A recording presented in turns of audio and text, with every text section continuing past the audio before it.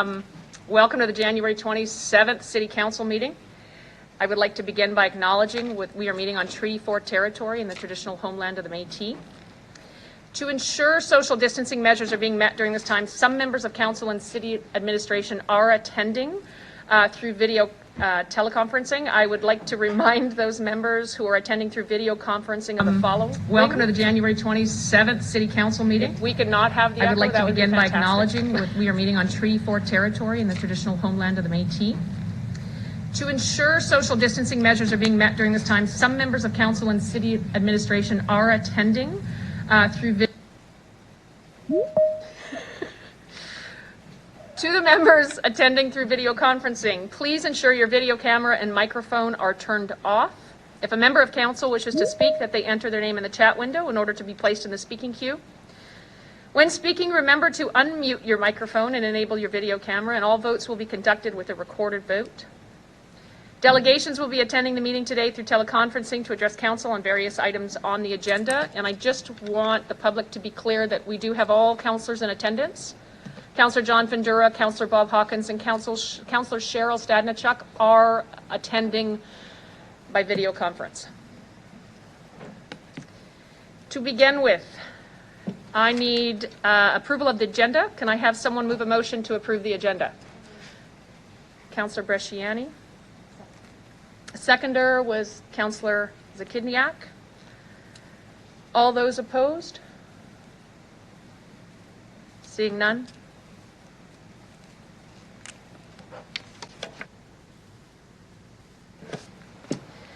I have approval of the minutes. I need someone to move a motion to approve the meeting minutes from the City Council meetings held on December 16th and December 18th of 2020. So moved, Stadnichuk. Thank you, Councillor Stadnichuk. Seconded by Councillor Moll. Are there any errors or omissions that anyone can see? Seeing none, I'll call the question. Any opposed? So carried.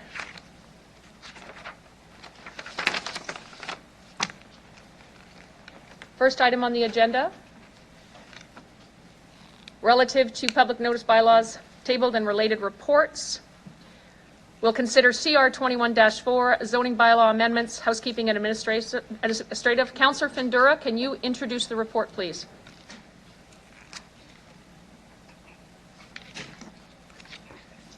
Thank you, Mayor Masters, and good afternoon. I'd like to introduce CR 21-4, which is the zoning bylaw amendments, housekeeping and administrative. The City Council approved the amendments to the Regina zoning bylaw 2019-19 as directed by Appendix A of this report. And Mayor Masters, can I get a seconder, please? Secondary Councillor Zakidniak. Thank you. Mayor Masters, the zoning bylaw came to effect in December 2019. Through regular use of the zoning bylaw, administration identified needs for some amendments. It is common for a municipality to regularly update its zoning bylaw. While the bylaw is 1 year old, this was a major rewrite from the old bylaw. These minor updates are expected to occur more frequently to ensure that its bylaw function is intended. The administration will provide council with update on the use and the function of this zoning bylaw in the Q2 of 2021. The amendments are minor in nature. These such as typos, incorrect references, errors that occur in preparing the bylaw, clarity, consistency. So, Commissioner had a good discussion. This is straightforward. We had a unanimous approval of this. The Commission adopted resolution to concur in the report recommendation containing this report. Thank you. Thank you, Councillor Findura. Any questions from members with regards to the report?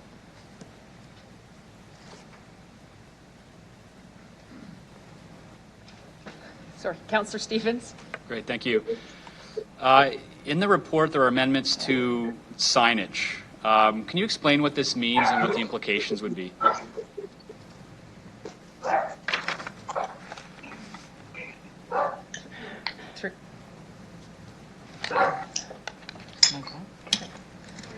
I'm actually just going to interject. Could someone on the video conferencing please mute your phone? We can hear your dog barking. Or it's in my head. Through you, Madam Mayor. The amendments to the sign regulations are being proposed to increase the allowable size of signs in two situations. One, when freestanding signs in residential zones will be allowed up to 3 meters squared for multifamily sites, subject to the frontage length, and also to increase the allowable size of wall signs in institutional zones from 5 meters squared to 10 meters squared. So in order to allow for signs to be proportionate to the size of institutional buildings, such as places of worship or schools. I might ask if Mr. Searle has anything else to add.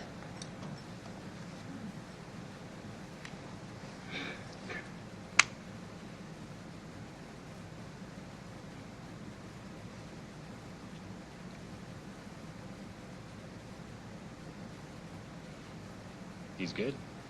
Okay, perfect. Through the chair, Amendment 18 talks about replacing vehicle parking with bike parking. I'm kind of curious where this is coming about. Are we going to a point where we want to see a reduction in parking requirements for new development? Through you, Madam Mayor. The proposed amendment would allow the development officer to waive the parking stalls to allow for bicycle parking in situations for adaptive reuse of existing buildings and where there's no other physical location to accommodate the required bicycle stalls. When the bylaw came forward, we did look at parking and parking requirements, and we did reduce parking requirements through that process. So this amendment really is to look at and allowing those opportunities to see more bicycle parking be allowed on certain sites, and to allow that discretion to the officer to reduce those parking requirements in order to prioritize bicycle parking. Okay, thank you. Through the chair, it seems to be that administration is making a progressive move as we revise the zoning bylaw to remove the requirement for certain parking threshold. I'm curious if we might see administration come forward with future housekeeping amendments that would review the possibility of eliminating parking requirements altogether. Is that feasible? Does it need a specific direction? Is it something to consider with other projects that might be on the go? Through you, Madam Mayor. So it is something that we could look at if there was a specific requirement. We know Edmonton has taken away their parking requirements. If council wishes, that's something that we could prepare a discussion paper on, and we could bring back Q1 of 2022. We will be bringing, as the report indicates and Councillor Findura indicated, regular updates of the bylaw, the zoning bylaw, and I would suggest that if that's something that council wishes us to provide additional information, we could do that in a discussion paper that could come forward. Thank you. Through the chair, I'm going to propose an amendment to this report. It fits and aligns with this intention of putting this task in with future housekeeping amendments. There has been some discussion on whether or not this is the proper approach, so I welcome questions from council. The amendment is that administration provide a report to council in Q1 of 2022 on implications of removing minimum parking requirements on new and current developments for consideration in future amendments to the Regina zoning bylaw.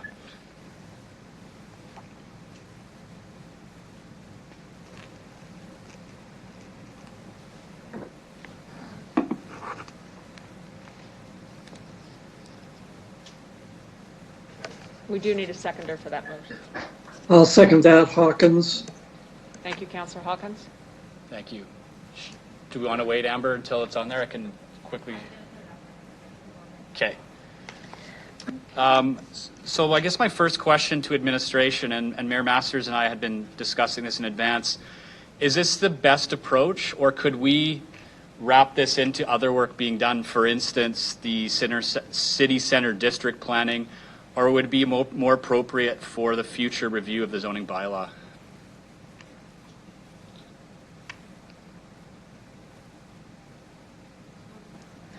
Through you, Mayor Masters.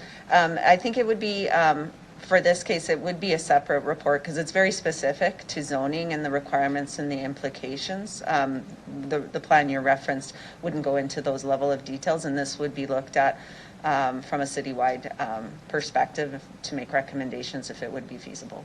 Okay, thank you. So to council as a context, basically what this says is that with future builds, the starting requirement for parking is 0. And we know that some cities, larger urban centers that are not unlike our own, such as Edmonton, have gone down this path. One of the arguments there in favor of it is that it actually reduced the cost of certain development because you would actually remove from the price of building parking that may or may not be required.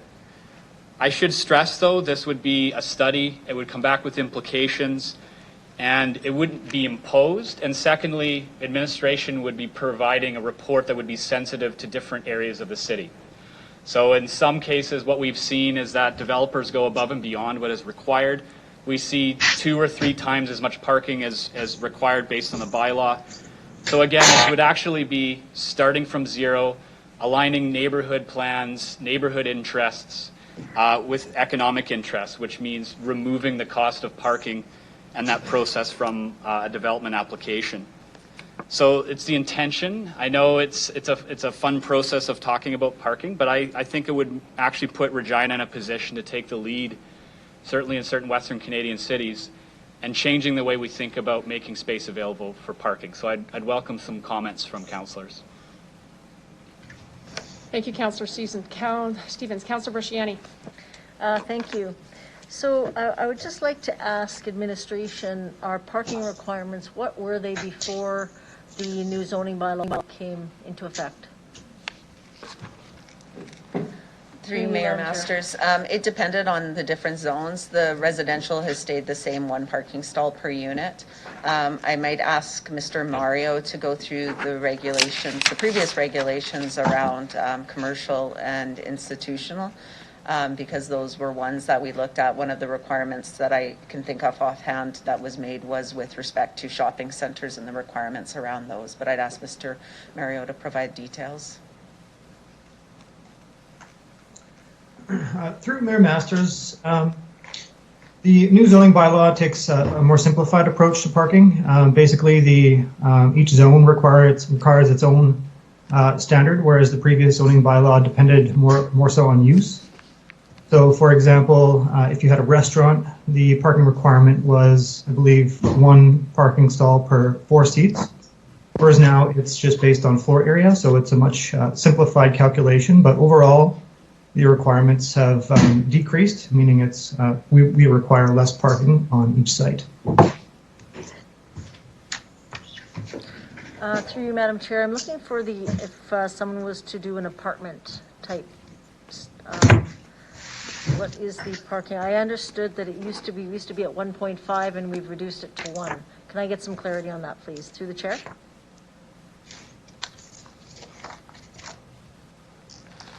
Through you, Mayor Masters, I'd ask Mr. Mario to go through those details.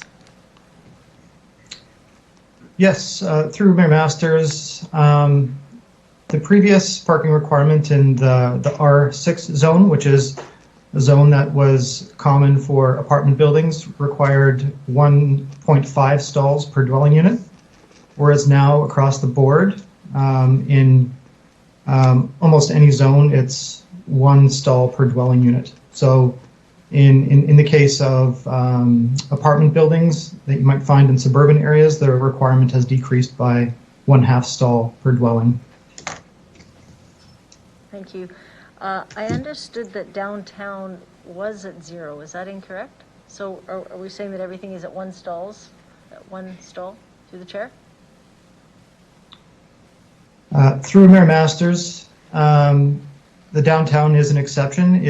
It did not require parking previous to this new zoning bylaw, and that is maintained through this. So if you have a residential property downtown, no parking is required. Okay. I guess in this report that Councillor Stevens is asking to come back, I would also like to see the impacts on Greenfield new areas, because what I have found that we we've had apartments built at 1.5 and there's not enough parking, and the on-street parking is incredibly full and very tough for neighbors when they cannot park in front of their own home because they have apartments that are parking in front of their neighbors' homes. So I have a real concern when we're looking at a zero across the whole city. If that, I would suggest that in this report it would come back to look at greenfield areas in a different way, and the looking at a range from the 0 to 1.5 depending on the development, to take that into consideration. Could that be something that's included in this report? Through you, Madam Chair. Through you, Mayor Masters. Yes, that's something we can look at. We would be very specific to multi-unit dwellings is, I think, what your objective is to look at the parking requirements, one versus 1.5 versus 0. Yeah, good. Thank you. That's all I have. Councillor LeBlanc? Yeah, thank you. I would speak in favor of this motion. Just a comment or suggestion to administration. I heard Councillor Bresciani say, please pay particular attention to the type of housing that we're speaking about. I would ask that it also consider the existing parking in the neighborhood. So in my ward, the Heritage neighborhood around General Hospital has a real lack of parking currently. Would it be possible to have this report and any policy flowing from it take stock of the existing parking availability in the neighborhood?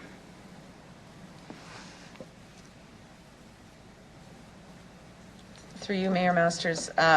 So just to be clear, I think that might be a separate process to look at each neighborhood that we might do at the neighborhood planning level to see if there is specific. I think that would require a lot of detailed analysis with respect to those, to do an analysis for all neighborhoods with respect to that.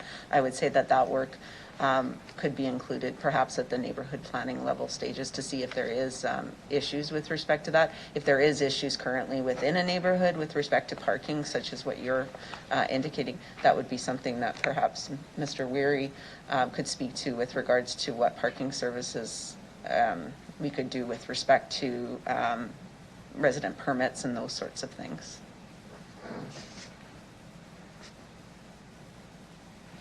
Mr. Weary? Thank you, Mayor Masters. Yes, that's correct. Parking Services is involved in regulating on-street parking in that neighborhood. And because of the nature of the General Hospital as a major health facility and all the coming and going there in the middle of a residential neighborhood, it presents ongoing challenges. I would comment also that there's a inadequate supply of parking for that facility provided by the health authority, so that creates the additional pressure on the on-street parking. But certainly we try and find that balance on an ongoing basis.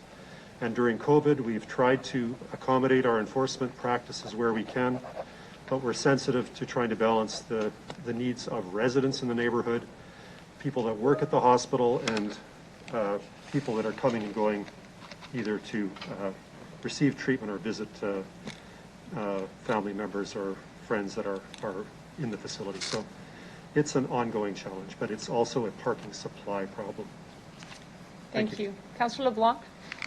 Yeah, through the chair, I appreciate that feedback. I maybe just flag, to be fair to you folks, if the report does come back and it's difficult to be sensitive at that neighborhood level, I may have concerns with it there, just given that. But I appreciate the difficulty of embedding that analysis directly into this report. So thank you for the response.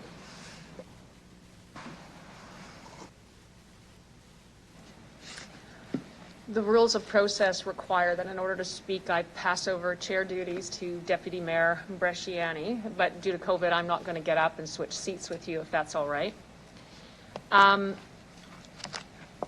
going to time myself as well, Deputy Mayor. You made a comment with regards to the General Hospital having an inadequate supply of parking. How long has that been the case?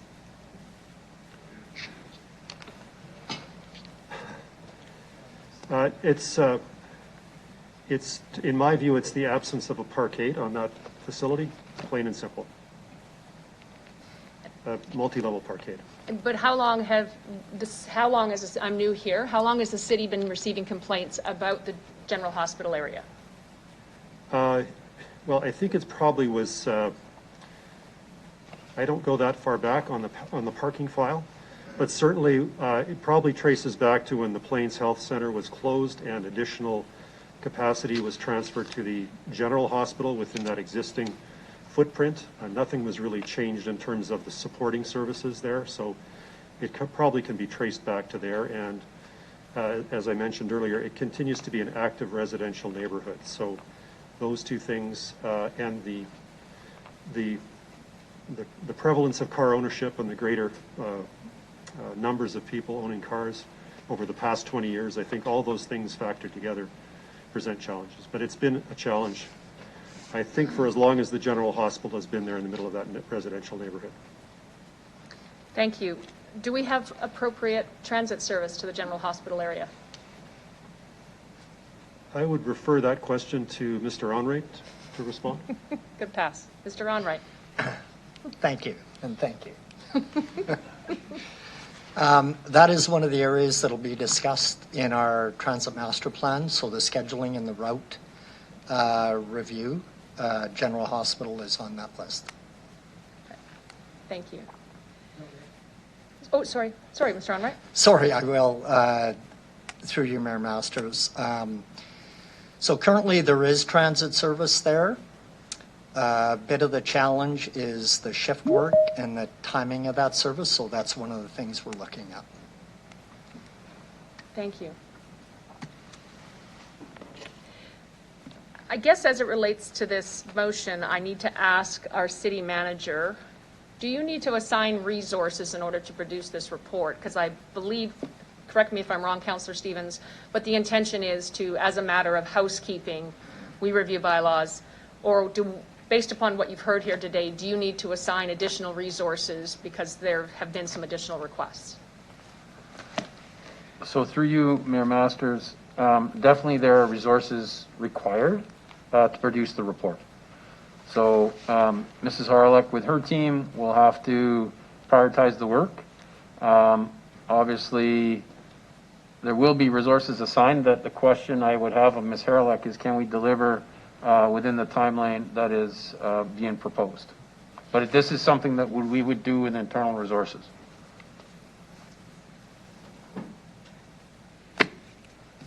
Thank you.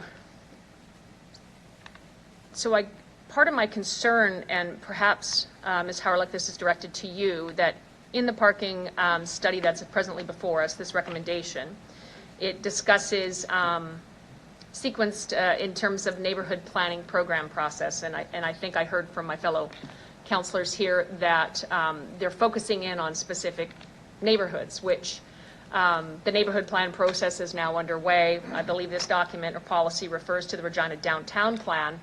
And there's reference in this report to medium and long-term plans, each first two plans, each requiring a year. How many years would it take to complete all of the neighborhood plans for the city of Regina? Through you, Mayor Masters. So right now we had, with all of the neighborhood plans that we're looking at, it's approximately 8 years, but COVID has put us behind because we were planning on doing it. So I would say 8 to 10 years to get all the neighborhood plans completed. And that is the focus of this area, to get those plans done. So I guess the way I see this motion then is that based upon the feedback, in addition to what Councillor Stevens has presented, there's some additions onto it which wants you to focus on neighborhoods which perhaps either don't have or have aged neighborhood plans. So are we tagging on extra work up front, which would come in the process of developing a neighborhood plan in any event? Through you, Mayor Masters. So I think there's two issues at hand. There's what Councillor Stevens is asking for, which is looking at the citywide zoning policies on what we do and request for developments with regards to on-site parking. So that's one thing. What Councillor LeBlanc was asking was more about the neighborhood level of on-street parking. Those are two different, they're two different things because we don't regulate on-street, but what we would do at the neighborhood planning level is look if there is issues and then work with Mr. Weary's area to address those things, or to see if new developments need higher requirements because of challenges within the areas.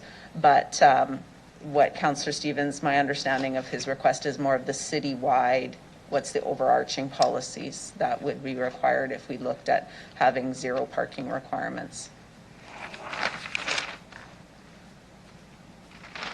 And we're still talking about the amendment and not the original plan. I'll just keep that in mind, everyone. And I will go to Councillor Mancinelli, and thank you. Thank you for that. I was considering it at first, but in consideration of the allowances in the downtown already, and trying to apply it to what I see in the area that I represent with my residents and any greenfield development that happens there, because that's primarily what it's going to be. I don't think this is something I can support, thinking of the resources it might take away from trying to capture what we're trying to do over the bigger picture. I really appreciate the questions that led me to thinking that way, and I think that's how my stance is going to be. Thank you. Thank you, Councillor Mancinelli. Councillor Shaw. Through you, Madam Mayor, the question I was kind of wondering is, what is the intent of this report, and is the intent to get it down to zero parking? Are you asking Councillor Stevens? Yes. Thank you. Councillor Stevens? So the intention of the amendment is to put this on the work list for administration as they go through the usual routine of reviewing the Regina zoning bylaw, period. We've seen in this review a number of amendments, and we've seen it in previous reviews, that change parking requirements. The intention here is to start at zero, that if you're building something that you don't need to factor into parking, and you would make it very site-specific and development-specific. We've seen other metropolitan areas like Edmonton go down this road. It's considered quite innovative, but quite contentious, depending on who you are. I think this would, at least what we're asking for then, essentially is a report to talk about what would it mean. I'm confident that Ms. Harlock and her team could put together a report. It would be a large-scale environmental scan. It would tell us whether or not this is worth pursuing and the challenges. We could make a future determination at that time on whether or not this is work that we would want them to do. So it's basically scanning what would the implications be if we removed parking requirements, and then council would be given recommendations and advice on how to pursue from there. So this bylaw is constantly being reviewed and updated, and that's what we essentially have. So I'm basically just putting that into the work list for the next rotation of reviews of the bylaw.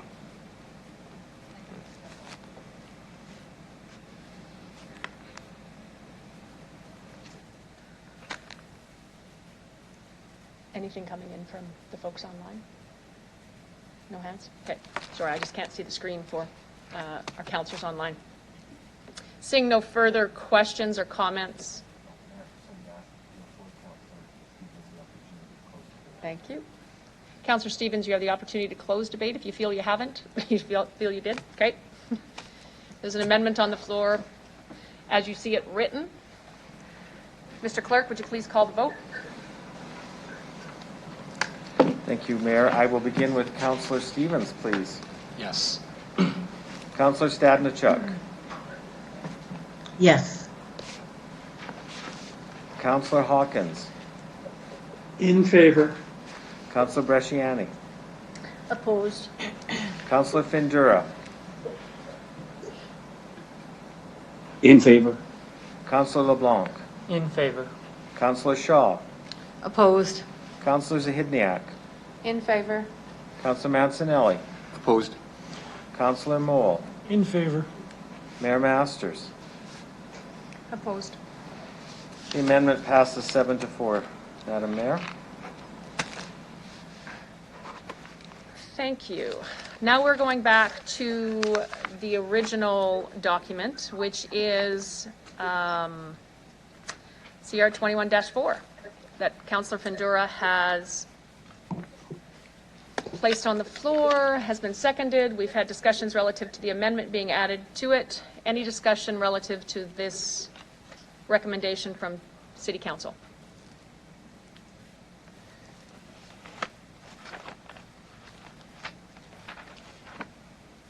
Can we call the vote? Could I ask administration just to speak to it briefly?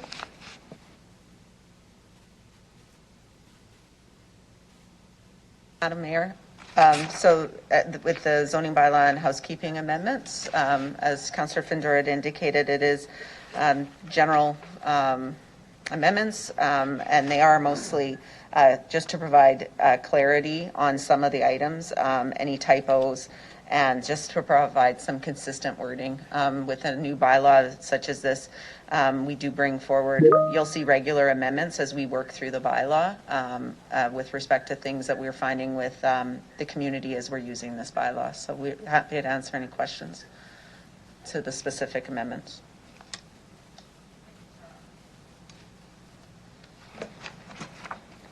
Councillor Stadnichuk? Thank you, Madam Mayor. Through you, Madam Mayor, I'd like to just get some clarification on page 3, flankage, the changes to the flankage side yard driveway access. And I'm asking just because I did come across a situation that this might be rectifying that situation. So could you explain, it's only a 0.5 meter difference that's being adjusted.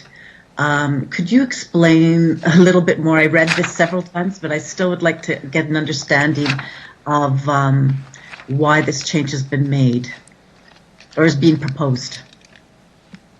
Through you, Madam Mayor, I'm going to ask Mr. Mario to go through the details of this specific amendment.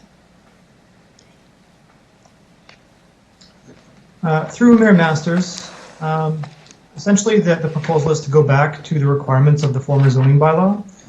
And in that case, the requirements were that a garage setback from a side street required 5.5 meters to the back of the curb or the back of the sidewalk, whichever the case may be. And that was to provide enough space for one vehicle to park. The new bylaw, as it's written today, requires 6 meters from the back of the property line. So that is in addition to whatever boulevard space, which is the space in between the back of the curb or back of walk.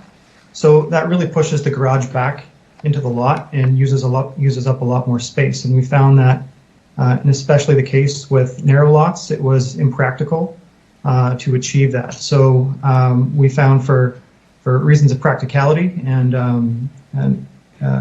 it would be better to go back to the previous requirement. Through you, Madam Chair. So just to clarify, it would not address an issue of the proximity of a driveway to a major arterial road. It's just the space from the terminology I still don't completely have clear, but the access from the street to where the garage would be. Through Mayor Masters, yeah, that sounds like it would be a different issue. It doesn't really depend on the type of street. It's just whether or not it's from the side or not. Okay, thank you very much. No more questions. Councillor Mancinelli? Thank you very much. Only have one question from Amendment 17. That's to do with the discretionary, or taking away the discretionary need on outdoor car lots up to 500 square meters. At the end of the report, it says there will be a report coming back to further this amendment or decision in Q3 of 2020. Of course, I believe that's a typo. I'm just wondering when we can anticipate the further movement on this issue.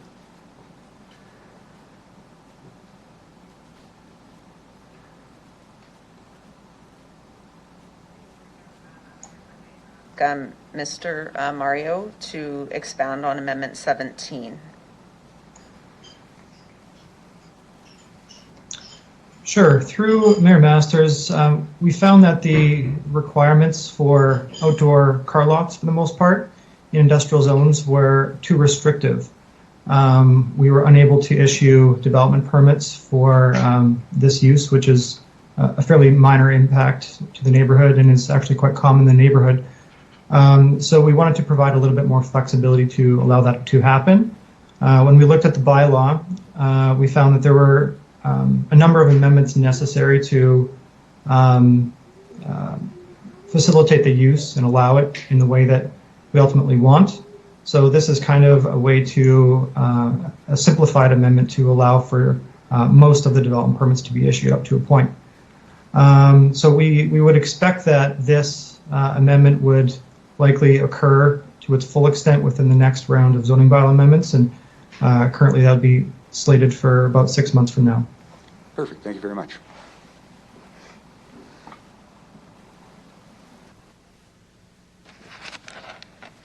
Any further questions?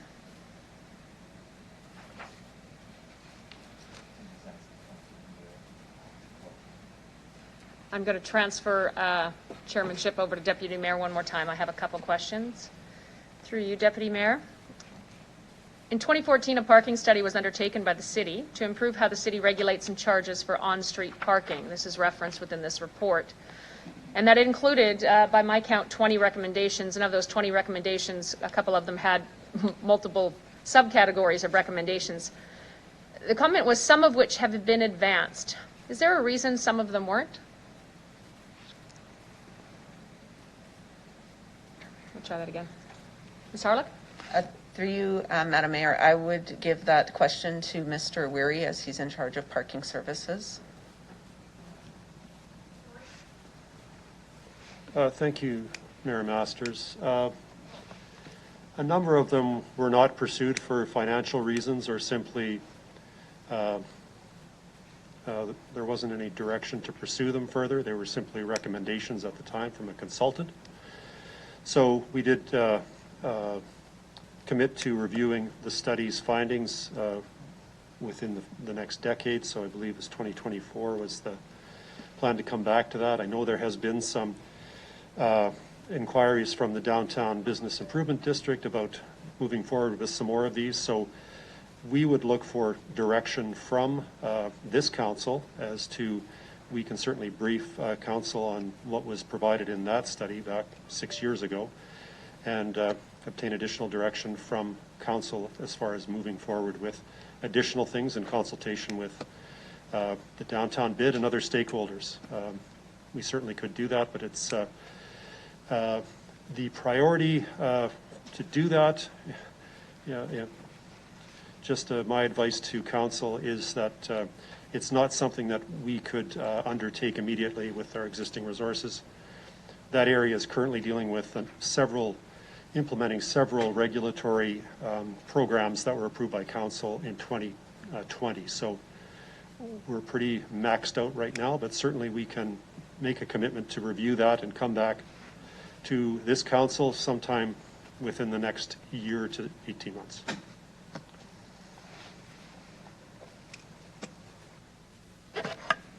Councillor Bresciani? Thank you, Madam Mayor. Just a question in regards to number 18, the all zones bicycle parking requirements. I would like to know, when we're talking about, and it indicates in there, biking parking requirements, does that include parking, but also, it says in here, alternatives? Does that mean storage as well? Like, do we have anything within our building standards right now that indicates that if we want more bicycles, we also need storage? Does that fit in this as well with the parking wherever they park? Does that mean, does that clarify that as well for that, or? Through you, Madam Mayor. So we do have requirements for certain types of uses to require the storage. What this amendment is doing specifically is to give the discretion to allow us to take away a parking stall to allow them to put in bicycle parking. So what it would be is, for an example, if they were required to have 10 parking stalls as an example, and they only have the 10, we would have the discretion to take one of those 10, like one of those stalls, and so that they could add bicycle parking. Okay. Through the chair, that's bicycle parking, but that's not storage. That's not to park your bike inside or locked up. That's different. It's just actually parking for anybody. Through the chair. Through you, Madam Chairman, yes, that's correct. I'm not sure if Mr. Mario has anything else to add. Through Mayor Masters, that's about it. Yeah, it would just really allow for bicycle parking needs to be met where there's no other opportunity on the site for that to occur. So that's all that's doing. Thank you. And just to clarify, Madam Mayor, it was indicated that we do have parking, we do have storage for bicycles that are in the building standards for developers and people to ensure that there is that in there? Through you, Madam Mayor, I might ask Mr. Mario to talk about the storage requirements when we're looking at new developments and those requirements. Through Mayor Masters, what the zoning bylaw does say about that is where there is parking that's enclosed or within a parkade, then indoor bicycle storage would also be required. I don't recall the exact requirements for each type of use or zone, but there are indoor parking requirements where it can be provided. Okay. I will double check that. I'll leave that. Thank you. Thank you. Councillor Zakidniak? I just want to follow up on the mayor's line of questioning regarding, I believe, the 2014 downtown and vicinity parking strategy. So just to clarify, so we are now getting a report, an update on that strategy and just the timeline that you said would be feasible through the chair? Mr. Worry? Mayor Masters, I'm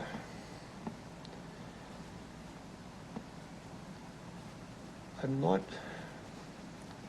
sure how to respond to the question.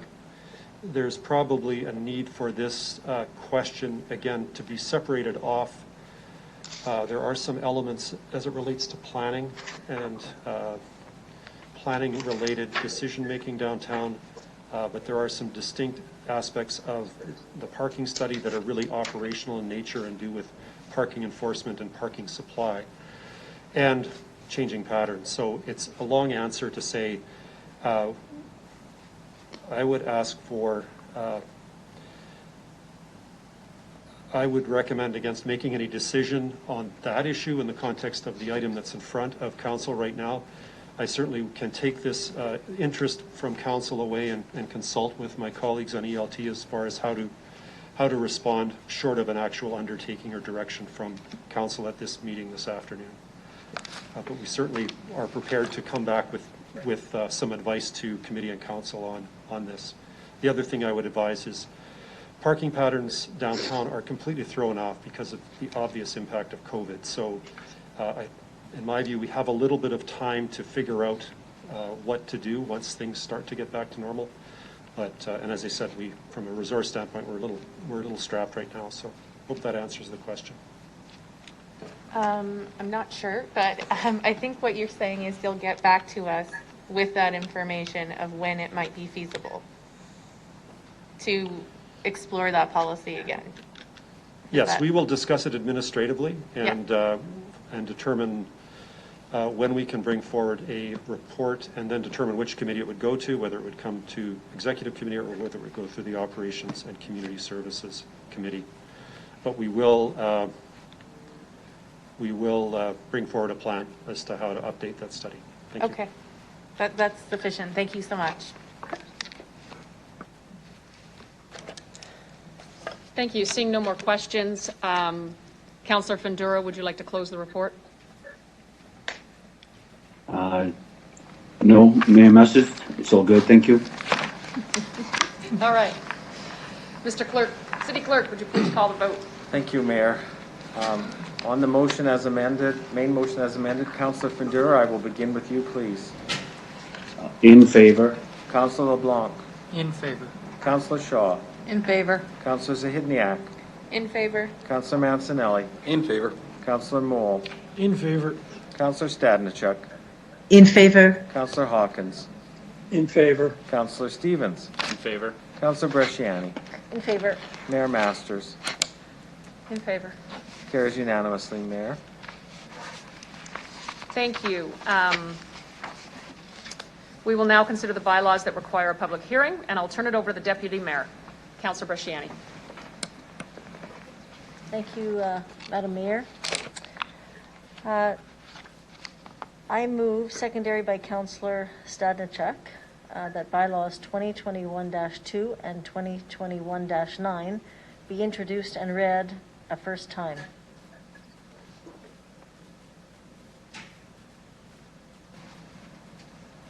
Thank you, Mayor Masters. Council is now considering, as you indicated, two bylaws which require a public hearing.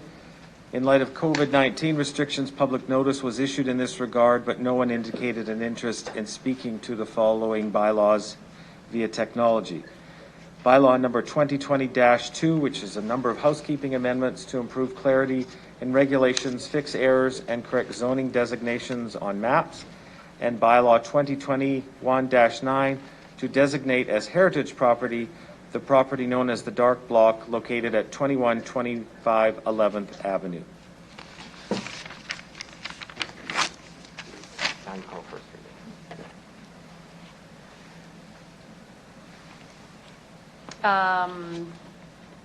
Any comments before we go to the, do we go to the second? You asked for first reading approval first.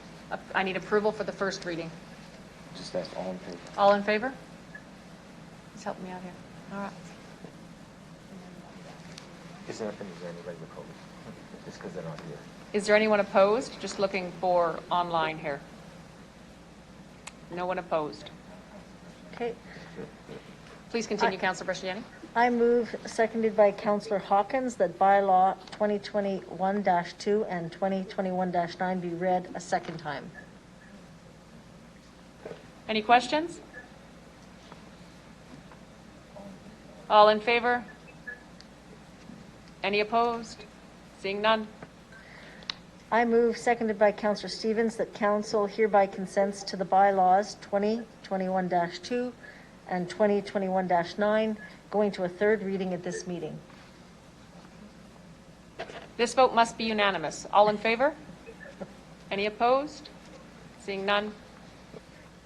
I move, seconded by Councillor Fendura, that the bylaws 2021-2 and 2021-9 be read a third time. Any comments? All in favor? Any opposed? That would be tricky. Carried.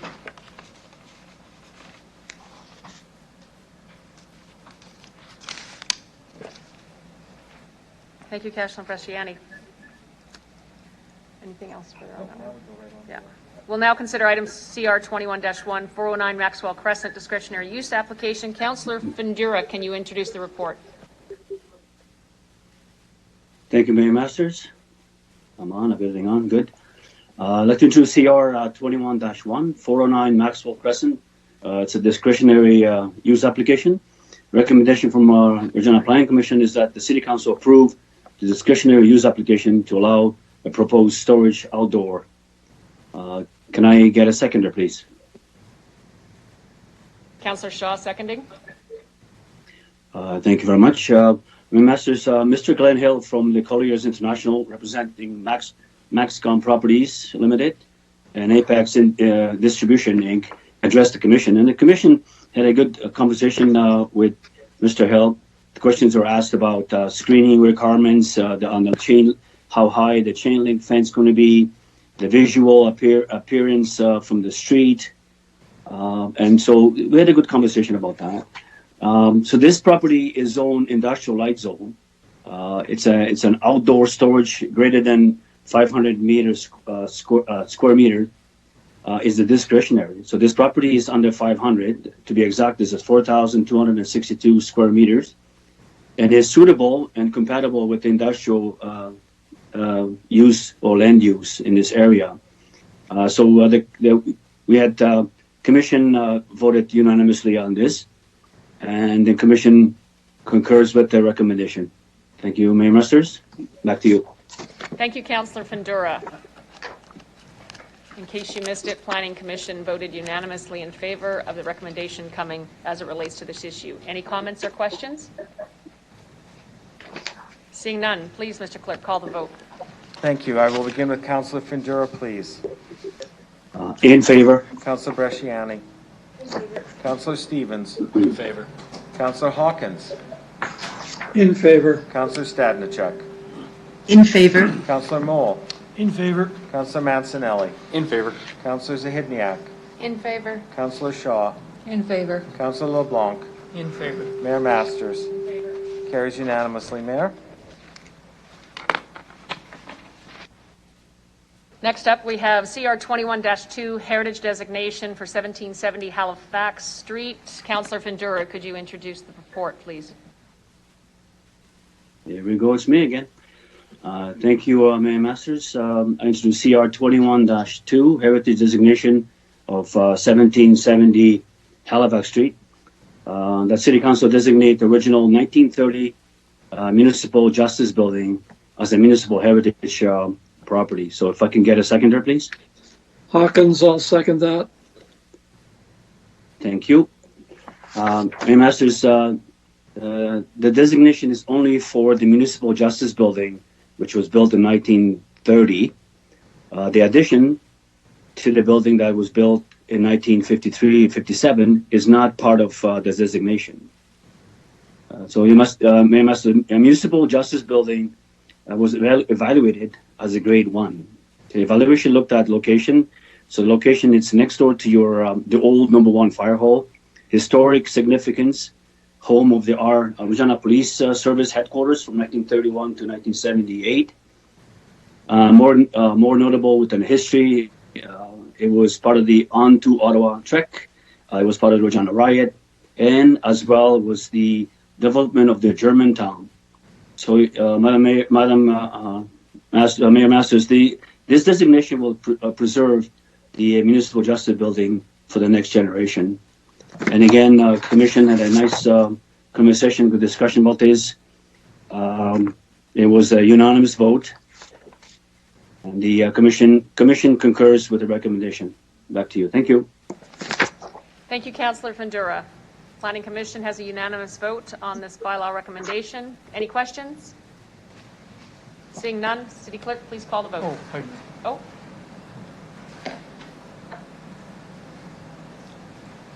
Oh, sorry, everybody lit up green. You don't yellow anymore. Sorry, apologies. Councillor LeBlanc has a comment. Yeah, I just have a question for administration to Mayor Masters. I'm wondering if anyone can update us on what kind of signage, if any, exists outside this building. I see that it's both the original home of Regina Police Service as well as the place the Regina riot occurred. Of course, that being a clash between working people and police. Wondering if anyone can fill us in on any signage there describing its historical significance and what that entails.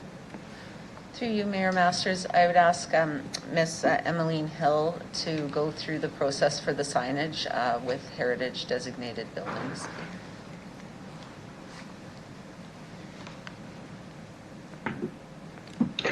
Thank you. Through you, Mayor Masters. The process for designations is typically that the owner would take care of their own signage. And so in this case, we would be looking at those opportunities through the process of the redevelopment of the building with our partners in the facilities department.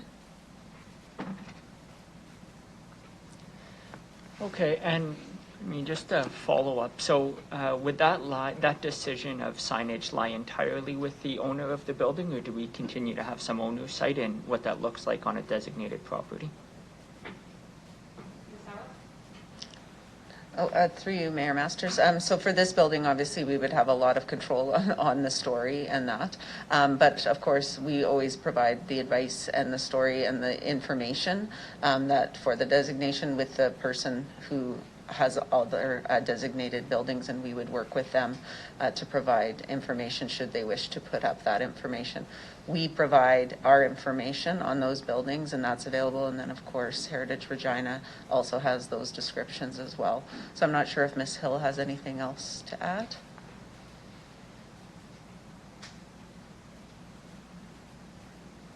Through your Mayor Masters, no, I don't have anything to add. I think that captures it. Great, thank you. I have no more questions. Yes, if the chair would permit, I have a response for Councillor LeBlanc. Plaque recognizing that event is actually on the actual site where the conflict took place, which is now the RPS headquarters. So if you ever have the opportunity to be in there, it's right there. So there already is recognition of that dispute.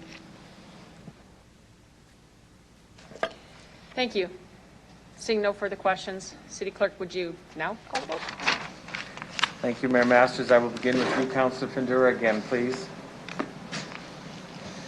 In favor. Councillor LeBlanc.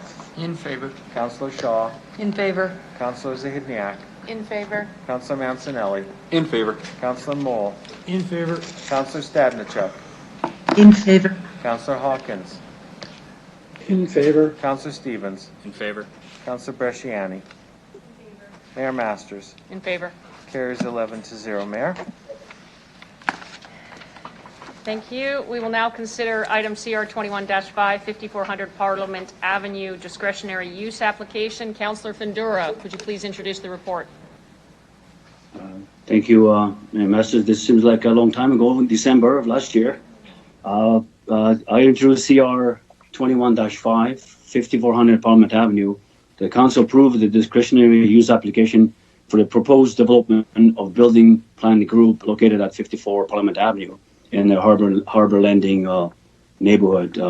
Can I get a seconder, please? Councillor Zahidniak, thank you.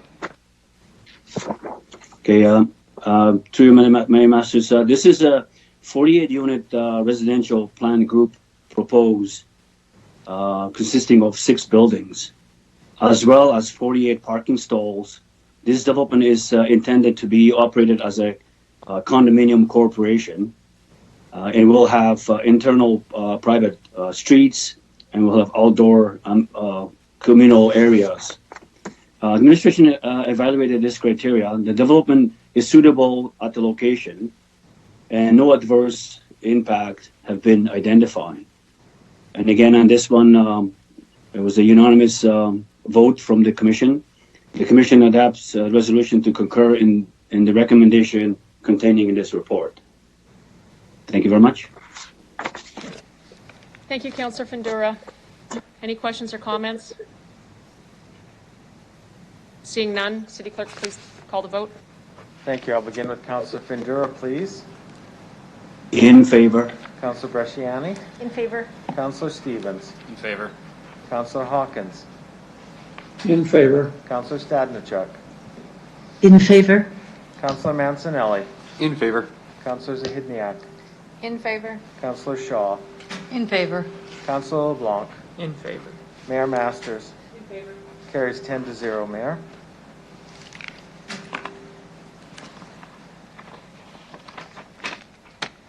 Thank you. I'm going to figure out where I am. Now we're going to move to a delegation and related reports. We have CR 21-6 related to Knox Metropolitan. Yeah, we have a delegation for this one. One moment. We're good to go. I'd like to call upon Cameron Fraser from Knox Metropolitan United Church. Please introduce yourself for the record and the organization you're representing. And you have 5 minutes to address City Council, after which you'll have the opportunity to respond to any question that the members of councils may have for you. Welcome, sir. Thanks so much. My name is Cameron Fraser, minister at Knox Metropolitan, a community of the United Church of Canada. Am I coming through okay? Do I need to press anything to be off mute? No, we can hear you loud and clear. Wonderful. So good afternoon, Mayor Masters and members of the City Council.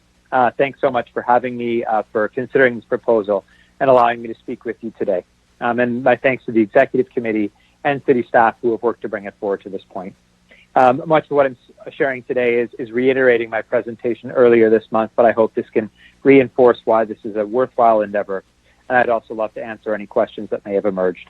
The pending proposal put our Gothic windows on the front page of the Leader Post this past Friday, and were featured in yesterday's CBC Morning Edition. So thanks again for the press assistance.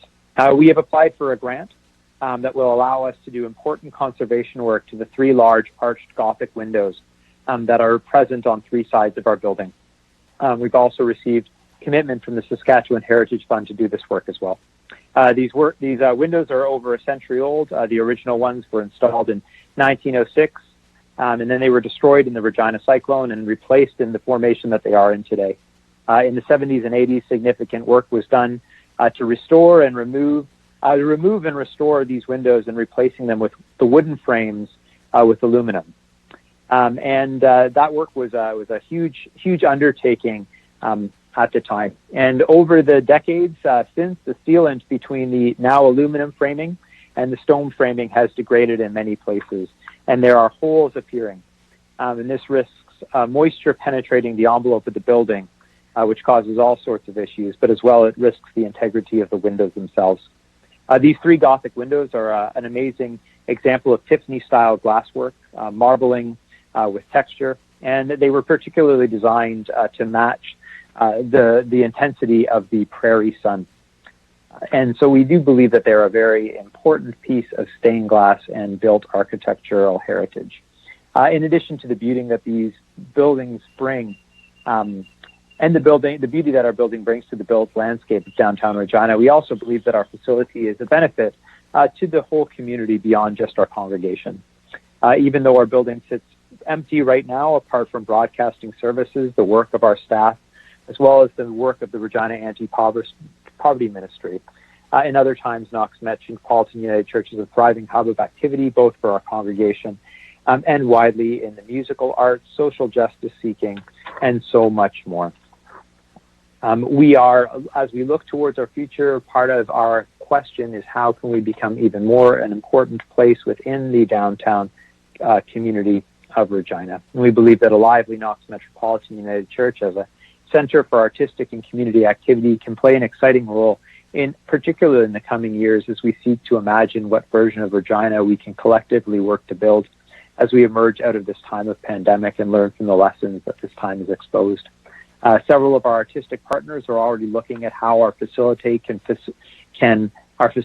help them facilitate creative and beautiful artistic works that will inspire rebuilding and shift and pivot to the new realities for their own industries. Some of our existing partners are already working on what their coming season could look like following restrictions and health precautions. And we're also part of conversations with the newly formed On Cue Production Hub about what independent theater might offer. So we see caring for this building, of which these windows are an important part, not just as a commitment to the important architectural heritage, but also the role this building can play in the future of Regina's downtown city, Regina's downtown and the city as a whole. So my thanks again to City Council for your support in this work and for the opportunity to speak to you all today. Thank you, Cameron. I have a question from Councillor Shaw. Through you, Madam Mayor, thank you for your presentation. I just have a question. You talked about your partners. Could you be specific and name some of them, or if that's all right? I just was wondering who. Kind of. Sure. The folks that use Knox Metropolitan United Church as a performance venue. Sorry, is that what you were inquiring about? Yeah, that's what I was getting at. Thank you. Thank you. That's all. Yeah, absolutely. Our sanctuary has been in the past the home of the Sicilian Concert Series, the Regina Philharmonic Chorus, the Halcyon Chamber Choir, Per Sonatori Baroque Ensemble. We've been fortunate to work on occasion with the Regina Symphony Orchestra as well as the Regina Folk Festival. In the South Saskatchewan Youth Orchestra, Queen City Brass Band, and a number of other smaller organizations perform in our space as well.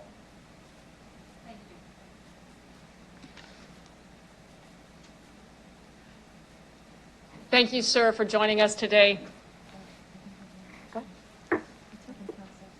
Oh, sorry, Councillor Stevens, you popped on there? Oh, Councillor Bresciani? Okay, nobody wants to. Thank you, sir, very much for your presentation today. You can leave the meeting now. Thanks so much for having me, and thanks for your consideration. You bet. Bye-bye. Any other questions, comments? Seeing none? Oh, you do now? Okay, sorry. Councillor Bresciani? Thank you. As Deputy Mayor, I will introduce the report. That's okay. So I will introduce, it's CR 21-6, and that's the Heritage Building Rehabilitation Program for 2340 Victoria Avenue, the Knox Metropolitan United Church. Can I have a seconder, please? Thank you, Councillor LeBlanc. So this was, I'm honored to speak to this. This is, the Knox Metropolitan is a hub in a beautiful, beautiful piece of a heritage piece that we should be so proud of. And when this heritage, the building rehabilitation program, how it works here is to really support these buildings and these I would say, owners and organizations who really need the help in ensuring that we can keep these buildings at a heritage standard. And this building is, from 1906, and it now still stands today. But it's not just the church. As Councillor Shaw asked, this is a huge piece in our community. And when I read everything that they do, it's from the Regina Anti-Poverty Ministry, Home of Regina Peace Garden. It is a stepping stone to, they have groups, Toastmasters, and several music and theater groups, which we've heard. And also citizen groups like the Regina Transit Coalition, End Poverty Regina, Poverty Free Saskatchewan. They've obviously, they've used some of the space as well, and a number of Indigenous and non-Indigenous as well projects that are working within this at the Knox Metropolitan. So what they're asking for here, they have an estimate of about $15,300 for the work that they're doing, and we did hear from Mr. Fraser that work that they are wanting to do. So this was unanimously supported at executive, and I ask for your concurrence. Thank you, Councillor Bresciani. Councillor Zakidniak? Thank you. I'm happy to support this request. I just have a question. When we discussed this at Executive Committee, there was some discussion around a review of the Heritage Building Rehab Program. Can I get a reminder from administration about I believe there is there will be a review of this program, some further discussion coming up. Can I get a reminder of when that will be happening?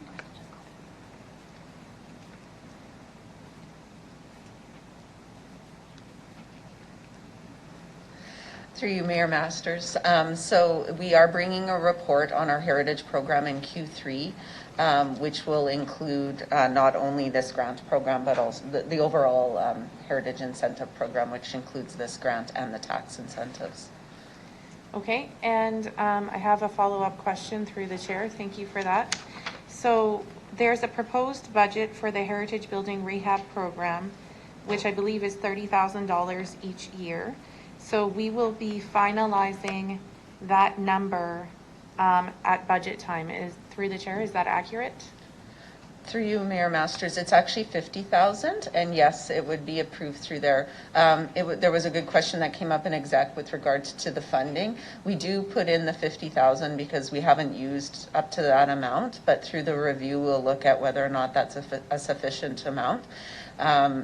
During my tenure here, there's only been one time that I can remember where we went over the $50,000, and we were able to find that money through other budget line items in case it went over, but we'll ensure that's part of the review and recommendations going forward.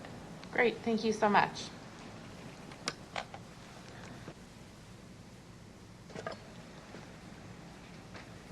Seeing none, Councillor Bresciani, would you like to close the report? You're good? Okay. City Clerk, please call the vote. Thank you, Mayor. I will begin with Councillor Bresciani, please. In favor. Councillor Stadnicek. Absolutely in favor. Councillor Hawkins.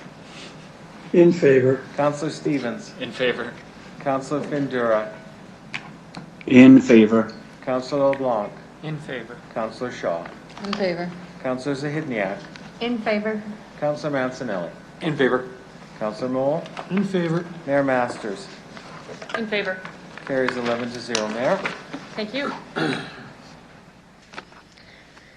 Next up on the docket are delegations and the report relative to CR 21-8, sponsorship, naming rights, and advertising policy. Given that we have, well, we had 22, we now have 21. Each delegation is going to be allotted 5 minutes. I have a stopwatch, and I'm advising Ms. Ackerman to mute the phone when we hit 5 minutes, and it's not out of disrespect, and I don't want to interrupt while you're speaking, but we're going to limit this to 5 minutes each. Our council members have the opportunity to ask questions, although I'll repeat, there's 21 folks wishing to speak with us at 5 minutes each. We have a legislated hard stop at 3:15, and which we won't be done by then, and we'll come back to it again. I want to be specific on a matter of process. We are speaking to the sponsorship, naming rights, and advertising policy only. We are not speaking to anything that may have arisen out of that policy. So as it relates to the policy on the floor and the amendments added at Executive Committee last week, I would like to call upon Delegation Crystal Lewis, Regina Public Interest Research Group. Jim? Please introduce yourself for the record and the organization you're representing. You have 5 minutes hard stop to address City Council, after which you'll have the opportunity to respond to questions that the members of Council may have for you. Ms. Lewis? Hi there. Are you available? Yep, I am. Thanks. I'm just going to check that you heard my preamble. I did. I will edit a bit of what I have to say on the fly, but I'll do my best. Okay. Please introduce yourself, ma'am. Hi, good afternoon, everyone. I'm Crystal Lewis, and I'm the Executive Director of the Regina Public Interest Research Group. We're a resource center at the University of Regina with a membership of over 15,000 students. We encourage and promote research and action towards social and environmental justice, both on our campus and in Regina. RPIRG was a big supporter of all of the efforts that went into adopting the Renewable City motion a few years ago, and we also work predominantly with young people who will be the leaders, workers, and policymakers of the future. First of all, I just want to say to even see this amendment introduced and talked about already shows a very encouraging change in culture on council. I also want to add to the argument for you to continue having these conversations and not like the actions of people in other jurisdictions like our premier or industry discourage you. Having these tough conversations help. The matter before us is the sponsorship, naming rights, and advertising policy. Please proceed.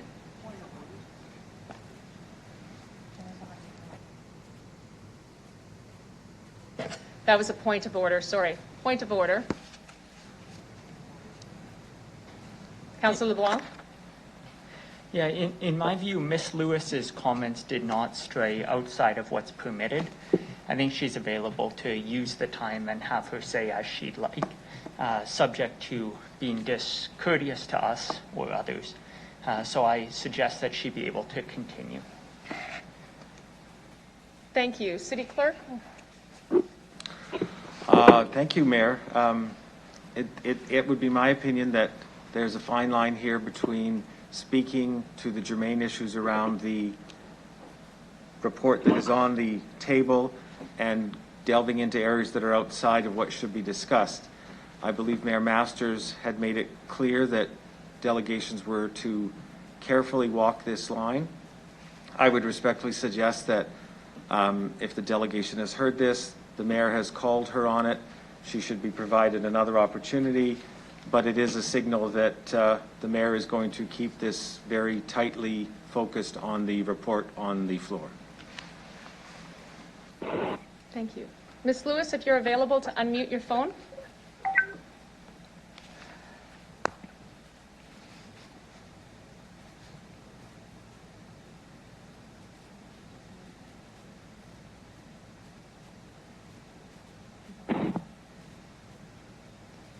Ms. Lewis, I believe you're on mute. Yeah, hello? Please proceed. Okay, yeah, I want to speak to that. I'm glad that you are discussing this amendment, and I hope that you feel that you were free to be able to do so.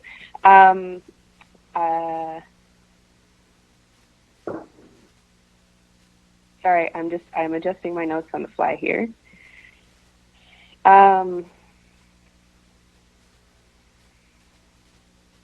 I guess in the absence of other things, I just want to say, advance of the last federal election, climate change is identified through polling as the second most important issue for voters.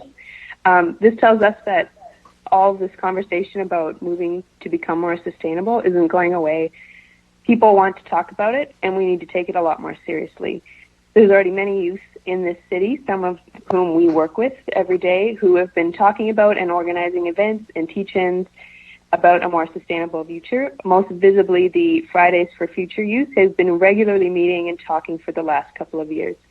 These young people want movement on this, and they're less afraid than us to talk about it, or those of us that are older. In closing, I look forward to hearing more serious conversation about these kinds of issues from Council, and I hope that we can be a lot more courageous in our thinking and not be afraid, despite some backlash or negative feedback. We still need to move forward with these conversations, and we owe it not just to ourselves, but all of these young folks and leaders of tomorrow who will be dealing with the consequences of our decisions today. Thank you. Thank you. I think you did a fantastic job adjusting on the fly. Any questions of the delegation? Keeping in mind, germane to sponsorship and advertising in the amendments. Seeing none. Thank you very much, Ms. Lewis. Appreciate your comments. Thank you for joining us today.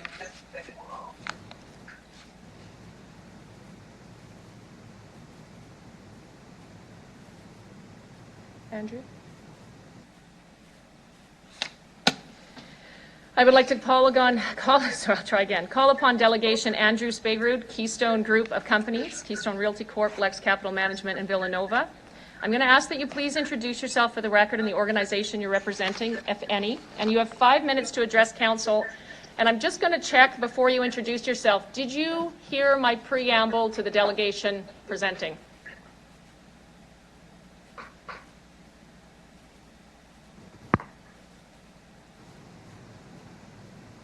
Andrew, you may be on mute. Mr. Spagrud?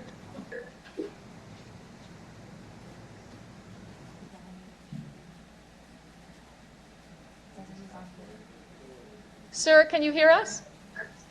Yes, I can. Oh, okay. Thank you, Mr. Spagrud. I just want to double check. Did you hear my prelude as to the presentation today? Yes, I did. Thanks. Thank you. Please introduce yourself.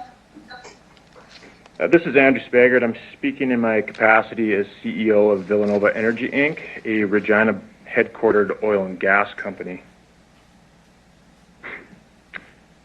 I am here to speak in opposition to the recommendation to bar fossil fuel companies from sponsoring and advertising within the city. This recommendation, which I call the Fossil Fuel Amendment, I believe is tone deaf on several levels and not representative of the citizens of Regina. I would like to start off by saying that I am a supporter of green and renewable energy initiatives and to reducing carbon emissions. I am also a supporter of Western Canada's oil and gas industry and its essential impact on all of our daily lives. I am especially supportive and thankful for natural gas on days like today. It's not very often that I am happy to wake up to minus 40, but I was today, and I appreciate Mother Nature reminding us how important our oil and gas industry is on this day of the meeting. The fossil fuel amendment, as originally proposed by Councillor LeBlanc, is a type of symbolic virtue signaling that has unfortunately become all too common in Canadian politics and media. The overarching result of the proposed fossil fuel amendment is that it villainizes, smears, and damages the reputation of the Canadian oil and gas sector. I don't want him to talk. It's similar to council announcing a goal of being 100% renewable by 2050 without first having a plan, a budget, or whether such an endeavor is viable. 100% renewable energy without baseload support from things like coal is not possible for Regina in 2021. So I assume council's objective with this agenda is to be a net neutral or net zero carbon emitter by 2050. A net zero society still will have fossil fuels as part of its energy footprint, and therefore making this claim is misleading as well. The fossil fuel amendment is the type of criticism the oil and gas industry in Canada is far too accustomed to hearing from politicians in Ottawa, Quebec, and coastal urban centers. These places or groups at least have the excuse of out of sight and out of mind. Regina City Council, you do not have such an excuse. It should be glaringly obvious to you that the proposed fossil fuel amendment undercuts how essential oil and gas is to the Saskatchewan economy and our way of life. It also undercuts the efforts our oil and gas industry takes to reduce its overall carbon footprint and the sound regulatory framework that we operate within. Councillor Hawkins, you were quoted as saying that you don't want to punish companies that are trying to move to sustainable energy field. I argue that you shouldn't want to punish environmentally responsible oil and gas companies that drive the provincial economy and operate in a sector that facilitates every Saskatchewan resident's way of life.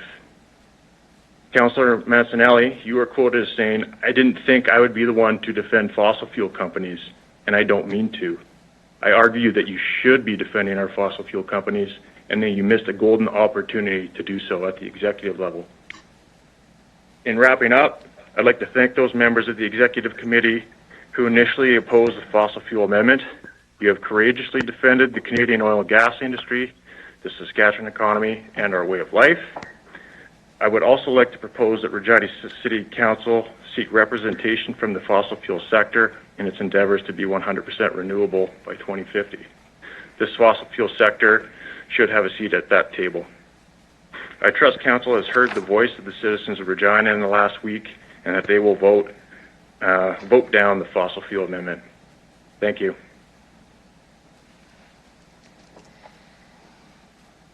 Thank you. We have a question, Mr. Spiegel, from Mr. LeBlanc for you. Councillor LeBlanc? Yeah, thank you for your presentation, Mr. Spiegel. I just want to be sure that I heard you right, which was that you said the 2050 renewable Regina motion was not adequately thought out and that in its current state you don't support it. Is that accurate? Well, there hasn't been all that much that has been released on it yet, but the idea of 100% renewable energy today in the year 2021 I don't think is feasible without baseload support from things like coal power. Sorry, maybe just phrase that again so I get the right answer. The 2050 renewable Regina motion, did I hear you right that you don't support that in its current iteration? Councillor LeBlanc, I haven't really seen any detailed plan outlining how that will be attained. I must have misheard you. Thank you. Thank you, Councillor LeBlanc. Councillor Zakiniak? Thank you for your presentation. I just wanted to touch on, you were talking about ways that you're in support of green, moving toward green technology, green energy, and that you would like to be involved in the plan to make Regina 100% renewable. Do you have some examples of some ways that the companies that you're affiliated with, or is there some efforts that you are involved in or would like to be involved in towards our move toward 100% renewable powered community? Well, my company does not operate directly within the city limits, but in our space in southeastern Saskatchewan, we are constantly looking at ways to reduce our carbon footprint and ways of generating clean power to fuel our operations. Just out of curiosity, do you have a more specific example of the way that you're doing it? That sounds great. I'm very interested to hear some more information. Well, we do produce oil and solution gas in southeast Saskatchewan. We are looking at ways of taking the solution gas from our production and creating power on site to serve our wells and our facilities, and then also in the actual production and separation of the oil. Okay, thank you for that example. I think that for, just speaking for myself, I certainly welcome, and I think many of us on council, ways that you could help us in the execution of our plan to be 100% renewable powered community. So we welcome your continued engagement in that process. Thank you. Thank you. Thank you very much for your presentation. In describing your company and operation, it sounds like you are proud of your efforts and the efforts you've taken to lower your carbon footprint. Am I correct? Yeah, it's absolutely. That part of our business is at the forefront these days, and it's very important to us. Without an aggravating tone, would you be surprised to have to defend it from me right now? Absolutely. This is something that I'm accustomed to hearing from outside our borders in this province. And, in the last week since I first learned about this recommendation, I've had various emotions, most of them being of not, making me mad and just disappointed, really. Thank you for your answer. That is much my surprise as well, and I'm wondering if you can kind of empathize with that now when I explain it that way. Yes, I can. Thank you very much for appearing, and I appreciate your answers.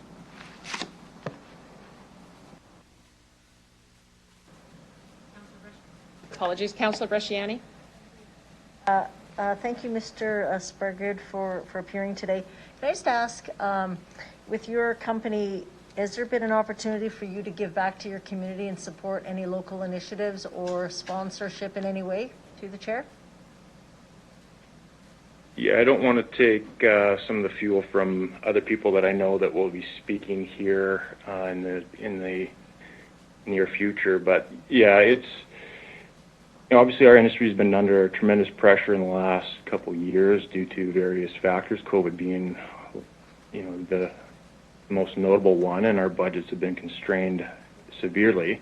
So our donations have reduced significantly, but in years past, companies that I am in direct association with have donated tens of thousands of dollars, and in fact, millions of dollars to causes such as the Children's Hospital up in Saskatoon. Great. Thank you for that. That's all I have.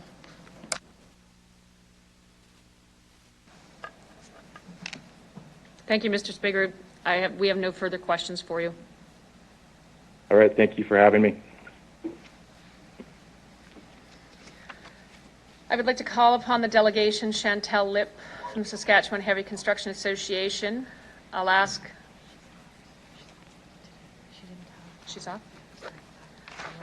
We have an extra one down, folks. Absolutely. I just ask that the delegations, when they speak, that they do not use councillors' names. I think it's just being respectful.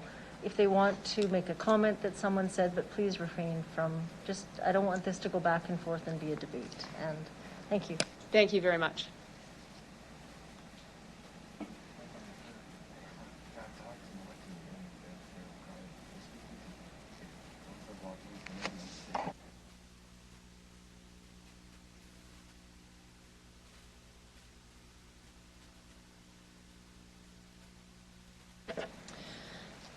Thank you. I think that's the good note, that we're looking to be respectful here. I would like to call upon the delegation, Tyler Willocks. Please introduce yourself for the record and organization you're representing, if any. You have 5 minutes to address City Council, after which you'll have the opportunity to respond to any question that the members of councils may have for you. And I think to the note Councillor Bresciani just meant, we're asking that the tone be respectful, and both ways in terms of questions asked and answered and the delivery of your delegation. Thanks, sir. Sure, can you hear me? We can. Great. My name is Tyler Willix. I'm representing myself as a tax-paying citizen of Regina, Saskatchewan. And first off, I commend you all for running and being elected as members of our city council. Too often, the members and citizens of our community take for granted you and your role.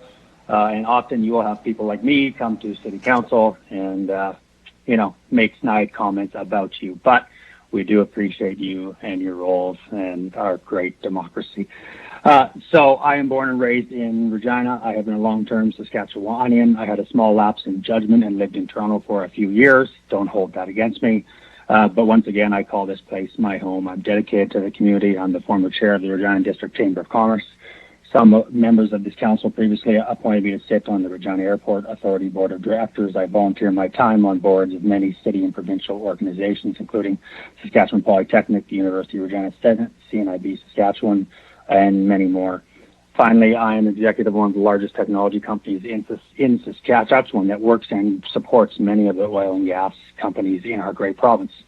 I love this community because the people are proud. They are proud of what we do. They're proud of our work. They are proud that Regina and Saskatchewan provide things like fuel, fertilizer, and food to the world.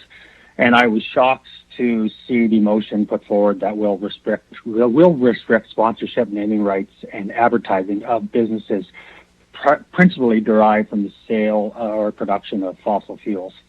A motion like this does not make me proud of our city or our province. I am not proud of the division that is being sown by a motion like this. In 2020, approximately 30,000 people were employed in this province by upstream oil and gas sector. Last year alone, this sector contributed approximately $680 million to the provincial government revenue. The industry contributed an additional hundreds of millions of dollars in taxes to municipal and provincial governments and income to the people of Saskatchewan to create what we all know is a great standard of living, a standard of living that is much higher than many cities and provinces in North America. These industries sustain and grow our province. They create wealth and prosperity for our communities. And I am tired, like many others have already talked about, the vilification, the demonization of this industry. The motion also notes that the city of Regina has made a commitment to become 100% renewable by 2050. This is a lofty goal that needs actual plans to help achieve this. And do you know who is trying to actually execute plans to achieve these types of goals? Oil and gas companies and the proud, hardworking people who work for them in Saskatchewan. Canadian oil and gas companies aren't just focused on lowering emissions. Many are actually net negative today. Whitecap Resources has a large carbon capture project in Saskatchewan, allowing them to be net negative emitters. Enhance Energy buys CO2, pumps it into old oil reserves with the equivalent of reducing 350,000 vehicles off the road. Steel Reef is expanding a project to capture and sell methane gas brought to the surface during oil production. All of these companies are actually doing something for the environment. I would hope that council, instead of navel-gazing at the industry, start to focus on ways in which they can work to lower its own corporate emissions. There are ways to reinvest in its own facilities, fleet, wastewater treatment plants, diverting waste, creating offsets, but these investments will not come cheap. There are opportunities to finance these investments from other levels of government, but there is also opportunities to raise money through sponsorship from these great oil and gas companies. These are only a few of the ideas and ways that the city of Regina can achieve emission reductions, but it requires an achievable and measurable plan. It requires partnerships, it requires financing, and it requires other sources of funds. But most importantly, it requires community acceptance, a community that derives 15% of its economic benefit from businesses principally derived from the sale of production of fossil fuels. It also requires leadership, and the late author Stephen Covey once said, "What you do has far greater impact than what you say." I think this is very applicable to new members of council who brag about driving their Subaru Forester, even though they can walk to work. And I think we should be proud of the oil and gas industry. We should work with them, not against them. We need both a strong oil and gas industry and renewable energy resources. Thank you very much for your time.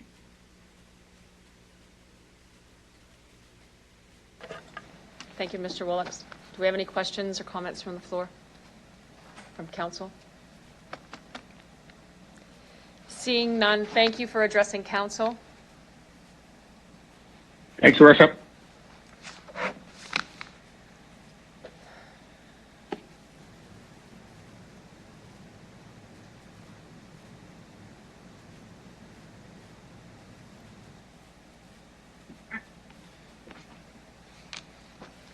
I would like to call upon Delegation John Hopkins, Regina and District Chamber of Commerce. Please introduce yourself for the record and the organization you are representing. You have 5 minutes to address City Council, after which you'll have the opportunity to respond to any questions that members of Council may have for you. Good afternoon, Mayor Masters, members of Regina City Council. My name is John Hopkins, and I am the Chief Executive Officer of the Regina and District Chamber of Commerce. I would like to congratulate each of you on your election victories and look forward to working with you. I am here on behalf of the 1,300 members of our organization to respectfully request the Council defeat the amendment made at the Executive Committee that would restrict energy companies from naming rights, advertising, or sponsoring the city. The Saskatchewan energy sector is vital to our province. It is one of our big economic anchors, employing thousands of unionized workers as well as non-unionized workers, as well as businesses. These employees are our family, friends, and our neighbors. Currently, there are businesses and researchers who are leading the way globally in terms of reducing our carbon emissions in our country and city, so that Canadian oil and gas companies not only adhere to some of the most stringent regulatory environments on Earth, but are also reducing emissions in unique and innovative ways. From a pure property tax perspective, the energy sector pays significant taxes both on the municipal side as well as education, with one property being the highest assessed property within the city, and then by extension, the number one property taxpayer. This one property accounts for hundreds of jobs or careers.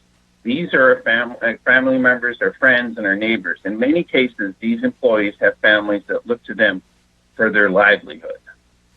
Sask Power and Sask Energy are tremendous supporters of our community.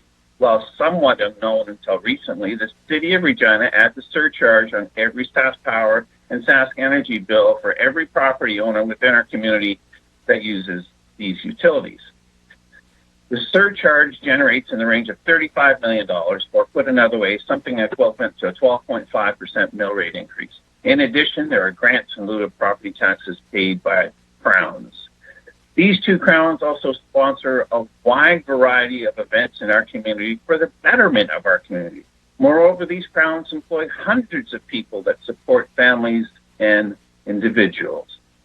Over this past week, I've heard several communities that would like nothing more than to have one or more of our crowns because of the economic impact. But it goes further than that. There are companies that would love to take our refinery, our steel mill, and any other secondary and tertiary industries from the energy sector. Clearly, this would equate to thousands upon thousands of jobs and would cripple our economy. Let me be very, very clear here. The Regina and District Chamber of Commerce cannot and will not stand idly by and watch the decimation of one of the most important sectors within our local and provincial economies. We will stand up to be counted. Many businesses rely on the energy sector, and we will not sit idly on our hands. Mayor Masters, what concerns us the most is the message that is being heard, but not just to the energy sector, to the business and investment communities locally, provincially, nationally, and internationally. The underlying question is, who's next on the list? Mining, agriculture, manufacturing, auto dealers, maybe it's repair shops, or I've heard this one in passing, box retailing. From our perspective, we would like to encourage you to focus on growing our community and taking advantage of some of the competitive advantages that we have, be they within the agriculture industry, the mining industry, as well as our manufacturing sector, professional services, retail, and others. COVID-19 created very real challenges. I believe we need to focus on what needs to be done to help industry to recover and turn the corner so that we are growing our local and provincial economies, not just for the sake of GDP growth and sectoral analysis, but rather for jobs, careers, and businesses. Your Worship, it was not all that long ago that we were a beacon not only to the nation, but the world, because we had the opportunity. I believe one of our goals should be getting back to flexing our economic prowess so that we can help real people looking for real opportunities. In closing, please defeat the amendment of the executive. Thank you. I'll answer any questions you may have.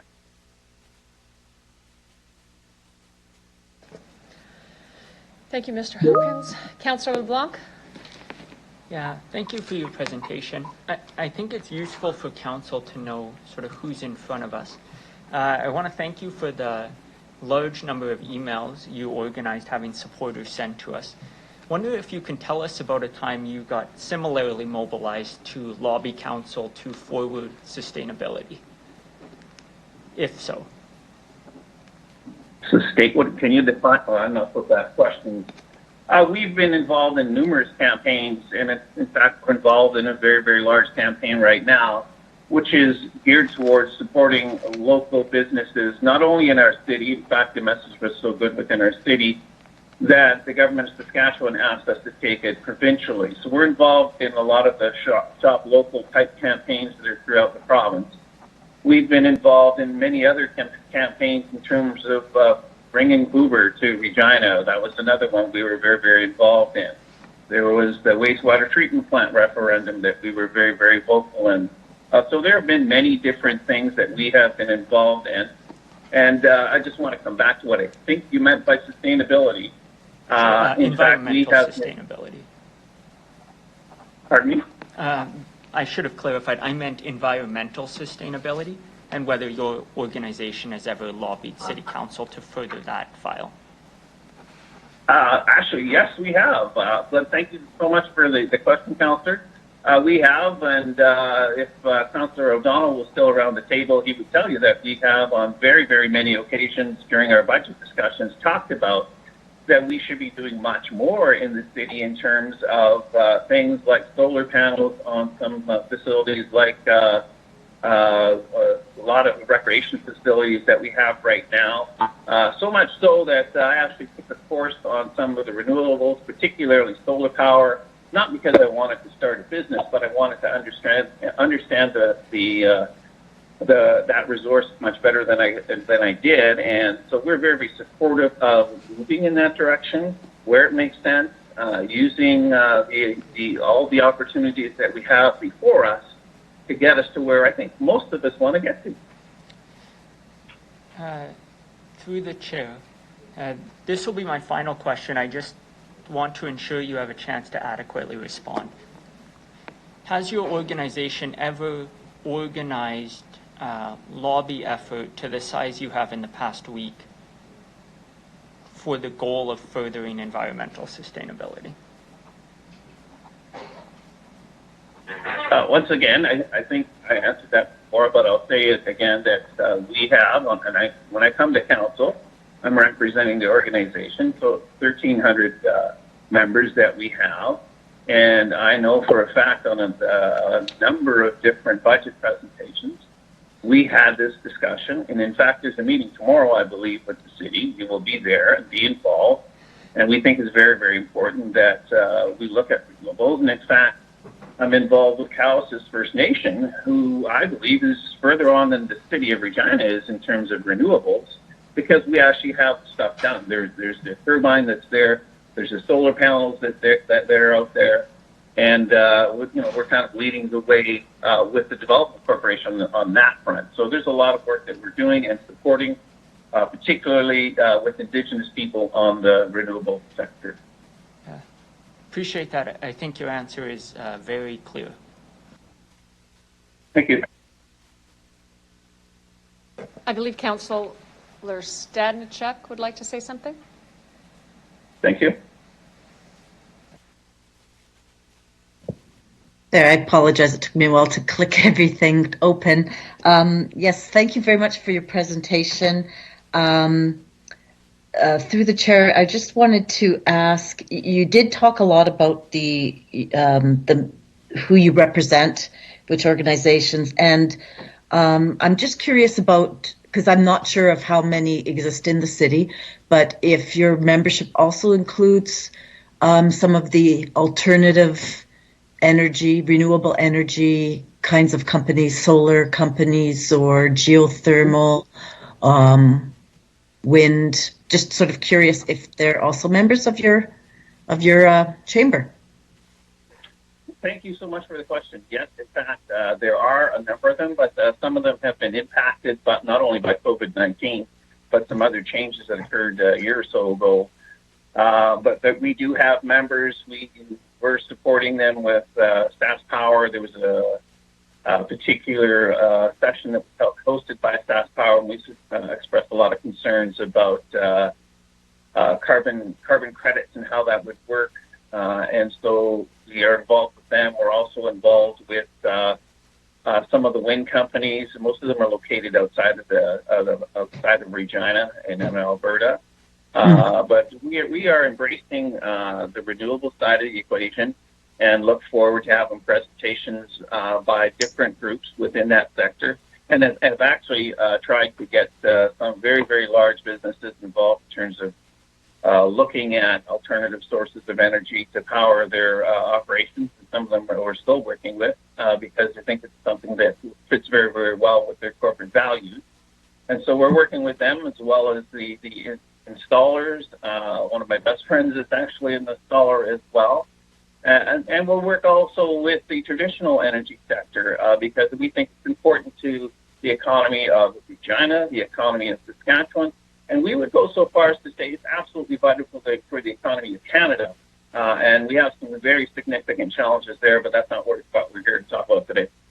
Okay, thank you. No, I just want to establish that I think that there is a lot of common ground, that we do want to move forward on sustainability, and that it's not going to be immediate, but that there will be some steps we have to take. And I'm glad that you mentioned COASIS because Chief Delorme has done some amazing work. He's a really great leader. Just one final thing. When you do a lobby campaign, and I can talk to you separately about this, but I just sort of wonder, do you keep track of who all is signing on to your campaign? Because I think your campaign got a bit hijacked, and I could talk to you separately, but I'm wondering if you are aware of that. Thank you very much for the question. I'll just go to the precursor of the question. We're very, very willing and open to working with the city of Regina on, some renewable objectives, as well as getting the word out about programs that might be available. I mean, at the end of the day, for our organization, it's not just about profit and business and that's it. For our organization, it's about the community as a whole prospering. So we're involved in many things, and maybe one of the things we should do is try and set up a meeting between our board and City Council to talk about some of those things, because I think that would be very, very important. As far as the campaign, I'm aware that there were some Donald Ducks and a few other things, not too impressed by some of those kinds of things that happened, and apologize to members of council for that.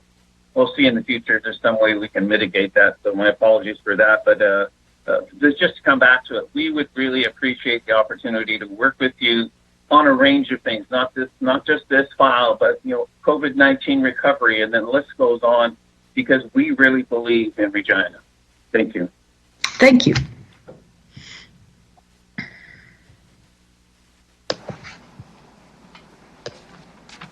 Councillor Mancinelli. Thank you, and through the chair, thank you for appearing, Mr. Hopkins. I personally view this as a little bit of an embarrassment for both this council and Regina. I'm wondering if, in Chamber of Commerce's view, has this inflicted any permanent damage upon our reputation, in your view? Well, I think there has been some damage. I look at some of the delegations that are coming up, I think behind me, but I'm maybe ahead of me as well. I think there has been some reputational damage. But I think at the end of the day, what we need to do is say, okay, what's happened has happened. How do we use this situation to all try to galvanize and work together towards what I think are some fairly common objectives? And in terms of growing the economy for people and making lives better for people here that are here in our community, as well as looking at some renewable sort of opportunities that are out there, and how do we promote that, and how does the city lead the way on that? And I do know there's some projects that have happened, but maybe I should say this, and because I know budget day is coming not that long from now, but I shouldn't say this, but maybe there might be an opportunity to say, okay, we should maybe look at some projects that are very specific to renewables and most likely solar, I would say, maybe lighting for the parks or whatever it might be. Just because I think it's really, really important, not only for business to see it, but I really think it's important for the community to see that we're moving together as opposed to sort of clashing. I hope that answered your question. Sorry, Councillor. It does. You did organize a lobby effort, and I'm sure you organized that quite wisely on an insight of what you believe the perception of the public was. If I had to ask you to summarize what the public perceives the future to look for our region, how do you think you'd do that in terms of energy? I think that, and again, it's trying to look at the future, but I really believe that it's important that the energy sector, I don't think we should be trying to push it out of the way in any way whatsoever. I think it's here to stay. There are very, very important jobs within this city for the traditional energy sector. But as far as I'm concerned, I've never heard the traditional energy sector saying that we shouldn't be looking at renewables. In fact, I think that the energy sector, as I understand it, particularly the largest players, are saying, no, we need to embrace it, and we need to use it to augment what we already have. And so I think the Regina of the future, at least I hope so, is a community that has a balance between those two things as we move together to grow this city, this province, and this country together. I know that's a bit utopian, but that's what I would call it. Just to confirm, I know I'm not supposed to make statements, but I'm going to sneak this one in. I've spoken more to people than I spoke during the campaign, and the one theme that was unchanging was everyone believes that we have to move forward towards the greener, and that we have to remember where we came from. And I think you summarized that quite well. Thank you. Thank you very much. Seeing no more questions, thank you for addressing council. Thank you very much. To grow the city, this province, and this country together. I would like to call upon Delegation Dean Popple from Lex Capital Management. Please introduce yourself for the record and the organization you're representing, if any. You have 5 minutes to address City Council, after which you'll have the opportunity to respond to any question the members of council may have for you. Thank you. Thank you. Can you hear me okay? We can, thank you. Great. So I'm Dean Popple. I'm the CEO, managing partner of Lex Capital. We are an energy-based investment firm here in Regina, and over the last 10 years, we've raised close to $500 million. Much of that capital has been raised from U.S. investors to be invested in energy projects here in Western Canada, with a big chunk of it being invested right here in Saskatchewan. I think it's important that people understand that institutional investors like ours demand a very high standard when it comes to investing in oil and gas companies in Canada from an environmental, social, and governance perspective. In fact, Canada ranks number 3 in the world in ESG ratings, ranked by BMO, only behind Norway and Denmark. Hatred for our oil industry has become a popular thing, without any understanding or application of how hard the industry is working to reduce its carbon footprint. The reality is that a greener energy transition will take time, not years, but decades, and many of the energy companies that people love to vilify are at the forefront in terms of investment and innovation as it relates to reducing emissions. Canada and Saskatchewan regulatory standards are some of the most stringent in the world. Energy producers have been leaders in terms of investment in clean tech, innovations related to carbon sequestration, carbon capture storage, and leaders in terms of methane reduction. With regard to your motion on disallowing sponsorships for many companies involved in the fossil fuel business, I understand there will be those that will blindly support such a motion. And I believe many of those people have great intentions, as we all would like to see a cleaner and greener future. But I am here in part to help educate those that seem to be so ignorant to the facts. Saskatchewan conventional oil production is some of the most economic, and in some areas of the province represent some of the lowest emission barrels of oil in North America. We do not have oil sands here in Saskatchewan, producing oil sands, and production of oil and natural gas extends well beyond just the field level. Those working at Sask Power that require those fuels to create power for our homes and offices. Those working for Sask Energy that distribute the natural gas to our homes so that we can keep our families from freezing during the winter months. That is not a luxury, that is a necessity, and for anyone who's lived in Saskatchewan for any time, should know that well.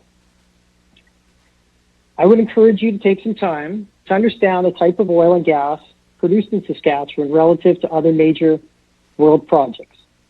Would you rather use oil coming from international companies drilling in the Arctic? Someone had asked in one of the previous delegations, asked an example of how oil companies here are reducing their footprint. Well, Elon Musk recently tweeted out and has offered $100 million to the most advanced carbon capture storage technology that can be found. Well, guess what? We're doing it right here in Saskatchewan. Take the Weyburn unit, for instance, currently owned by Whitecap Resources. They have a massive carbon capture project there where they're actually sequestering more carbon than they admit as a company. They are today, the project is more than net zero in terms of emissions. So rather than scold an entire industry, I would encourage Council to take the time to educate and familiar yourself with all the progress that is being made right here in your own backyard. The City of Regina is an emitter and consumer of energy, like every city in the country. Perhaps you need to look inwards for ways you can contribute to a reduction in emissions before pointing fingers at suppliers. I do understand you have committed to becoming net zero, but you're not there yet and are far ways away from that. As long as you continue to consume in this fashion, motions like this only hurt the companies, employees, and families living right here in our community.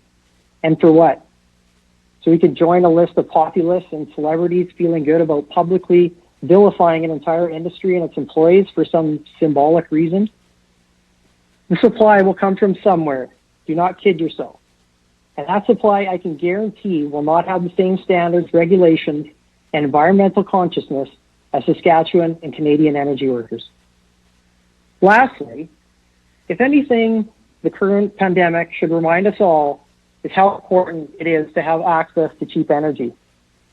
There's a reason we enjoy such a great standard of living here in a great city like Regina and a great province like Saskatchewan. I'm thankful for the energy needed to keep life-saving COVID vaccines refrigerated, for petrochemicals used in the plastic to pack and keep the vial safe, for the fuel used to fly them to Canada and deliver them to each community, the hospitals, the ventilators, the medical equipment, and all the other essential healthcare items powered by Canadian energy to ensure that we have access to some of the best healthcare in the world. As a country, we've been blessed with an abundance of resources. Should we develop them responsibly? Absolutely. Again, I would encourage you to take the time, try and understand what the Mr. industry has Popple? done over the last 10 years. Yeah? I apologize for interrupting. We're over 5 minutes by about 10 seconds here. I'm gonna have to stop you, and I'm gonna ask council if they have any questions for you. Okay. Councillor Stevens? Great, thank you. Mr. Popple, you and others have suggested that this motion, or sort of the amendment, disenfranchises workers in oil and gas. Can you tell me how workers are rendered unemployed or negatively affected when their employers are not able to advertise or market through this sponsorship policy? I believe it's more of a step in the wrong direction. So, just like drops in a bucket, right? So this is, to me, a shallow virtual signaling to vilify an industry, which over time, yeah, there's no question those employees will become unemployed or will not be able to find work in this industry. I mean, you look at the political pressure that people have put on in the U.S., and that administration has recently canceled Keystone XL after about it's been going on since 2008. So 13 years we've been, arguing on this pipeline. Well, 1,000 construction workers got laid off. Well, how many more that are directly working in the E&P upstream or in the midstream business are going to be laid off? What about all the pipe workers? Do we not have people employed by a pipeline manufacturing company right here in Regina? What pipelines are they going to be building if we continue to adopt policies and amendments like this? So again, it's just to me a step in the wrong direction, and I think that's why you're seeing such staunch resistance against it, is because it's drops in a bucket and death by 1,000 cuts. Thank you. I have a follow-up. Because we're talking about a policy here, there is a social responsibility element to it. We have a number of industries and organizations and criteria that would prohibit some from marketing or partnering with the city through a sponsorship. Do you believe that we should have a criteria and that we should vet and we should consider other factors beyond finances when we accept sponsorships or partnerships? Yes, I think Perfect. My point is before you would move down that path, consult with those in the industries that you're looking at eliminating. So, for example, fossil fuels. I've spoken at length about some of the good things they're doing, and perhaps if you're not directly involved in the industry, I understand you probably don't know these things that are going on, and it's not like the mainstream media is really going to brag about all the great things that the oil industry is doing, but it is a fact whether you look at BP, Total, Shell, Repsol, any of the international companies, and I think John said it on his prior advisement, some of the largest investors in sustainable energy and clean technology are the international oil companies. They're the ones that are investing real dollars and are going to affect real change on a scalable level. So, as I said, I think if you're looking at policies like that, take the time to really understand what the industry is doing and not just look at it as an anti-fossil fuel movement, because I can guarantee, based on even the most aggressive estimates across the IEA, EIA, we will be using fossil fuels well into the 2050s. Okay. Final question. I agree. Maybe we shouldn't be identifying industries. Do you believe that an environmental assessment process should be included in the criteria administration uses when we're thinking about who we're partnering with? We talk about discrimination. We talk about other standards. Do you think we should include an environmental assessment as part of the criteria? Perhaps. I'm certainly not an environmental engineer or environmental lawyer, so I really don't know what that entails. But if that's part of your overall criteria and that's important to the people in the city of Regina, I think as councillors, you have a duty to bring those forth. But again, why wouldn't you do that in consultation with one of the biggest contributors, both to the economy, but as well, folks that are working really hard to reduce their carbon footprint and ensure that, the city of Regina and its, citizens have access to cheap and efficient energy. I hope that answers your question. Thank you. There's another question. Councillor Zakivniak, please. Councillor Shaw. Sorry. Thank you. Through you, Madam Mayor. I wasn't sure who to ask this question from. It's a question and a statement, but it seems like you have a lot of knowledge in this, and I'm thinking that you're probably the best one to ask this. So my statement is one thing. We, as society and citizens, have demanded we need oil. We have asked for this product. It started in the Middle East. Oil, was waterproof to boats, emerging technology produced for oil. Demand on oil became expected from cars, and it rose again with Henry Ford. 1914, 1918, World War I, we needed these for tanks, trucks, and warships. That's my statement to you, that we demanded this to be used. We've needed it, and the oil producers have provided it.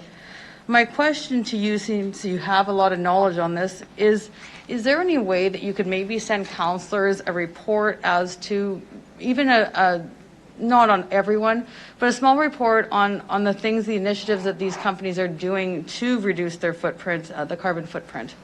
Thank you. Yeah, that's a great question. And, there are a number of publicly traded companies in the Canadian energy space, a number of them that are actually have fair-sized properties and producing properties here in Saskatchewan.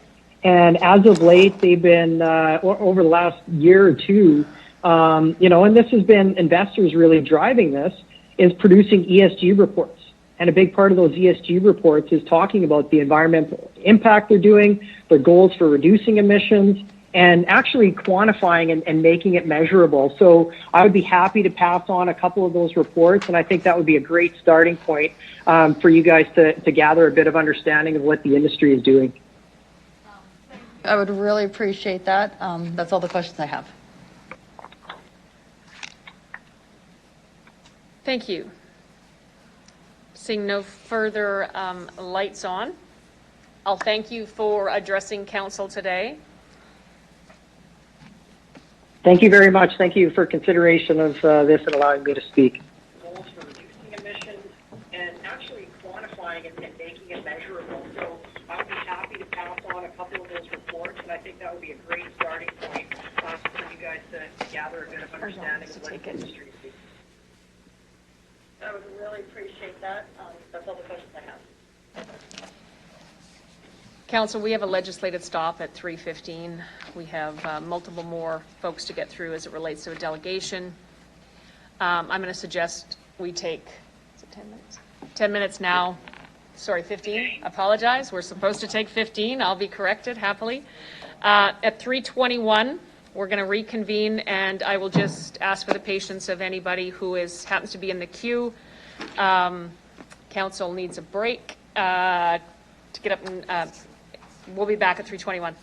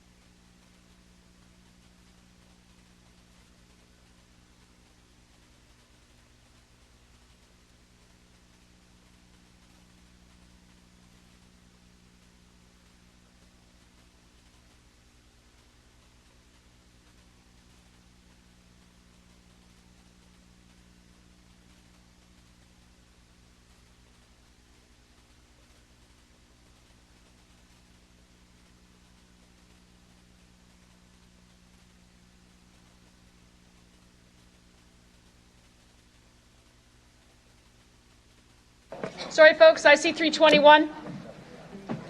Coming back to it.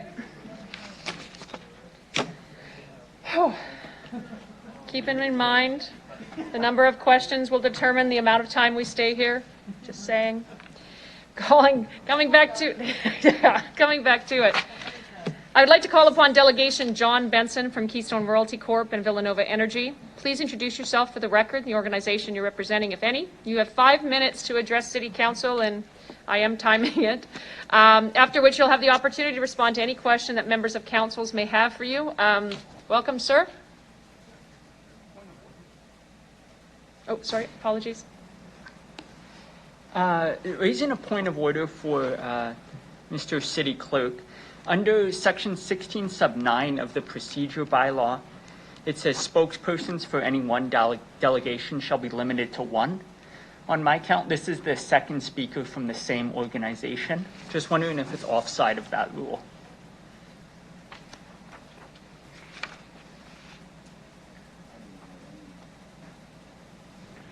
Sorry. Hello. Can I have a microphone? Thank you. Sorry, one moment. Apologies, Mr. Benson. Hello? One moment, please. With respect to your question, Councillor, you may be in fact correct. One of the things that we look for are when people come in, there are often times where they have a number of, this corporation may have a number of Hello? subsidiaries, and therefore when you look at Keystone is Hello? mentioned, Villanova is mentioned. Sorry, Mr. Benson. One moment, please. I can hear you, but I don't think they've reconvened. Okay, sorry about Are we that. mute? Sorry, can Mr. Benson hear me? Mr. Benson, apologies. One moment, please. City Clerk is responding to a question. Okay. Thank you. With respect to Councillor LeBlanc's question, you may in fact be correct, Councillor, that we may have made an error here. However, I do want to point out that there are occasions when companies like this, which are not one singular company, but perhaps are an amalgamation of three, in this case, Keystone, Villanova, and Lex Capital, we perhaps should have taken more care to ensure that they were speaking individually. That's what we have assumed, that each of them, for example, I believe when Mr. Spagrud introduced himself, he said he was speaking on behalf of Villanova. And so that's what we took, that when they submitted them, that they were speaking on one of those individuals listed. But it's a good reminder for us to make sure that we don't let that happen. Otherwise, we would have told them to speak concurrently as one delegation. Okay, no problem. Thank you. Apologies, Mr. Benson. Could you please introduce yourself? Okay, yes. Thank you for having me. My name is John Benson. I'm actually here representing myself as a resident of Ward 2 in Regina and my 3 young children. I like to consider myself an outdoor enthusiast, environmentally conscious person that is proud to work in the energy industry for the last 12 years. I'm proud to work in the energy industry knowing we are one of the very best producers in the world. Canadian producers have the best worker safety, human rights, labor, and above all, environmental standards of any of the major oil-producing nations. If anything, I fundamentally believe the world needs more Canadian energy, and we should all be proud of our energy industry here in Canada. I felt compelled to come before you today in response to what is, in my opinion, a recommended policy amendment that is not representative of the residents you have been elected to serve, and only hurts the residents of Regina if passed. I would also have no tangible impact on the bigger issue of reducing our reliance on fossil fuels. I think we can all agree that as a society, we need to reduce our reliance on fossil fuels, but it will take time to transition and all of us working together to come up with tangible result-based initiatives. In my opinion, the Council should be focused on initiatives that provide meaningful results, such as encouraging inner-city redevelopment, green transit, reduce and divert solid waste from the landfills, encourage the adoption of electric vehicles, and probably above all, we need to educate our Regina residents on how we could all change and reduce our footprint. I strongly encourage the Council members to consider their position on the policy amendment, as it not only hurts Regina residents, but also sends the wrong message to an energy industry that is a major part of our economy and a generous supporter to our community. Thank you.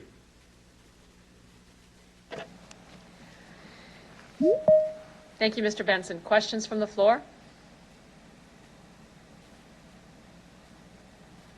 Seeing none, thanks very much for your presentation. Thank you.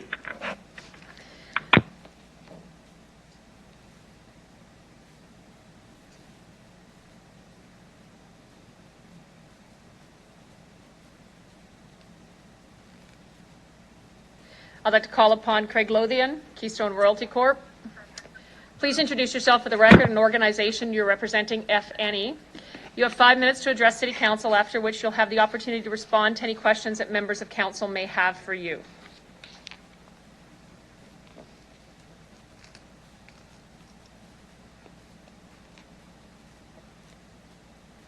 Mr. Lothian, can you hear us?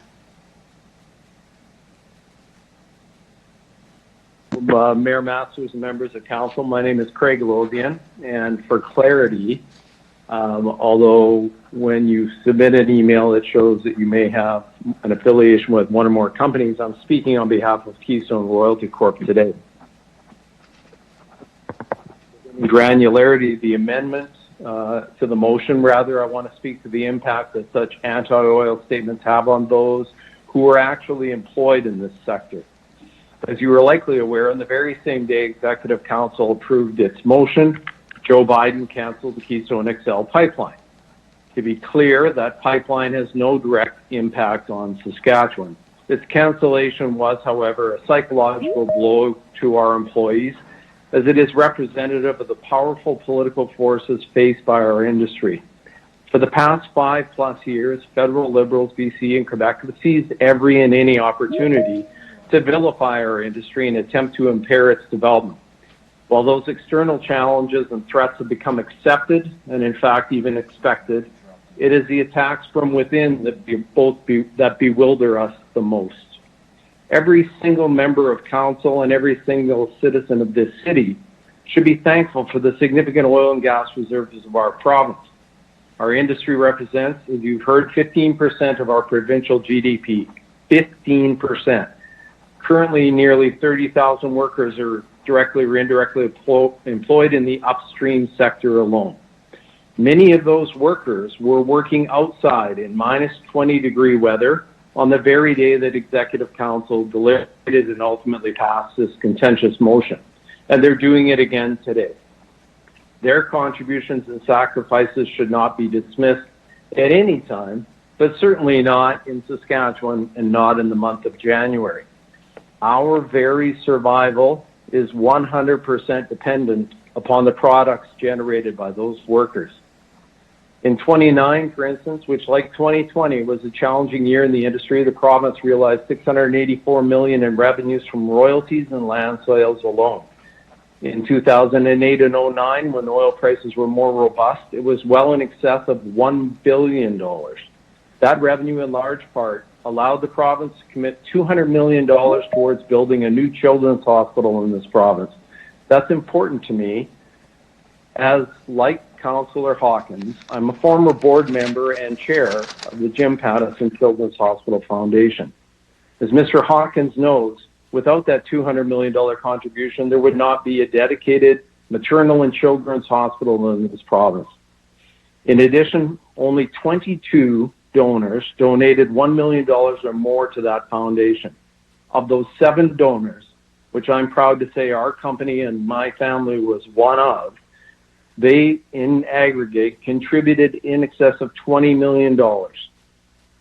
Those donors were, to use Mr. LeBlanc's language, in the business of principally in the production or sale of fossil fuels.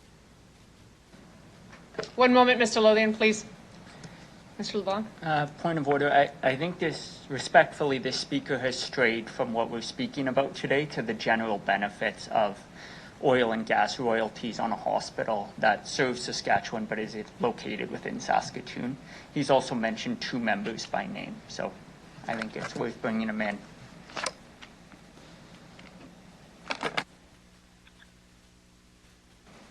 Thank you, Mr. Lothian. If you could unmute your mic again. The point of order was that we'd like to refrain from mentioning councillors by name and focusing in on Regina, please, and thank you. Sure.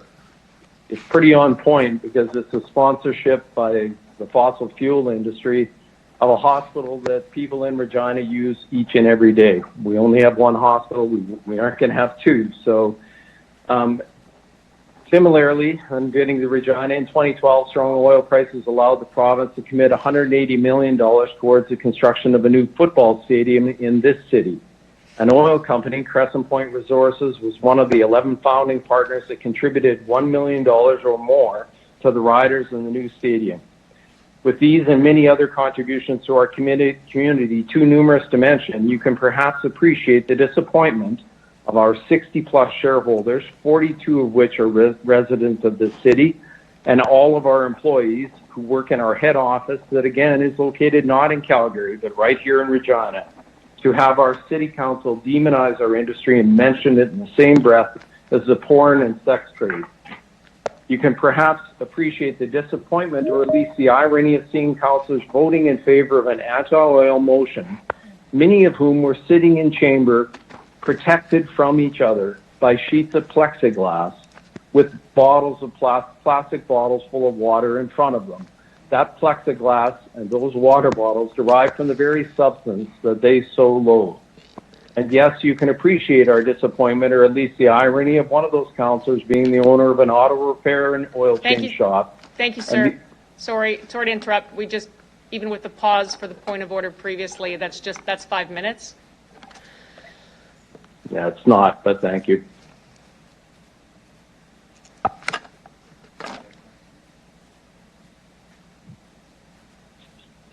Question from Councillor Stevens.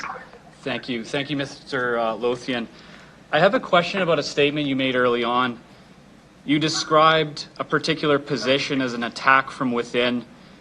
Is it your position that democratically elected officials at any level must hold a uniform position on the oil and gas industry, and that any policy or deviation from that perspective is considered an assault on your interests? Of course not. Could you please clarify why you labeled this an assault, or rather an attack from within? Because it's the people who live in our community, our neighbors, that own businesses, like some of you do, who are, in fact, attacking an industry that you all rely on and entirely require to, not just to thrive, but actually to survive. So it's much worse. It's like if a member of your family criticizes you publicly, it cuts a little deeper than if it is somebody from a foreign country or another province or somebody that you've never met before.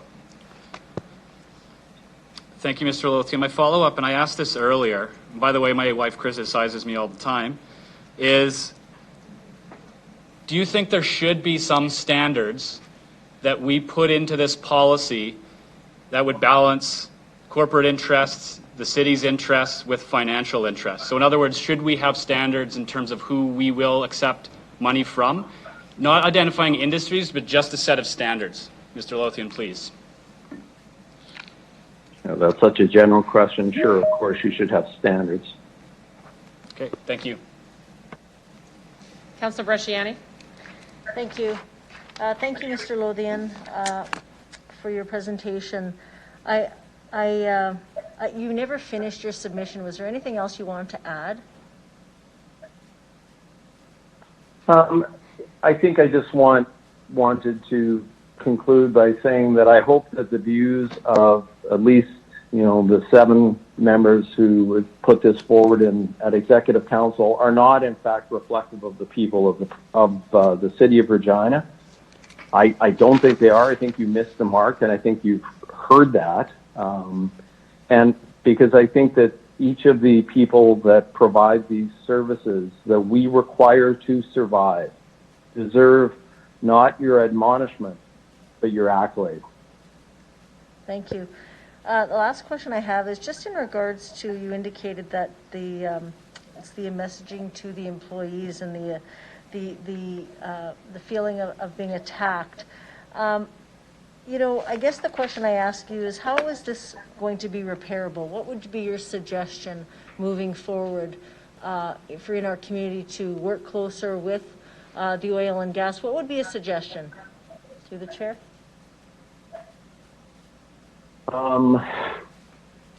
You know, I'm not sure how you unring that bell at this particular point. I can tell you on the particular day that this became known, having landed on the exact same day as the cancellation of yet another major pipeline, that the morale of our office in Regina was worse than it was in February or March when oil went to $20 a barrel, and we were at the beginning of what was a very significant pandemic that we had no idea how bad it was going to be. It was worse, and that surprised me. And I think I've been in this game long enough that I understand and I allow these things to maybe roll off of me more, but it did certainly bother our employees significantly, and they were demoralized. Yeah, I agree. The last question is, you'd indicated you've given millions of dollars to the community. Thank you again for also to the Children's Hospital, which we are grateful to have in our province. Can you just generally say, kind of what your contribution has been to our city? Hi. Hello? I think there's somebody else on the call now, but we have been very significant supporters of two primary areas: hospitals, universities, academics, and sports. There are certainly, I think, fairly open. I'm sure you could Google and you could see the name support, and certainly the hospitals have had no trouble putting my name up, or my wife and my name up, in various locations at General Hospital and others in Regina. And the University of Regina has seemingly had no difficulty accepting significant contributions dedicated towards university athletics in the past. So we supported everything, and at $20 and $40 and now $50 oil, our budgets are a fraction of what they once were. But if oil prices return, we will continue to be strong supporters of charitable causes across the province. But make no mistake, capital is very mobile, and it does not take much to make people vote with their feet and vote with their checkbook. And that's one of my fears, is that Regina is putting a mark on itself as a jurisdiction that doesn't want to do business with what is 15% of the GDP of the province. So, this isn't a fringe micro economy that we're worried about here. This is a significant part of the economy. And I think we're hurting our city, and we're hurting all the citizens that live in our city if we foreclose that as an opportunity. Thank you very much. That's all I have. Councillor Shaw? Just a statement and a slight question through you, Mayor Masters. I came from the Estevan area, and when I asked for sponsorship and when I asked for money for any type of event or any type of thing within the community, the pocketbooks opened, and I appreciated that. And I thank you guys for that. I would like to speak on the part of mending what we may have broken. I myself, and I can't speak for fellow councillors, but I'm sure they all are with me on this. We're going to work tirelessly and hard to repair damages that are felt amongst the people in the gas and oil industry. So thank you very much. That is all. Thank you. Thank you, Councillor Shaw. Seeing no further questions, thanks very much for presenting today. Thanks for the opportunity. Thank you.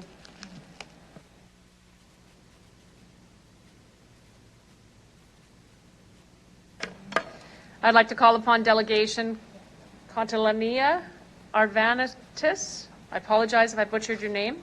Please introduce yourself for the record and the organization you're representing, if any. You have 5 minutes to address City Council, after which you will have the opportunity to respond to any questions that the members of Council may have for you. Sure. My name is Consolania Arvanitas, and I am just a citizen of Regina.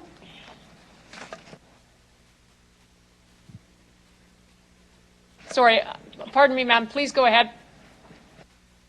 Oh, hi. I'm Consolania Arvanitas, and I am just a citizen of Regina.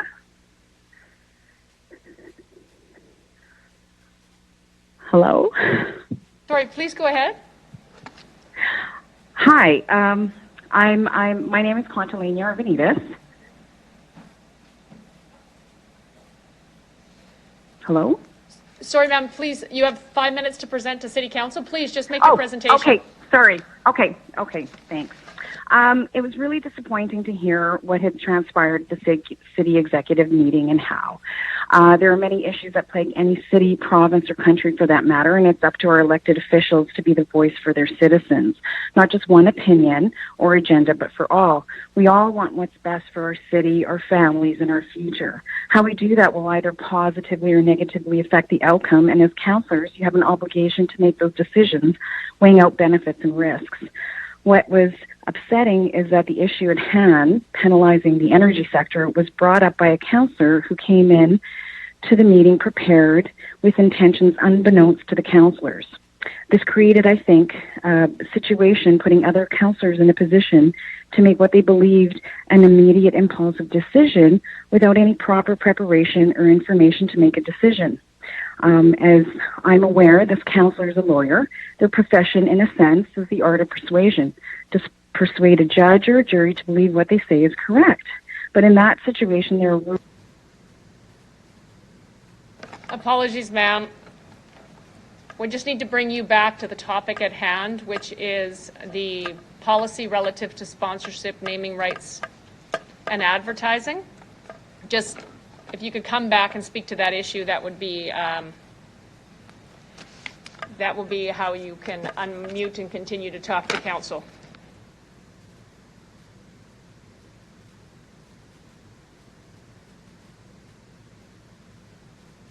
Sorry, ma'am, you're still muted.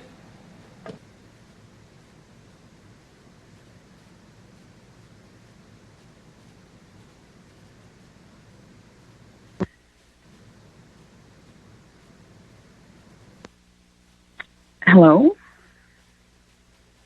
We just are trying to keep it away from individual councillors and just speaking to the sponsorship, advertising, and naming rights policy. Please continue. Okay. Okay, that's fine. I just think that as a citizen, we all know that there needs to be changes how we live and function and our dependency on energy. But I don't believe that these decisions can be made quickly, rashly, or emotionally. And the idea of penalizing a company without proper sort of investigation, seeing how these consequences and things work, seems pretty irresponsible. And as a citizen, it was a little shocking to see how quickly it progressed. I don't understand how energy companies would be put in a position that are bad. We all live here in Regina. We're consumers. And regardless of our stance or belief of the environment, we all drive a car, we heat our home, we buy our food at the grocery store, which all required energy. And the energy sector provides jobs, a way of life. They donate to fund our city, social programs, support our community, and reduce tax burden on its citizens. And, if councillors want to make a change, you should start with a plan, tangible goals that are realistic, and we should be doing a self-evaluation as a city to see what we could be done to reduce our own footprint at the municipal level instead of pointing out and picking out different companies.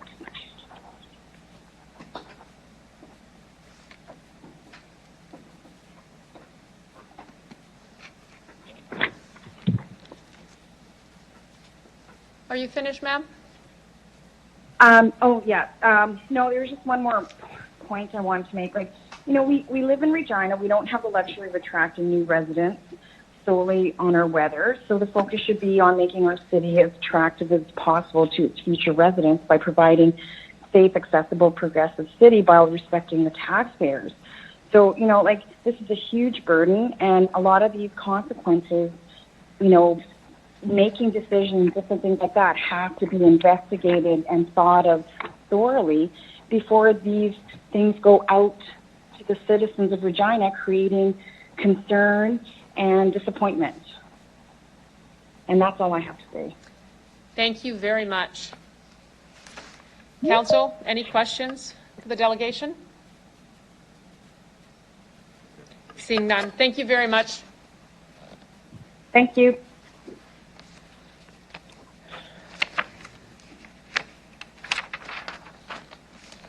I would like to call upon Delegation Dave Pettigrew from Harvard Western Insurance. Please introduce yourself for the record and the organization you're representing, if any. You have 5 minutes to address Council, and after which you'll have the opportunity to respond to any questions the members of Council may have for you. Good afternoon. Can everybody hear me? We can. Excellent. Thank you for the opportunity, Your Worship, to address the Council today on this very important topic. As you indicated, my name is Dave Pettigrew, and I'm addressing you this afternoon in my capacity as a concerned Regina citizen, business owner, and chair of the Insurance Brokers Association of Saskatchewan. I was not asked to do this, nor am I an active member of any political organization. My apologies for reading a script, but I want to be respectful of your time and precise with my message. I want to start by thanking all of you for making the commitment to step up and lead our community. Your decision to go through the process of running and now serving on City Council is a very important one, and I don't envy you having to bear the burden of fulfilling your important roles under the microscope of our increasingly social media frenzied citizens. By way of introduction, since I've not had the pleasure of meeting most of you, as I said earlier, my name is Dave Pettigrew, and I'm pleased to live in Ward 4. I grew up and was educated at Saskatoon, but moved to Regina for work over 30 years ago, and now consider Regina home with my wife and 3 young adult children. I've always been a keen community leader and continue to serve as a volunteer on many community boards and events. My most notable past roles include being chairs of the United Way of Regina Campaign Cabinet, the Mackenzie Art Gallery Board of Trustees, and the 101st Grey Cup Festival, and vice chair of the 2010 World Junior Hockey Championships. I currently sit on the boards of the Connexus Arts Centre and the Saskatchewan Rough Rider Football Club. The only reason I'm sharing this information is to hopefully establish my credibility as a community leader. I'm here today because I'm extremely concerned about the decision taken last week in the Executive Committee to add the amendments to the new city sponsorship, naming rights, and advertising policy to exclude companies whose business is principally derived from the sale or production of fossil fuels. The primary driver of our provincial economy, and indeed our national economy, is our natural resource sector. Agriculture, mining of various types, and of course, oil and gas. The rest of our economy is essentially comprised of companies and organizations, both private and public sector, that add value to our resource sector or serve the domestic needs of the population. Even the manufacturing sector, which is also an important contributor to our provincial economy, is essentially comprised of companies that created and are now exporting innovative solutions for the resource sector. So without our natural resources, most of our other businesses and organizations simply wouldn't exist. I'm proud to make a living as the CEO of Harvard Western Insurance. My 91 colleagues and I in our company, along with the 2,500 insurance brokers in 250 communities across this province, are proud of our contribution to the Saskatchewan economy. But just to be clear, the insurance industry doesn't drive the provincial economy, but we are fortunate to protect the businesses and families that do, like the thousands of Saskatchewan families and businesses who make a living principally derived from the sale or production of fossil fuels. I'm proud to live in the city of Regina. As the capital city of this great province, we are fortunate to have thousands of jobs in the public sector that serve the needs of our entire province. So any Saskatchewan company or family, whether inside the city limits or not, should be very important to us. What's good for Saskatchewan is also good for Regina. Our city is also very fortunate to have the Co-op refinery that adds value to Saskatchewan fossil fuels, the head office for natural gas Crown Corporation Sask Energy, and Everaz Steel that recycles steel for use in the oil and gas industry. Each of those companies support hundreds of Regina families with high-paying union jobs and purchase goods and services from hundreds of Regina-based businesses. I am proud of our oil and gas industry. The oil and gas industry in Saskatchewan has a strong track record of environmental stewardship, which has already been reviewed earlier in the meeting. The work being done in carbon capture and sequestration, for example, is literally world leading, and our own University of Regina is at the epicenter of this research. As long as there is a world demand for fossil fuels, which there will be for many decades to come, we should be proud of our Saskatchewan companies that drive this important sector of our economy. So I'm here to implore you to please reconsider this amendment. There has already been damage done to our city's reputation as a result of this proposal. Please don't make matters worse by passing it. I would also respectfully encourage all of you to be very careful with walk-on motions like this one. Trust your administration to bring forward sound recommendations and work as a team under the capable leadership of our new mayor. Thank you for the opportunity to speak with you, and best wishes for a successful year ahead.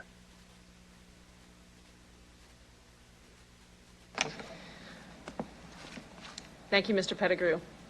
Any questions from the floor? Seeing none. Thanks again for presenting to council today. Thank you. First, by passing it. I would also respectfully encourage all of you to be very careful with walk-on motions like this one. Trust your administration to bring forward sound recommendations and work as a team. Hello? Good afternoon. I'd like to call upon Delegation Tim McMillan from the Canadian Association of Petroleum Producers. Please, sir, introduce yourself for the record and organization you're representing. You have 5 minutes to present to council, after which time you'll have the opportunity to answer questions from the members of council, any that they may have for you. Great. Thank you. Am I coming through all right? You are, sir. Great. Well, thank you very much for the opportunity to speak to council today. My name is Tim McMillan, and I'm the president of the Canadian Association of Petroleum Producers, and that's who I will be speaking on behalf of. Canadian oil and gas companies strive to be deeply engaged in our oil and gas communities, in and around our operations, where our employees live and raise their families. And the reality is that there are a lot of these communities in Saskatchewan. Regina is definitely an important oil and gas community. We are committed to having positive impacts not only in terms of the economics, but in contributions we make at the community level. In Saskatchewan, there's over 30,000 people that work in our industry. But for Regina specific, and I think absolutely pertinent to this motion, is that in Regina, it is home to a refinery, of a pipe factory that is hugely important. It is home to rig and drilling crews, completion crews and equipment, field operators, oil field maintenance contractors, finance, technology, accounting, geologists, geophysicists, and petroleum business leaders. And all of them, I think, are following this motion very closely. And I say this, but it's also important to recognize that Regina is also the home of the provincial regulator, where hundreds of public servants who are professionally administering some of the highest standards for oil and gas in the world and doing it extremely well would take a view of this motion, I think, and think it is quite serious. I think it's already been noted that the motion came forward at the Executive Committee on the same day that a major pipeline project, one that Everaz Pipe was a large supplier to, was canceled. I think that may have contributed to some of the strong reaction that you're hearing today, and I understand that has been echoed for several days. But let's be clear to those who are contributing to and relying on our industry that this motion is hurtful, if not insulting. To tell these employees that their industry and their companies that they work for are being shunned and no longer allowed to contribute to their community is wrong. These are hardworking people who want to see their companies and employers sponsoring their kids' activities, sporting tournaments, arenas, and recreational facilities. What none of us want to see is virtue signaling that aligns with an American or multiple American activist organizations. Because even on the face of it, this doesn't make sense. If we walk outside, it's cold. It's cold about half the year. And I doubt that any of us tiptoed across our kitchens this morning to put wood on the stove. that we happily, without a second thought, we let natural gas do its thing. But just for a moment, I would ask Council to give it that second thought, because right now, on multiple locations across Saskatchewan, there are crews that are on service rigs, on drilling rigs, bringing new production on or fixing existing production to maintain that supply so that we don't have to take it, so we don't have to give it a second thought. I think that it is important in the brief time that I have to speak to Council to make the offer that our organization would be pleased to engage with Council members individually or as a group about our environmental performance. But I want to also address it briefly. Obviously, all forms of energy have impacts. All forms of energy have impacts on the land, on water use, on air emissions. And I can tell you that the Canadian oil and gas producers safely and responsibly produce the products that we use every day. Today we produce more with a smaller footprint on the land, with less water and with less emissions. And we have set aggressive targets to continue to drive our performance. How have we done this? Well, with strong and efficient regulatory system and relentless technology development. In fact, in Canada, 1 out of every $2 spent on clean tech is spent by the oil and gas industry.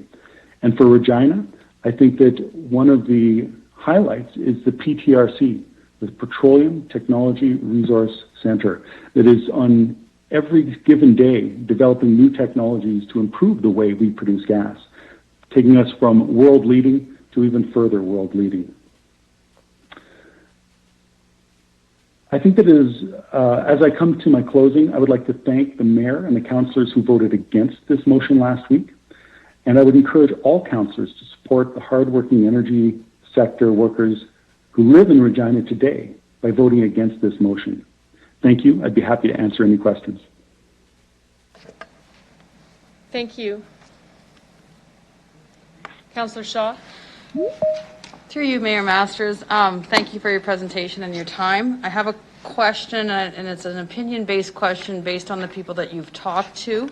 I'm sure we don't have a number of who you've talked to, but do you feel that the people that you've talked to, in your opinion, would be offended if Regina put their names and their sponsorship in the marketing? Would they be offended from the people that you've talked to? No, I think that our industry is very proud of the people that work for us. We want to be engaged in the communities where we operate, and we think as good corporate citizens, that's the type of thing that we should be doing and would like to do. Thank you. That's all.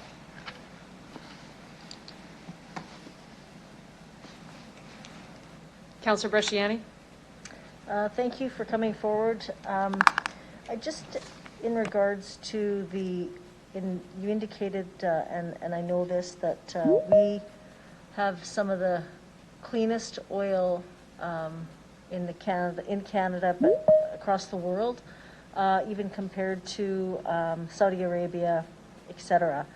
I guess the question I ask is that we are wanting to move to a renewable city by 2050.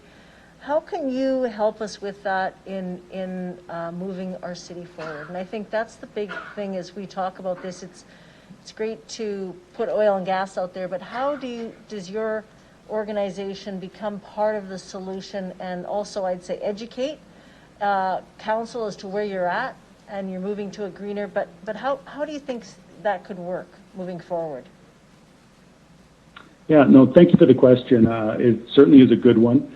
I guess I would start off by saying I share some of the frustration that was put forward by an earlier contributor that that motion and plan for the city is at this point, I don't want to say vague or non-existent, but it is some virtue signaling, to be quite candid with you.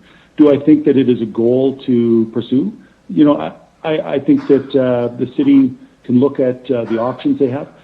Although I would question if something like the Boundary Dam project, where we're using carbon capture effectively, might be an equally important solution for Regina, and using natural gas more efficiently would be, I think, as much of a value as the effects that you get from other renewable sources. So is 100% renewable the right model, or is it continuing to drive important performance of all energy types and utilizing them at the consumer end in the most efficient way possible? I think carbon capture is going to play a huge role in 2050 of existing fossil fuel sources. So, I guess I would ask the council to consider broadening the scope there to make that a more achievable goal. Thank you. Thank you for that. That's all I have. Councillor Zakidniak? Hi, thank you for your presentation. Regarding broadening the scope or work that can help our community move closer to becoming net zero, as opposed to exclusively a focus on renewable, in what ways do you think that your association might be able to be of assistance to our community in our efforts to move towards net zero? Let's say that was the focus. How would you be able to help with that goal?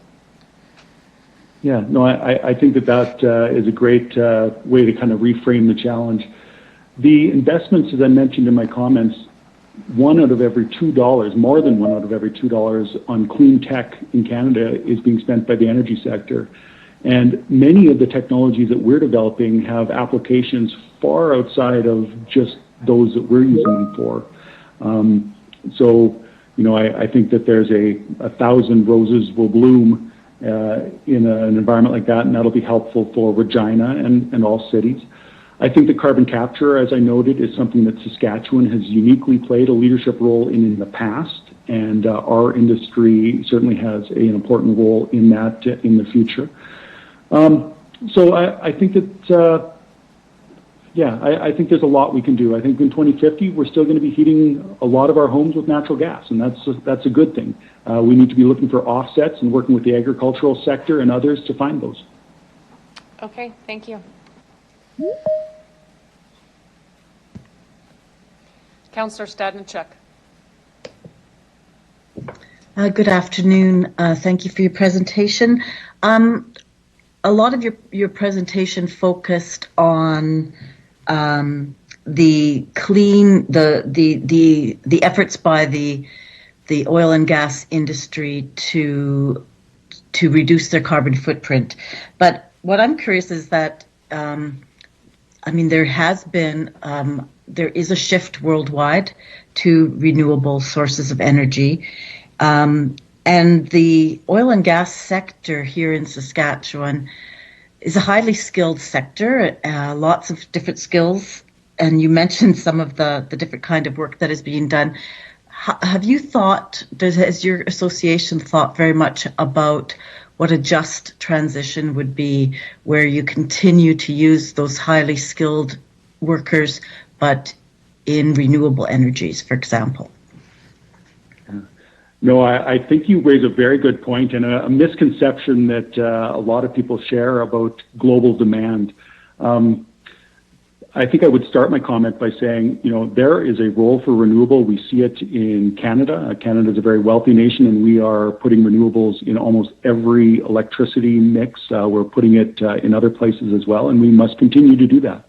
But, to cut to the chase, global demand for both oil and gas hit record highs each and every year for the last decade, and right up until the COVID economic meltdown, they were at record levels. The International Energy Agency, which is the gold standard for looking forward for their forecast goes out to 2040. They have both oil and gas growing dramatically out till 2030, and gas continuing to grow dramatically out to 2040. They have oil continuing to grow to 2040 as well, but that growth slows. So I wouldn't want to give you the misconception that oil and gas globally are on the decline, because that's not true. International Energy Agency expects that demand for both oil and gas to get back to pre-COVID record levels by 2023 and continue to grow on the path that they had put forward in their previous record. That being said, the developments of technology that we are behind, both for oil and gas development and other, will play a large role in the way we use energy and the way we produce energy in Canada for years to come. So we're fully committed to that, and look forward to working with SaskPower, Sask Energy on initiatives that make sense for them. All right, thank you.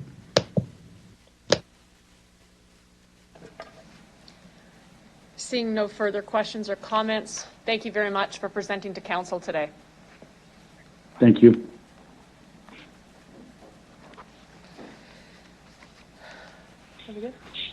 I would like to call upon Delegation Valerie Sleuth and Mark Bracken from the Saskatchewan Winter Games.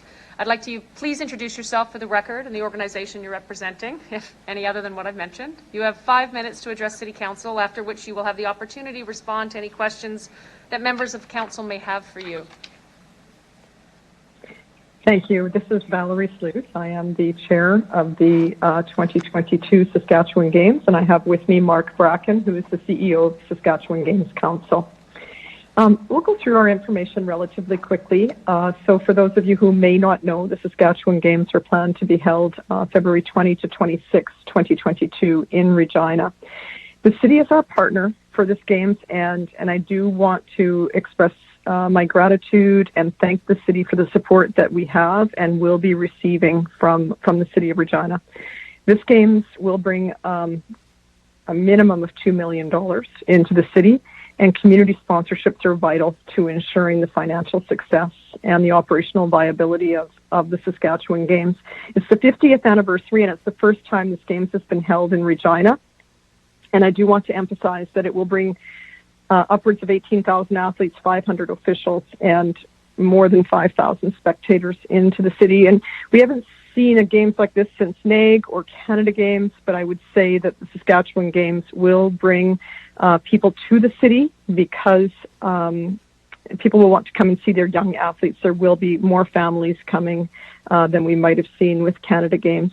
It's being held in conjunction with the same dates as the revived Wascana Winter Festival, so there'll be certainly lots of opportunity.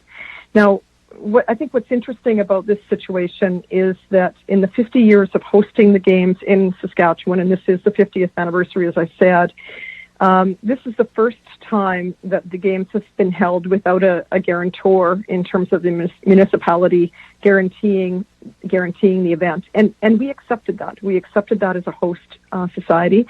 And part of our rationale for accepting that was that we knew, being in a larger center, while the Games would be more expensive hosting it in a larger center, we knew that we had access to sponsorship, and we knew that we could cover the debt that potentially could be accrued by the Games through sponsorships. So we're in a bit of a double jeopardy situation in that we don't have a guarantor in our municipality, and then the chance of sponsorship would be frustrated had we proceeded with the amendment as it was. So you can imagine the degree of stress that would put on us as a volunteer organization, and we felt it was incumbent upon us to draw attention to that potential impact. I would like to stress that I think the Games are they will be an important contributor to economic recovery in 2022. It is the first major event that the city will be hosting, and of course we know we have the Grey Cup that year as well, and we will be working with the riders to ensure that these events are collaborative and generate as much impact both economically and socially as we can. And I would also say that without sponsorship, the potential for this event is significantly, drastically reduced, and the viability of the event is in question. Social impact associated with these sorts of events is particularly interesting. When I took on the leadership of this event, I took it on with an agenda, and that agenda was to build leadership, and specifically build leadership within the Indigenous population and within the women population. And I am very proud to say that this event is comprised of all women chairs. And you may say, is that reverse discrimination? I would say that no, because we haven't questioned past events where we've had all men chairs. So it's an exciting opportunity for us to build a legacy of leadership in this community. Out of that group of women, 3 of them are Indigenous, and we will be infusing Indigenous culture into these games. It will not be a side of the desk activity. It will not just be dancing and ceremonies. It will be cultural training. It will be training young athletes who've never been exposed to Indigenous culture. It will be awareness of culture. It's so much more than just the games, and it's in my heart. I would be very sad if we weren't able to meet all of the social and economic impacts that we can achieve through this. So we're certainly grateful for both the hindsight and the foresight that the City Council has taken in rescinding the amendment that was put forward on Wednesday. But I would say that we are concerned about regaining the relationships with the sponsors that we had been in dialogue with prior to last week, and certainly we have observed that may have some negative repercussions on those sponsorship conversations. So we would like to, encourage City Council to think about how it is we might repair some of those relationships so that we may be able to generate the revenue that we anticipated to ensure that this games can proceed.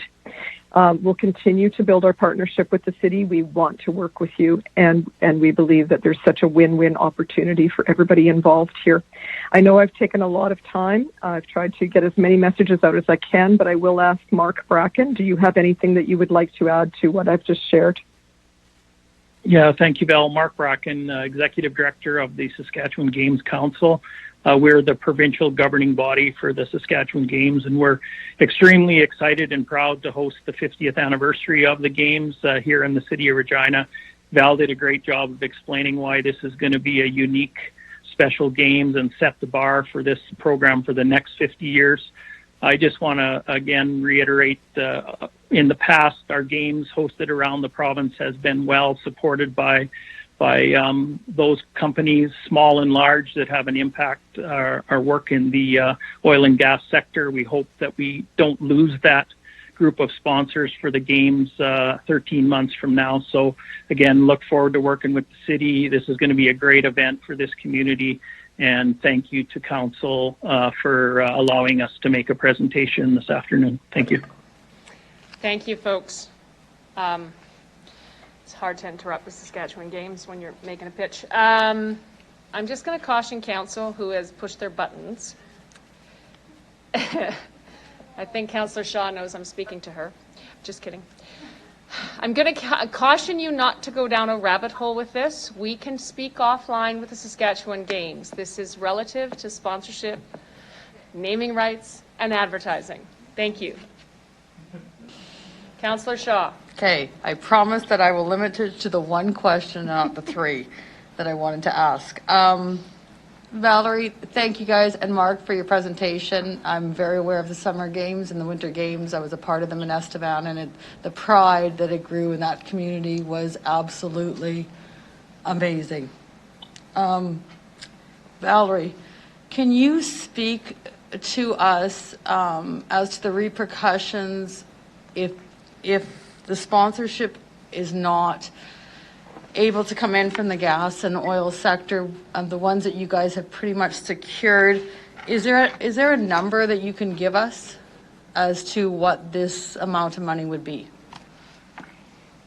I can. I would like to give some thought to that question, but we certainly can do that and give you an implication of both the number and what would not occur as a result of loss of that revenue.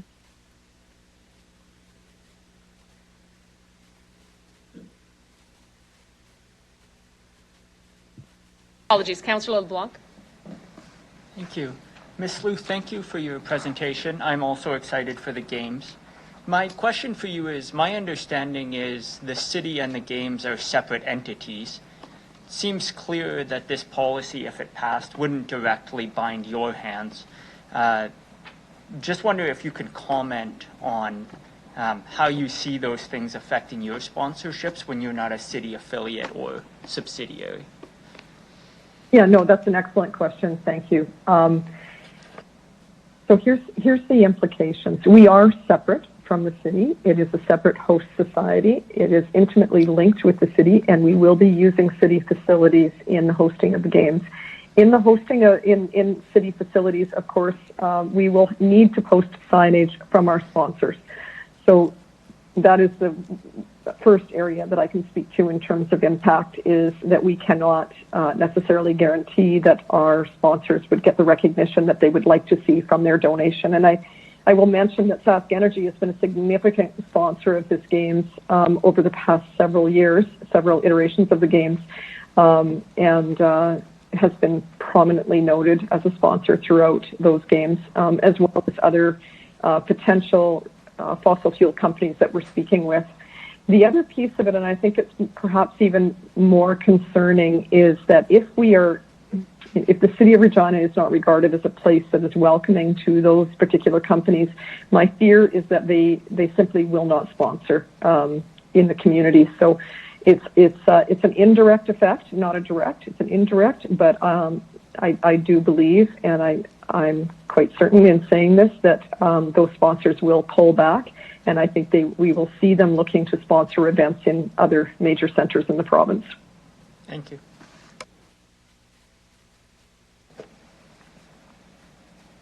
Seeing no further questions, thank you very much for your presentation to Council today. Thank you for the opportunity. Thank you. Okay.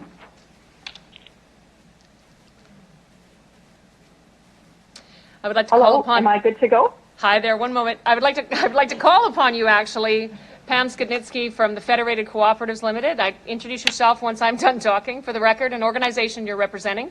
You have 5 minutes to address City Council, after which you'll have the opportunity to respond to any questions members of Council may have for you. Thank you. Great. Thank you, and good afternoon. I am Pam Skotnitsky. I'm the Vice President of Strategy with Federated Cooperatives Limited. So good afternoon, and thank you for the opportunity to address the Council. Admittedly, when we first learned of the motion that's being discussed today, we were caught off guard and disappointed. We believe that singling out an entire industry that provides so much economic prosperity to this city and to our province was misguided. We appreciate that Council is willing to consider different viewpoints and respond accordingly, and appreciate the opportunity to share Co-op's perspective. The Co-op is a major employer in the city of Regina. Our refinery employs more than 1,000 workers with a payroll of more than $190 million. In addition to that, we spend more than $100 million annually on capital investment. This is a significant economic engine for the city of Regina. In addition, we do have a regional office in Regina, and Sherwood Co-op is a prominent employer with a significant presence in the city. We, along with our employees, are an integral part of the fabric of Regina. And so through a variety of programs, 2 of which I'll identify, just demonstrate how proud we are to support important causes to this city and give back and contribute. So on Fuel Good Days, I hope you're familiar with that. In 2020 alone, we raised $180,000, and we're very proud to give back to community causes that are so important to the city and to our employees. Through our Community Spaces program, we contributed $375,000 to capital projects in the city across the last 5 years. The most recent announcement is the Lakeview Pump Track, and our contribution to that alone is $92,000. Our refinery invests much more in local initiatives. These are just 2 examples, and we also contribute volunteer hours through our employee base. Albeit, today's conversation is focused on the city of Regina and fossil fuels, I'd be remiss not to draw attention to the fact that Co-op is many things. I anticipate that you are aware that Co-op offers grocery, home and building solutions in addition to fuel. We also have a significant line of ag solutions, and we provide a comprehensive set of functions to support all of these lines of business. But back to the topic at hand, yes, we do have a significant presence in fossil fuels, but at our core, we are a business that's built to support the communities that we serve, 600 across Western Canada, and meet the needs of our members today and for future generations. We acknowledge that the city has set a aspirational and goal of achieving net zero by 2050.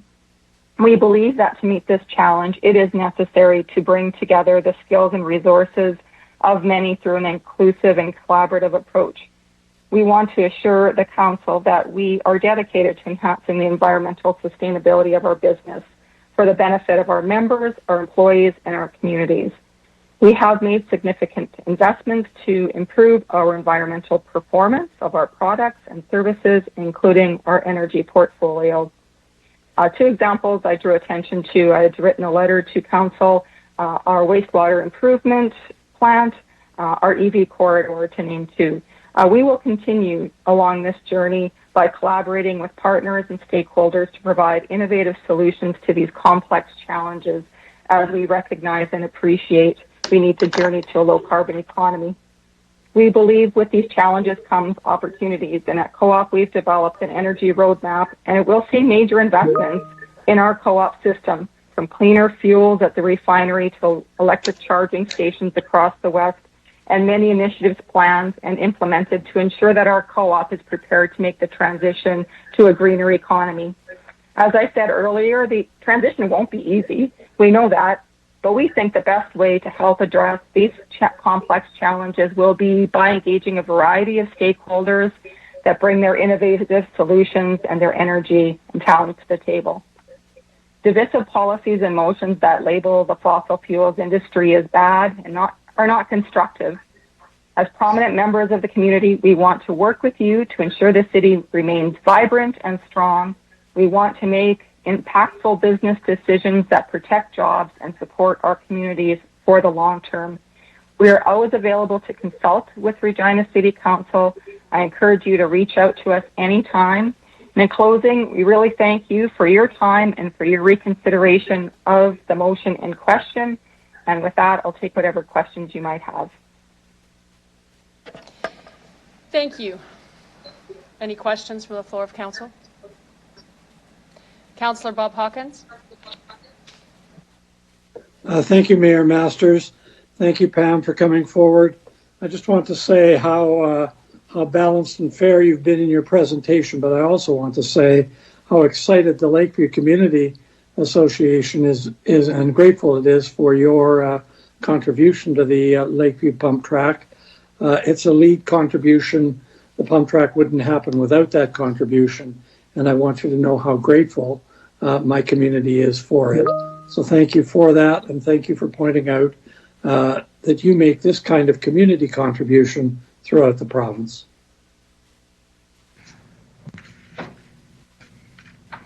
Thank you, well, you are most welcome, Bob, and I even needed to take a look at what a pump track is, and so I've learned I won't be partaking in it, but I'll come and watch. I won't be on it either. Councillor Stanichuk, did you want to make a comment? Oh, no, sorry. I was just concurring with what Councillor Hawkins said. Here, here. Thank you.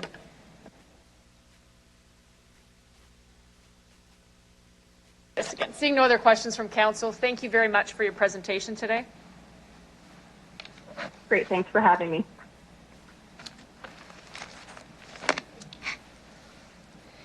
I would like to call upon Delegation Deanna Ogle from the Canadian Labour Congress. Please introduce yourself for the record and the organization you're representing, if any other than what I've already said. You have 5 minutes to address City Council, after which you'll have the opportunity to respond to any questions the members of Council may have for you. Welcome. Hi, thank you. And thanks for allowing me to speak. And I wanted to also thank the CUPE members who've coordinated today and what has been a very busy day for City Council. I appreciate their work in helping this process go smoothly. So my name is Deanna Ogle, and I'm the Saskatchewan representative for the Canadian Labour Congress. We are the national body for affiliated unions, federations of labour, and labour councils. Together, we are over 3 million workers strong across Canada. I'm also a resident of Regina, and I live in Ward 6. As a quick aside, I do want to recognize that employers and employee associations do not speak for workers, that we are able to speak for ourselves and often do so. As a central labour body, we know that there are times where difficult decisions have to be made. We know that there are times where we may not all agree, but our goal is always to try and work in solidarity with each other. It is with this in mind that I appreciate that Councillor LeBlanc has agreed to withdraw the motion that is before you today. Solidarity, we often talk about this goal of working together as working in solidarity with each other. And solidarity is not one single action or decision, but it's a commitment to stand beside someone when there's difficult decisions to be made. And it's a commitment to work through difficult conversations and find those places of agreement. Solidarity is difficult and necessary. For us, what solidarity has meant that we've built a coalition that has stood for over 100 years. And it also means that we do go to places that are difficult. So it's no secret that Unifor and the Canadian Labour Congress have had disagreements. But when local refinery workers were locked out by their employer last year, our national president, Hassan Youssef, came and stood with workers.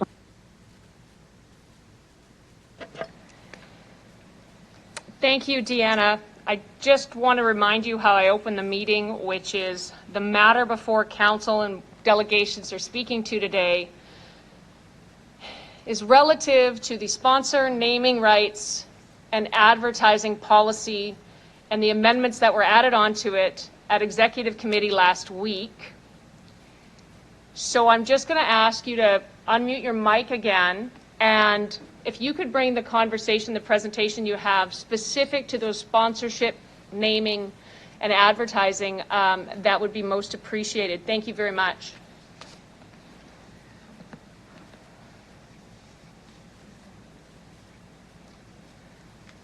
Sorry, Ms. Ogle, you're still muted.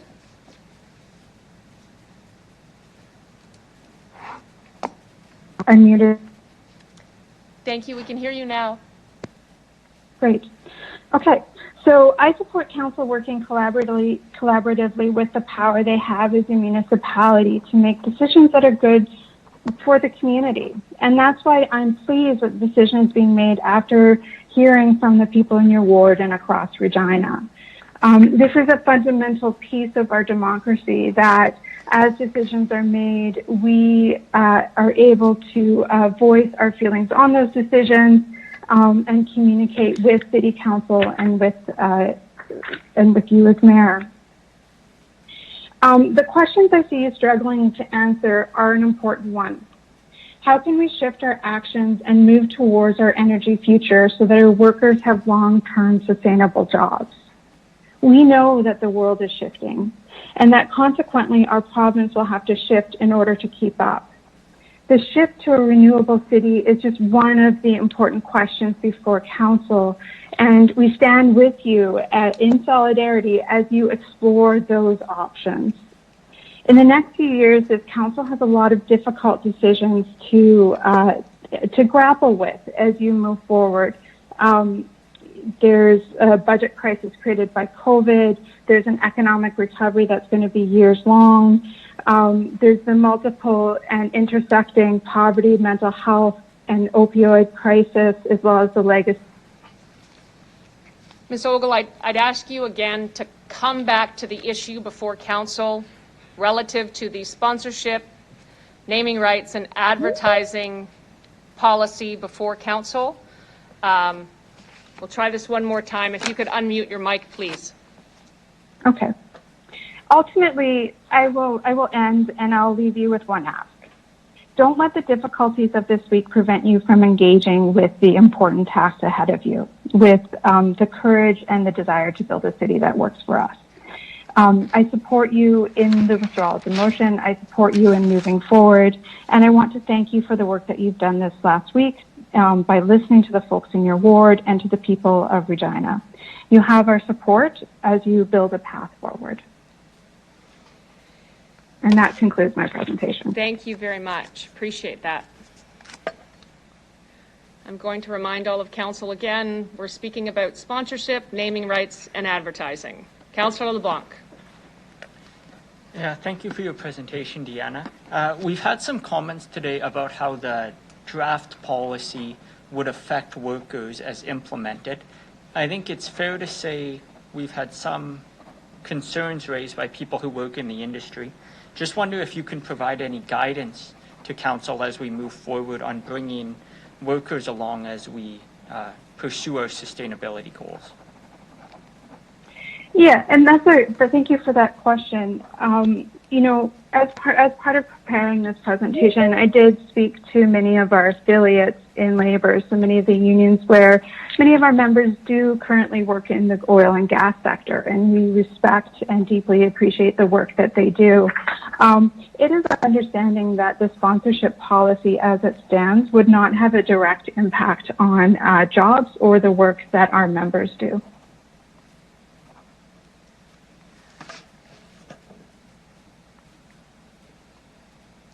Seeing no other questions or comments from council, thank you very much for your presentation to council today. Thank you.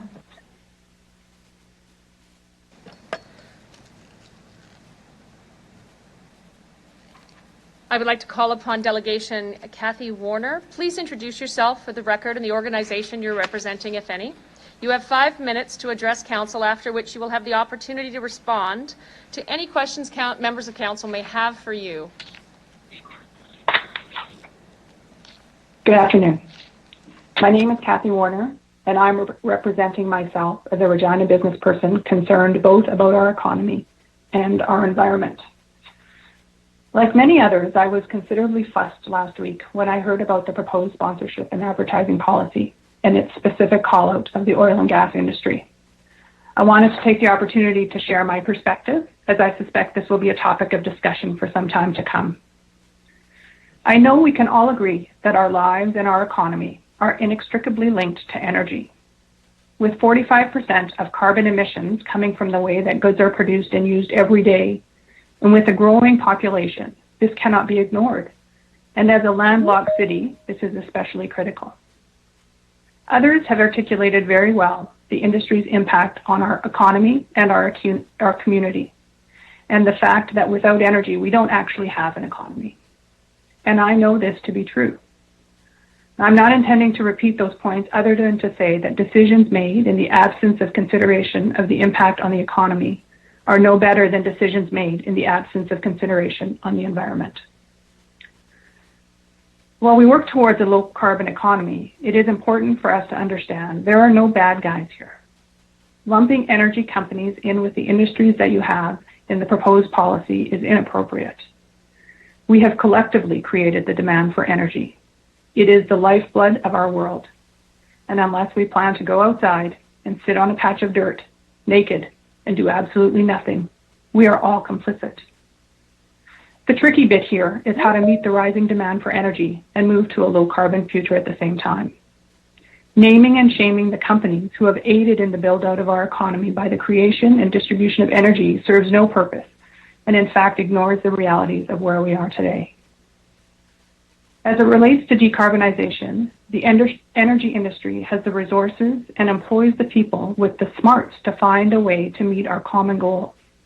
Collectively, we need them to be thinking hard about how we continue to provide the energy the world needs using technology that may not have been created yet. And they are. Companies such as Shell, BP, and Suncor have all been very public in their support of the Paris Agreement. They understand they are facing an existential threat with their current operating models, that they need to manage through the energy transition to decarbonization, and they are working hard towards that goal. Suncor has a goal of achieving a 30% emission intensity reduction by 2030, and at the end of 2019, they had already achieved a 10% reduction. Additional advances in technology will be necessary to go further, and they continue to invest to reach that goal. Shell is engaged in the Oil and Gas Climate Initiative, a voluntary CEO-led group taking practical action on climate change.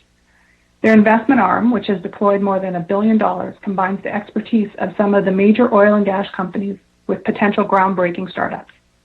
In addition, they just released a paper that collaborates on the decarbonization of the shipping industry, an industry critical to the global economy. Can you imagine?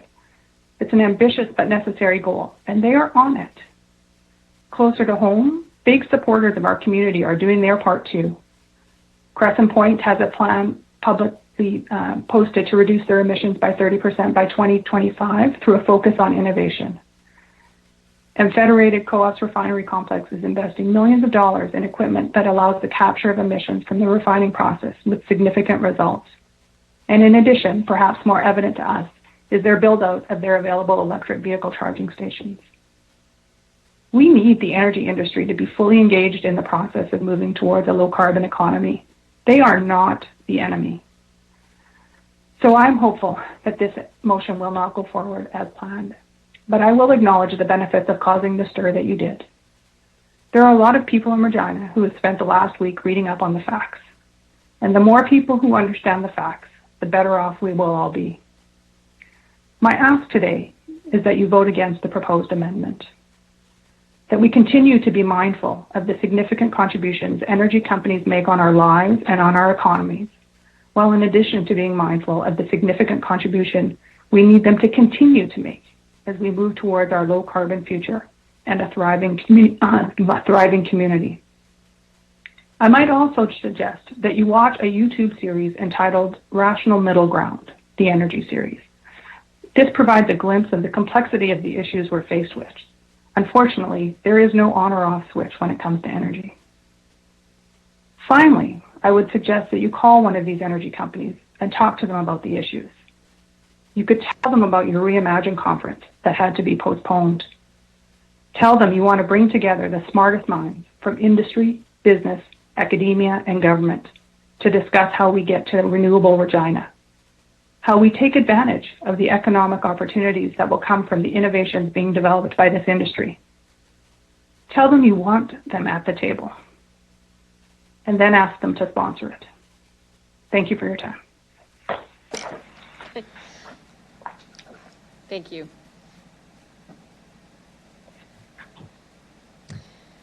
Seeing no questions or comments from the floor, thank you very much for your presentation to Council today. Thank you.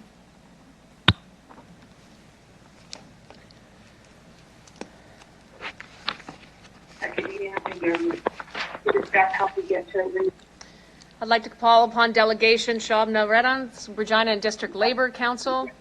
I'm going to ask you to please introduce yourself for the record and the organization you're representing, if any. You have 5 minutes to address City Council, after which you'll have the opportunity to respond to any questions that members of Council may have for you. Welcome. Good afternoon.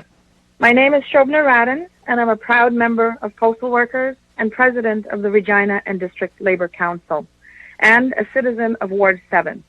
Firstly, I would like to congratulate all of you on being elected as councillors of our proud Queen City, and your position as leaders in our community. Is not an easy one. Mayor Masters, I will do my best to follow your rules. Please let me know if I'm not, and I will do my best to adjust. Last year, there were 730 refinery workers from oil and gas sector were locked out, and I stood with the refinery workers in solidarity. And I will continue to stand and support all workers. Thank you for your comments relative to supporting the workers of oil and gas. I'm going to ask you to again to support, actually this is the first time, we're speaking to sponsorship, naming rights, and advertising with the City of Regina, an amendment which limits contribution, sponsorship, advertising, naming rights to fossil fuel. We could narrow that down a bit, that would be greatly appreciated. Thank you, and please unmute your mic in order to talk again. I appreciate keeping it on track. I would argue that there's a double standard. I've had to listen to polemics and pamphlets about what the oil and gas industry does. That's fine. These speakers would like to talk about the oil and gas workers. I believe they should be allowed to. I understand that there's sponsorship rights that are the focus of the debate, but other delegates have deviated far from that, and I'm happy to hear it. But I believe what they were suggesting here is that they're talking about the actual oil and gas workers, which is part of this debate.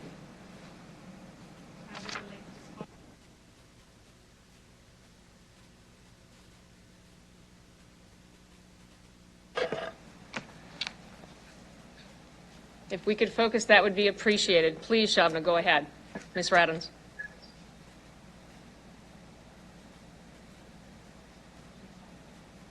it again. You'll have to unmute your mic.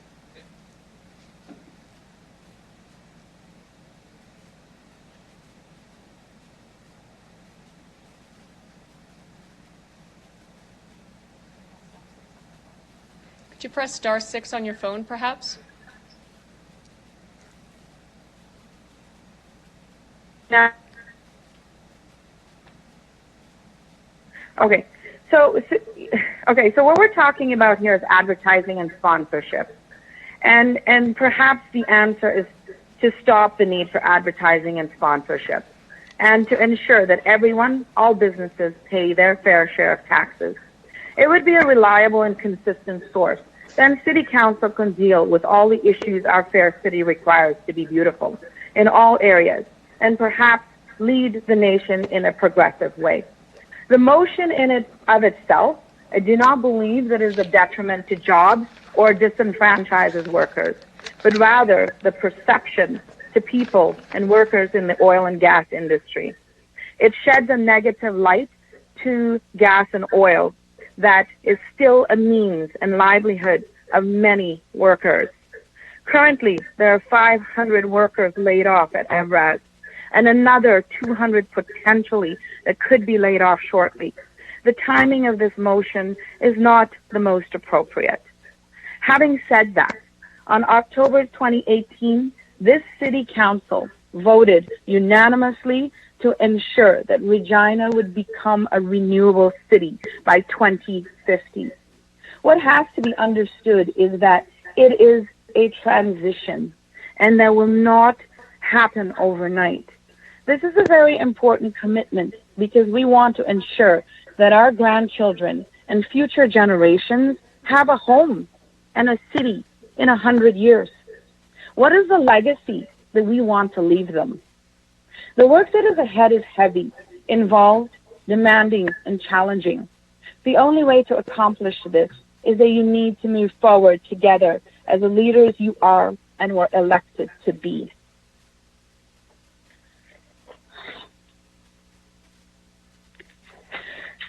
In unity to build Regina up. This does include building a renewable and sustainable city. I would like to offer that the Regina District Labor Council would like to extend our hand to help build our community through discussions, consultations, and support however we can. I would support the withdrawal of the motion at this time.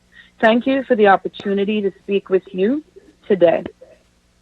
And that's my submission. Thanks.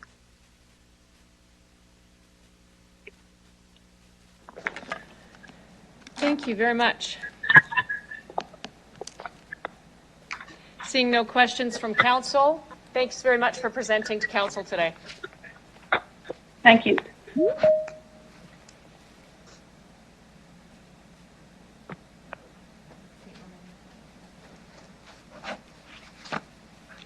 We have one no-show, folks. I'd like to call upon Delegation Nathan Kramer. Please introduce yourself for the record and the organization you're representing, if any. You have 5 minutes to address City Council, after which you'll have the opportunity to respond to any question that members of council may have for you. Thank you. My name is Nathan Kramer. I am just speaking on behalf of myself as a City of Regina taxpayer. So far to this point, we've heard a lot about this motion being perceived.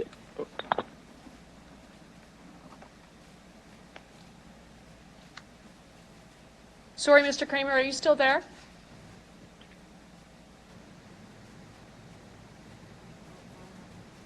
Sorry, sir, you're on mute right now? The most spoken words? So, some mute issues here. There you go. I am Okay. back, though. Sorry, I'm just Okay, going to reset the clock if that's okay, sir. Please go ahead. Sure. Yeah, so we've heard a lot about this motion being perceived as an attack on industry or the energy sector. I've had conversations with people who see this motion as an attack on labor. From my perspective, I work in the oil industry. I do not personally see this proposal as being an attack on labor. If we see our city becoming carbon neutral or fully renewable by 2050. I think this could be seen as one of the first steps in reaching that objective. There have been some sponsorship issues in the city of Regina in the past that I would consider an attack on labor, but I do not think this is one of those things. I believe this was brought forward with the best intentions. It was not intended as an attack on anything. We've heard many concerns raised on this policy today, and if this is not the right time for this motion and it does not go forward, personally, I think that's okay. I want to thank our elected city councillors for bringing forward progressive proposals such as this one and for their continued representation of Regina citizens in the ways they promised to in their respective campaigns. I'd like to thank Councillor LeBlanc for bringing this specific motion forward, and I'd like to thank City Council and Mayor Masters for allowing me to have the opportunity to speak on this issue. Thank you, Mr. Kramer. I have a question from Councillor Shaw. Through you, Mayor Masters, thank you, Mr. Kramer, for speaking today, and I'll make this short. You said briefly at the beginning that you feel that these naming rights would be help towards a renewable 2050. Can you explain how taking these naming rights away from oil and gas sector would help us to a more greener community? Thank you. That's all. Yeah, no, what I had said was that I think this could be seen as one of the first steps. Whether that would be an incorrect perception might be the case. And like I had said later on, if this is not the time for that, then it might not be. I just do see how this could have been brought forward in good faith as a first step towards that objective.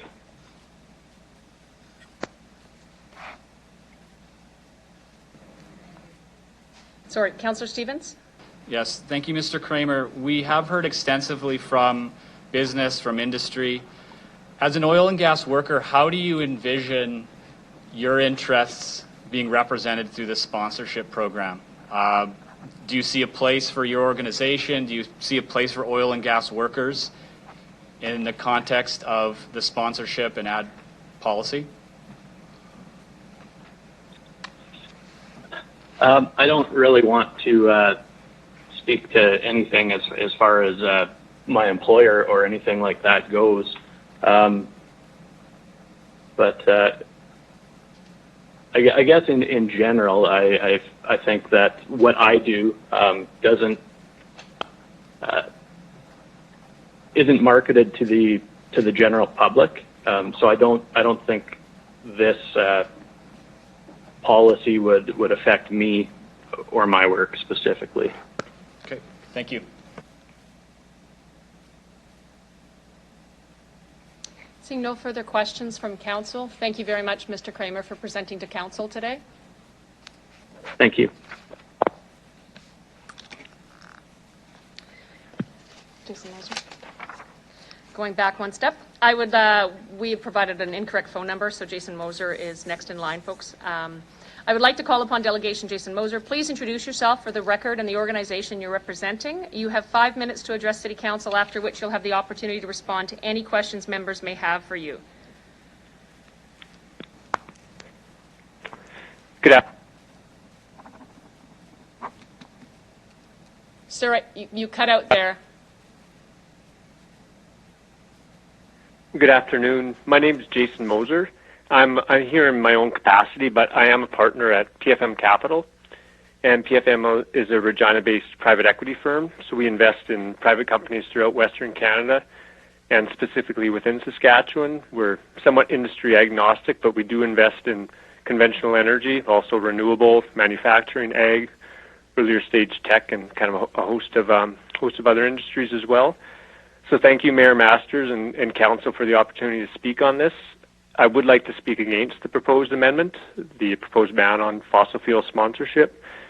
So I had penned a letter earlier and circulated to Council. I'm going to largely read from that now.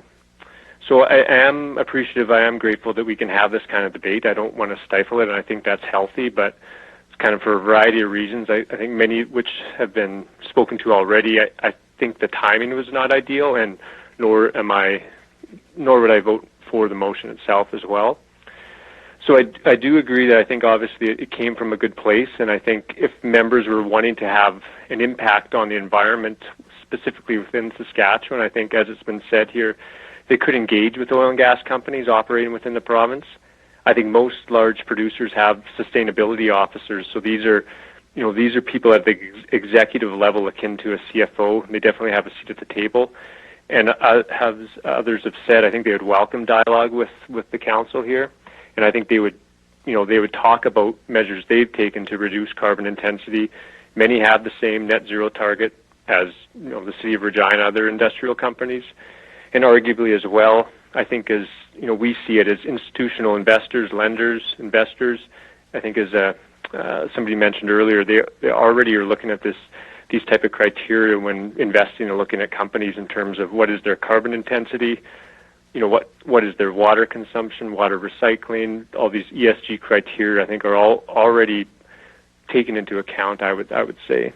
So instead of attempting to ostracize the companies themselves, I think we should work with them.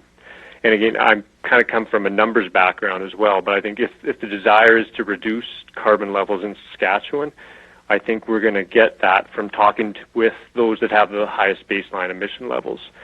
So I draw a bit of a parallel in terms of, I think unfortunately sometimes at just from a neighbor level, sometimes people are too quick now to call, a bylaw officer or something if they have small grievances, where I think versus talking to individuals and neighbors, and I think I worry that council is falling into the same trap here. And I guess the second point I would make, I think it's been said as well, I do think this is a little tone deaf. We've spoken about, I think earlier, one of the largest producers in Saskatchewan's Whitecap. They have a significant presence just, up the back door of Regina here. And they utilize a lot of the direct and indirect services throughout Saskatchewan, specifically in and around Regina as well. And they have negative emissions intensities measured by tons of CO2 per barrel of oil. So again, I think if we engaged with stakeholders such as Whitecap, that could have been a teachable moment. I think still can.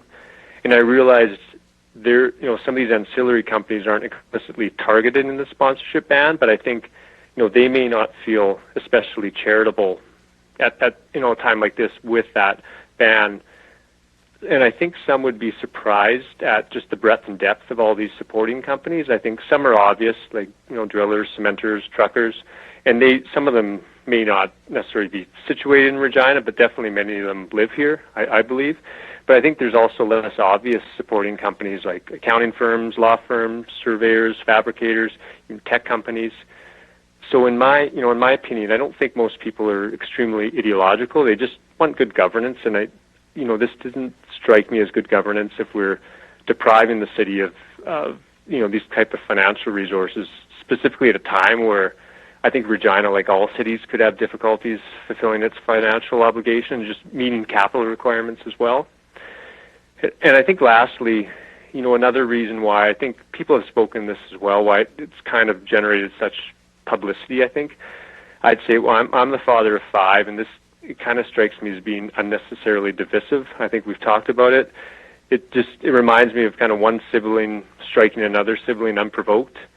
And we've seen here, even in a decimated state, the industry it's pretty unparalleled, I think, in terms of its direct, indirect economic impact, kind of within Regina, outside of Regina as well. So, I understand it came from a good place, but I think council proposing a policy, which, in my mind, it's debatable as to how effective it is, that can alienate a large segment of the electorate, the tax base, neighboring RM, municipalities, other levels of government. It's not very helpful, in my opinion. So, and I realize there's a multitude of priorities at the council level, but I'd like to see council anyways work at these kind of levels, or the kind of things that we think can unify council, unify the city, versus something like this that is so divisive. So thanks for your time, and happy to take any questions. Thank you, Mr. Moser.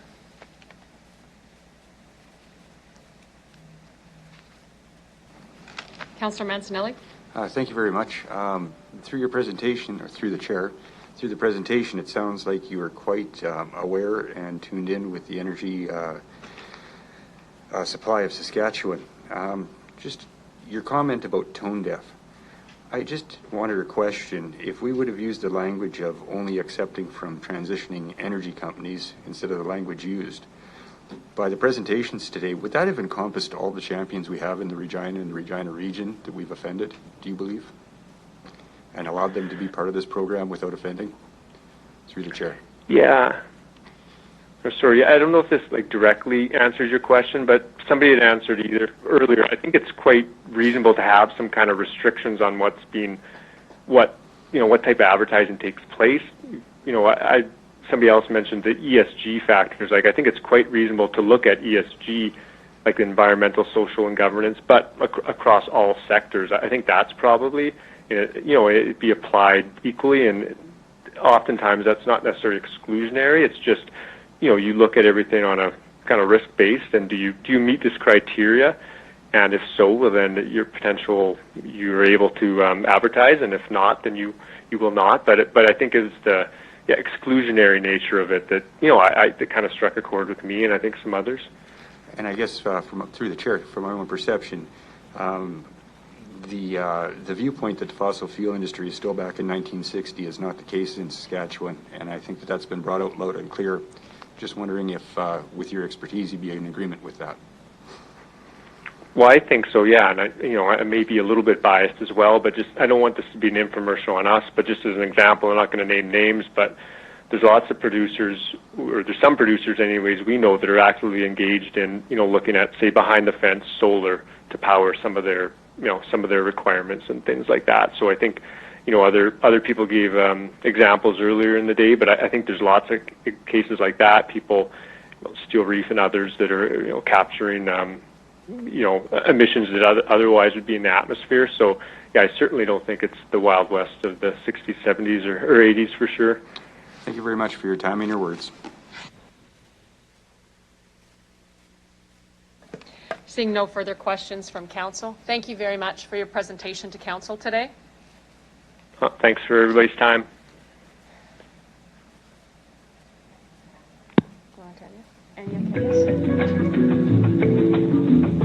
This is very soothing. Very soothing. Well timed. I would like to call upon Delegation Aina Kagas. Please introduce yourself for the record and the organization you're representing, if any. You have 5 minutes to address the City Council, after which you'll have the opportunity to respond to any questions that the members of council may have for you.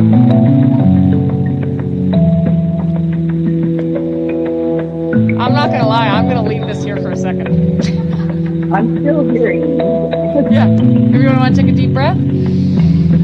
Hello. My name is Ina Kagas, and I'm here representing myself. Ms. Kagas, are you on the line? Yeah, I am on the line. Excellent. Could you please introduce yourself? You'll have 5 minutes to speak with council. Thank you very much. My name is Ina Kagas. I'm here representing myself. Good afternoon, Madam Mayor and Councillors. Thanks for giving me the opportunity to present to you today. I'm here to speak in support of the amendment. Some of my comments are premised on the science that shows that our continued reliance on non-renewable energy sources has and will continue to have major detrimental effects on human health. So I would say it's really important that the City of Regina has set itself the goal of being 100% renewable city by 2050. And I note that full details on the motion and attendance literature is available on the city's website. I commend council actually for the sound logic of working to create an environment that supports the city's 100% renewable goal. I believe that having the fossil fuel industry sponsor sporting or cultural events or put their names on certain facilities creates the impression, however implicitly, that the city in some ways supports the industry's function. And I would suggest that that's probably not the best way to send the message that the City of Regina wants to move away from fossil fuel dependence. And in addition, on the impression industry sponsorships create, I want to turn just briefly for comparison to the tobacco industry. Some years ago, long after the causal links between smoking and poor health were irrefutably established, sponsorships were a major marketing tool for the tobacco industry. The official line created by the Canadian Tobacco Manufacturing Council about those sponsorships was that they demonstrated good corporate citizenship and commitment to community, and I think we've heard that repeated a number of times this afternoon. In various archived documents, industry representatives were more forthright about sponsorships, saying that they were an entirely business proposition. Another feature of apparently benign sponsorships, they can have the effect of stifling critics of an industry's purpose or practices. For a relatively recent local example, how much didn't we talk about de Maurier Tobacco's complicity in untold deaths while that company sponsored wonderful events like the Saskatoon Jazz Festival? I would like to add a little bit about the transition to 100% renewables in the context of job creation and job loss.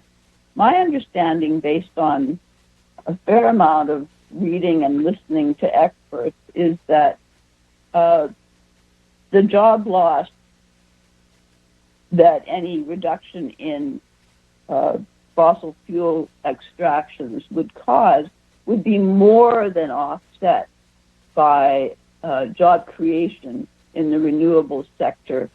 So I think that perhaps I'm being a bit harsh, but it could be a little bit of a red herring. I just wanted to comment briefly on the notion that anybody who criticizes the fossil fuel industry in any way has to come naked and cold and in the dark without a car before they can make any criticism. And I'd like to point out that two names you'll recognize, I'm sure, Harriet Tubman and Frederick Douglass, who were both born into slavery, both became famous abolitionists, and they wore cotton clothing, notwithstanding that the cotton industry existed entirely because of the labor of enslaved peoples. I want to also briefly mention about the sort of support that this kind of initiative might garner elsewhere in the world. There's a company called BlackRock. It's the world's largest financial planning and investment manager. And just in the last couple of days, actually, its CEO sent a letter to all of its clients talking about how BlackRock will accelerate its push to align its investments with the fight against climate change. I think it is necessary to recognize that notwithstanding the celebration of all things fossil fuel we've heard today, some major players in the global economy would likely support this council's amendment to its sponsorship and naming policy. Ms. Kagas, I'd like to thank you for your presentation. We're past the 5-minute mark. Okay, thanks very much. Thank you very much. I'm gonna open it up for councillors to ask a question. Councillor LeBlanc. Yeah, Ms. Kedges, I'm wondering if you can just finish your comments, much as Mr. Lothian did earlier, please. I was going to mostly say thanks. I support the amendment, and I hope the council will recognize the wisdom of its own ways. I understand why this amendment will be withdrawn, and I am sorry that you've been subjected to relentless bullying. That's it.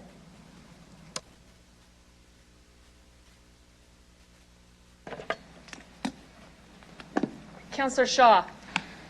Thank you very much for your presentation. Through you, Madam Mayor, I just have a question, and I'm not saying it's going to happen or isn't going to happen, but there was talk of if sponsorship from gas and oil companies don't come from there, where did they come from?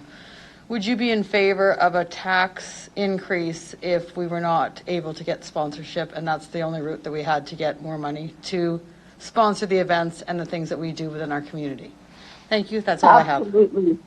Absolutely 100% in support of a tax increase to generate revenue for this city.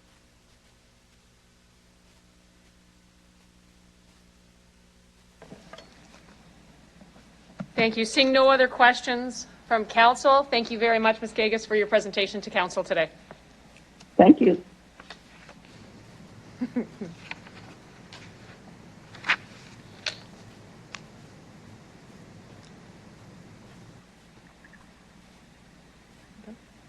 I would like to call upon Delegation Laura Stewart. Please introduce yourself for the record and the organization you're representing, if any. You have 5 minutes to address City Council, after which you'll have the opportunity to respond to any question that members of council may have for you.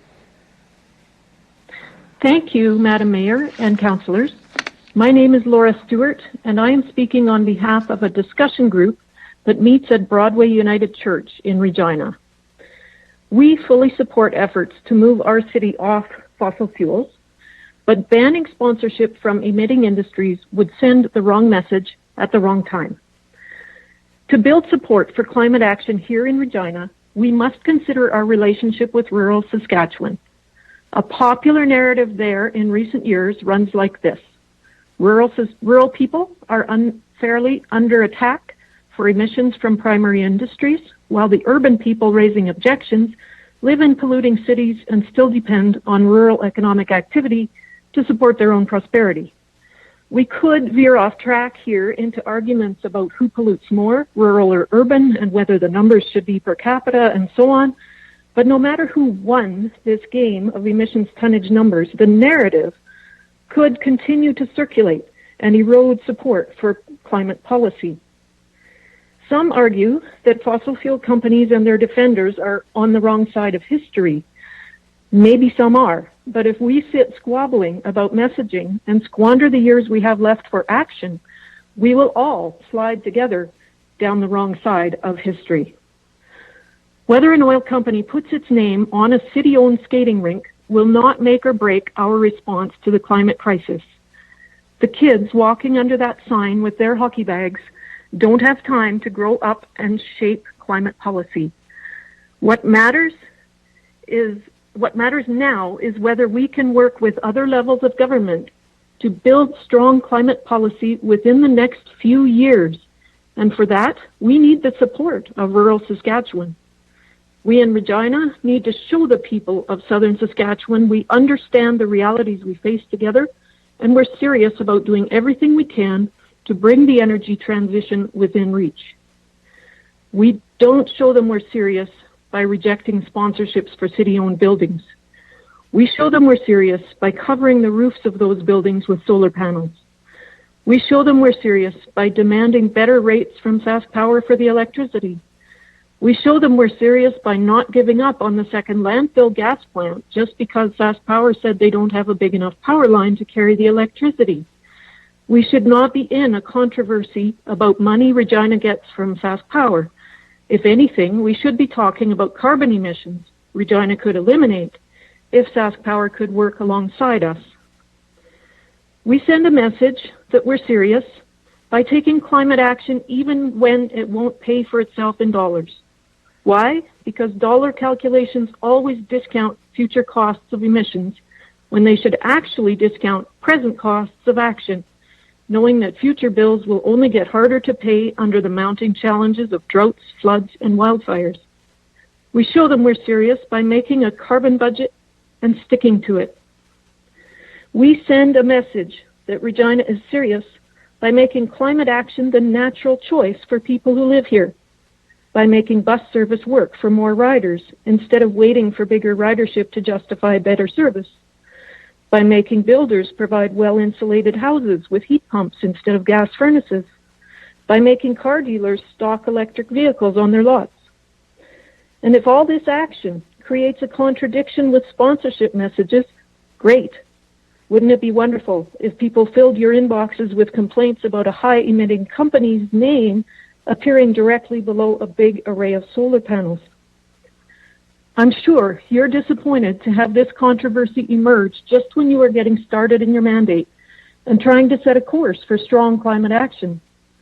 We believe the lesson to take from this is how deeply our community needs consultation and dialogue to build a shared understanding of the urgency and the scale of change needed, as well as a shared vision of a future that works for everyone. Our discussion group was already planning to reach out to the wider community to start some of that dialogue. We look forward to working with you on your community engagement for making Regina 100% renewable. We request that you move quickly on that engagement and take the time to get messaging right. We're glad to hear that you're postponing consideration of a fossil fuel sponsorship ban, and we hope that you will wait for that until you have the strength of community support to make it stick. Thank you, and I'm happy to take any questions. That was an incredibly efficient 5 minutes, ma'am. Thank you. I have Councillor Shaw. Hi, thank you for your presentation. Through you, Madam Mayor. Since I asked the last question to the last delegate, and I guess I should have been taking a poll from the beginning, if we had to raise taxes in order to make up the money lost from sponsorships, would you be okay with a tax raise? I personally would. I cannot speak for the discussion group that I'm representing today. Okay, so personally you would be okay with a tax increase with the lack of sponsorship? Yes. If that's what happened. Okay, thank you.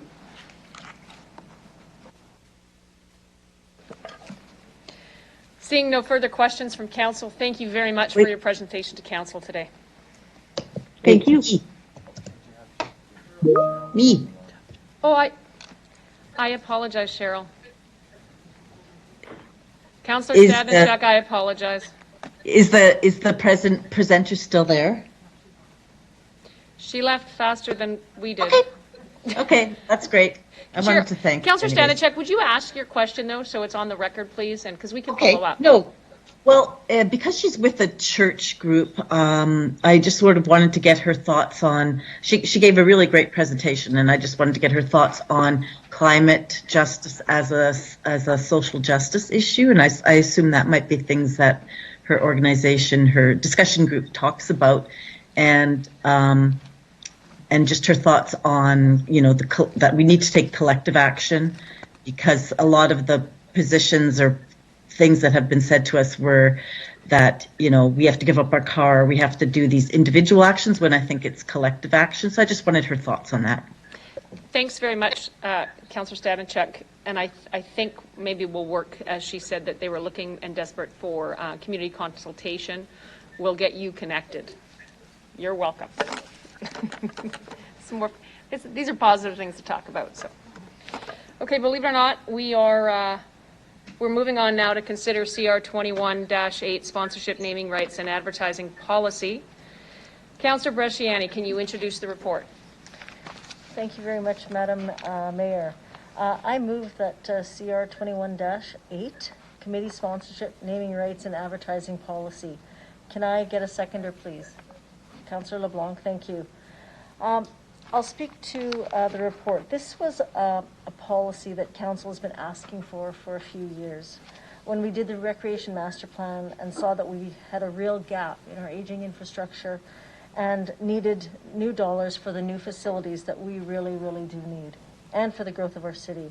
The purpose of the sponsorship and naming rights and advertising policy is to create an authorized environment and citywide protocol for sponsorship and advertising that establishes the principles and the conditions under the city will pursue and accept sponsorship and the advertising agreements at that.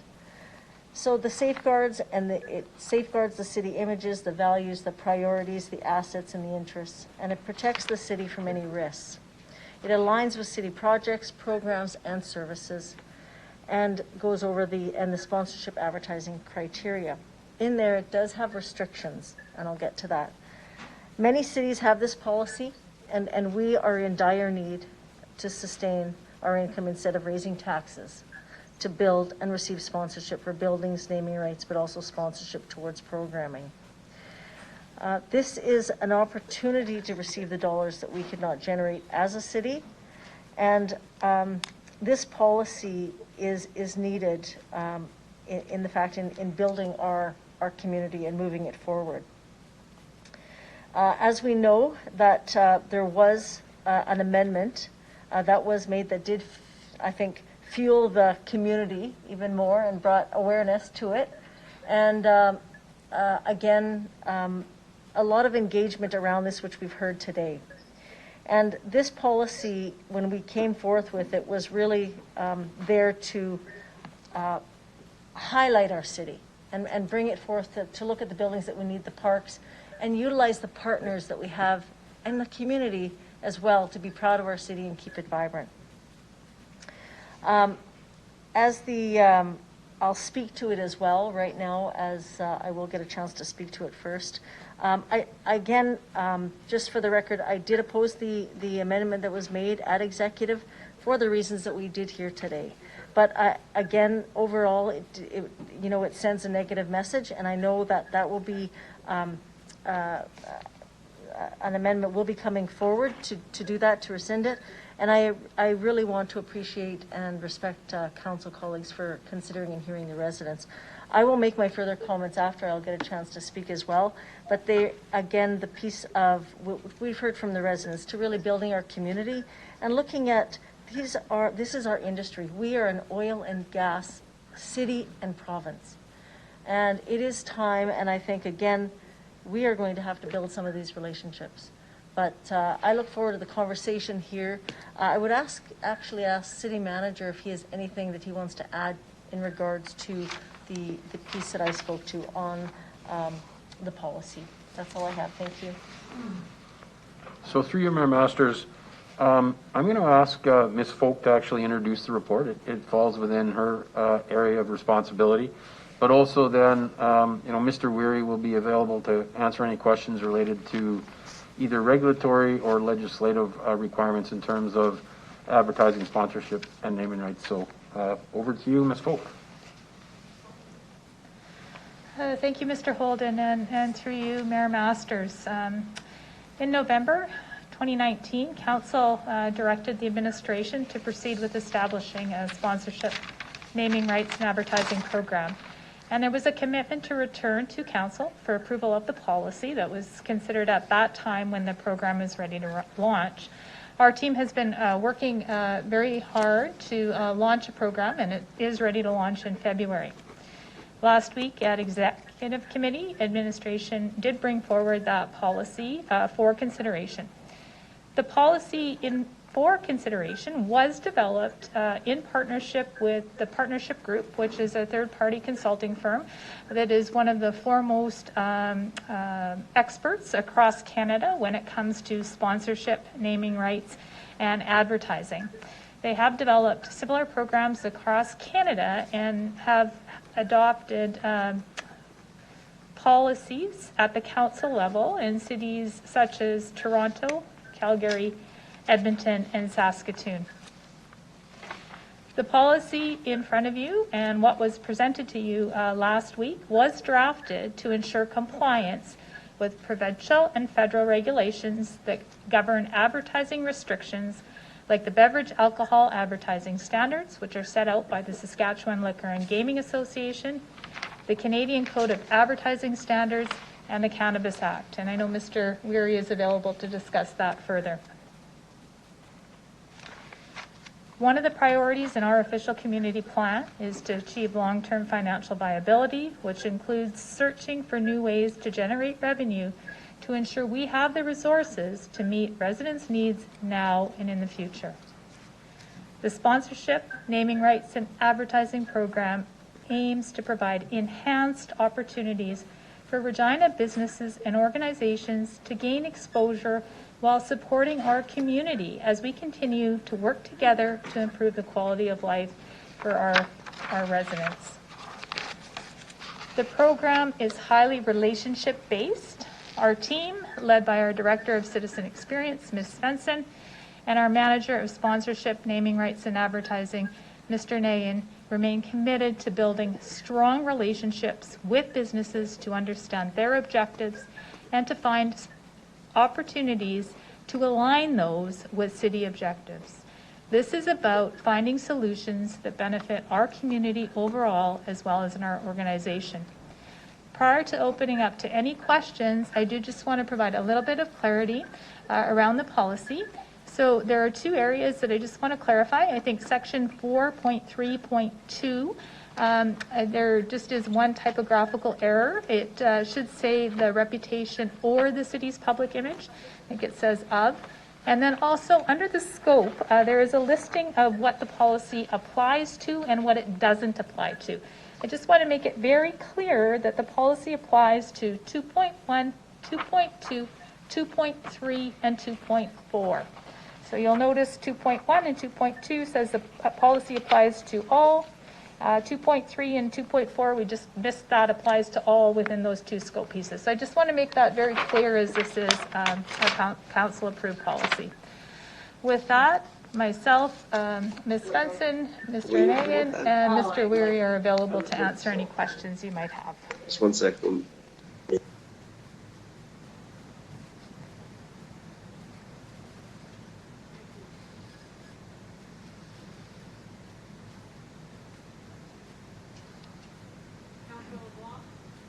Sorry, Councillor LeBlanc.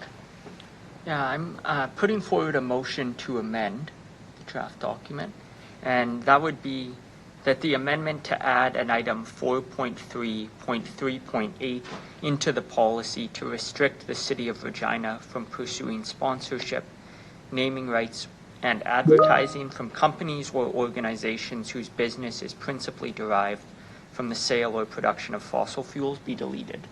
And I'd be looking for a seconder on that. Seconder, Lori. Councillor Bresciani, apologies.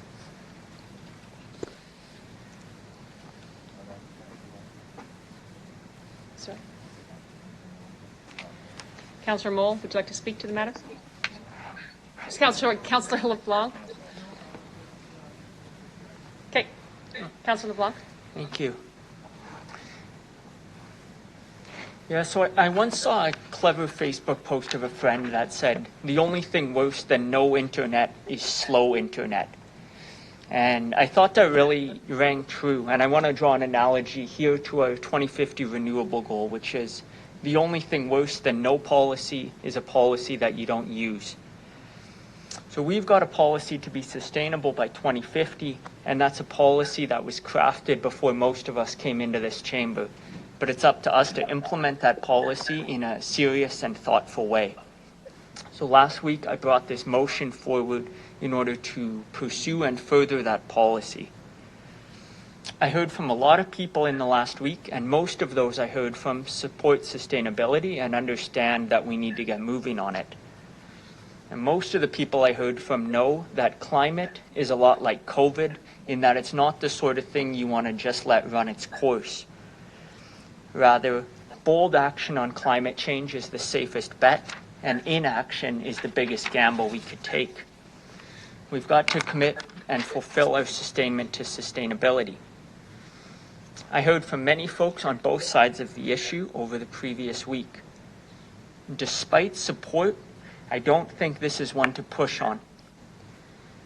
We don't have enough support at this point. I think taking a step back lets us cast a wider net for sustainability. We have to bring folks into the tent, and we need to build momentum for the sustainability actions we need to take and that we ran on. I think withdrawing this motion lets us do that, and it'll keep us together as a council and a city as we move together on sustainability. So it's for that reason that I support the proposed amendment to remove the portion added last week. Thanks. Thank you. Councillor Hawkins. Thank you very much, Madam Mayor. I support the motion, the amendment, which Councillor LeBlanc has just introduced. For the reason that he's given, I also want to say that I support it for two other reasons. The first is this came about as a recommendation. The recommendation is now a week later before council. In that week, we've been able to gather facts. We've been able to listen to the public and especially to the delegations today, and we've been able to do research. And so I think today we're in a very difficult or a very different position than we otherwise have been. And that is the purpose why we have a process that we have, and I suspect today it's going to work and work well. I want to say one other thing. Part of the research which I did, assisted by a memo from the city solicitor, pointed out that this amendment, the one banning fossil fuel advertising, was in all likelihood a violation of the Charter of Rights, Section 2B, the freedom of speech violation. I read his memo. I did my own research. It's an area in which I have some familiarity, and I agree entirely with his opinion that this clause should be removed because it is in violation of our Charter of Rights and our freedom of speech. Sounds a little dry compared to the other reasons given, but it's a very important reason that we have to be aware of. The same consideration also applies to item 4.2.1.6. There was an amendment made to the motion to remove that item from the policy and replace it with wording which would ban political advertising, political party and political candidate advertising. That too is, in my opinion, and in the opinion of the solicitor, the city solicitor, a violation of Section 2B of the Charter of Rights, which is based on sound jurisprudence from the Supreme Court of Canada, which suggests that Section 2 violates the Charter.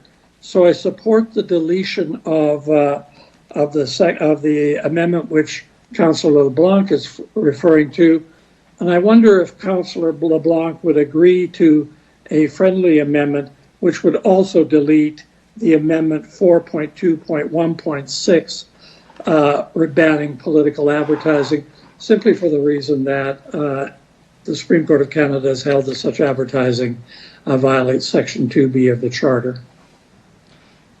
I would support that as a friendly amendment. I've never heard a Supreme Court decision called simple, but you're a better lawyer than I am, Bob. So I will agree. I doubt that. It was the clarity of the city solicitor's memo that made my mind twitch. So I appreciate that. And for that reason, Madam Mayor, and for others, I support the elimination of the two amendments under question. And I'd ask Council to consider that seriously as well. Thank you. Thank you very much, Councillor Hawkins. Councillor Bresciani, may I ask that you second the friendly amendment as well? Thank you. Oh, sorry guys, we have a legislated 30-minute recess at 5:30 unless someone would like to make a motion to keep going. I have a motion from Councillor Stevens. I have a seconder from Councillor Mole. Anyone opposed? Well done. Okay. We're going to keep going. You're welcome, actually. I depend on you for this. Councillor Stevens, please, you wanted to address the motion? Thank you. I just have some questions, actually, for administration. And it really relates to the section under which this amendment exists. First off is how many sponsorships or sponsorship dollars are at risk if we continue on with this ban on fossil fuel companies? Do we know?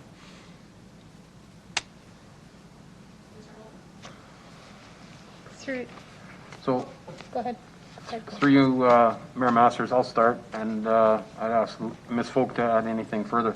So, our projections in terms of the total amount of revenue that would be available through this program over time is in the neighborhood of $10 million. To question in terms of the amount that would be at risk, it would be speculative at best.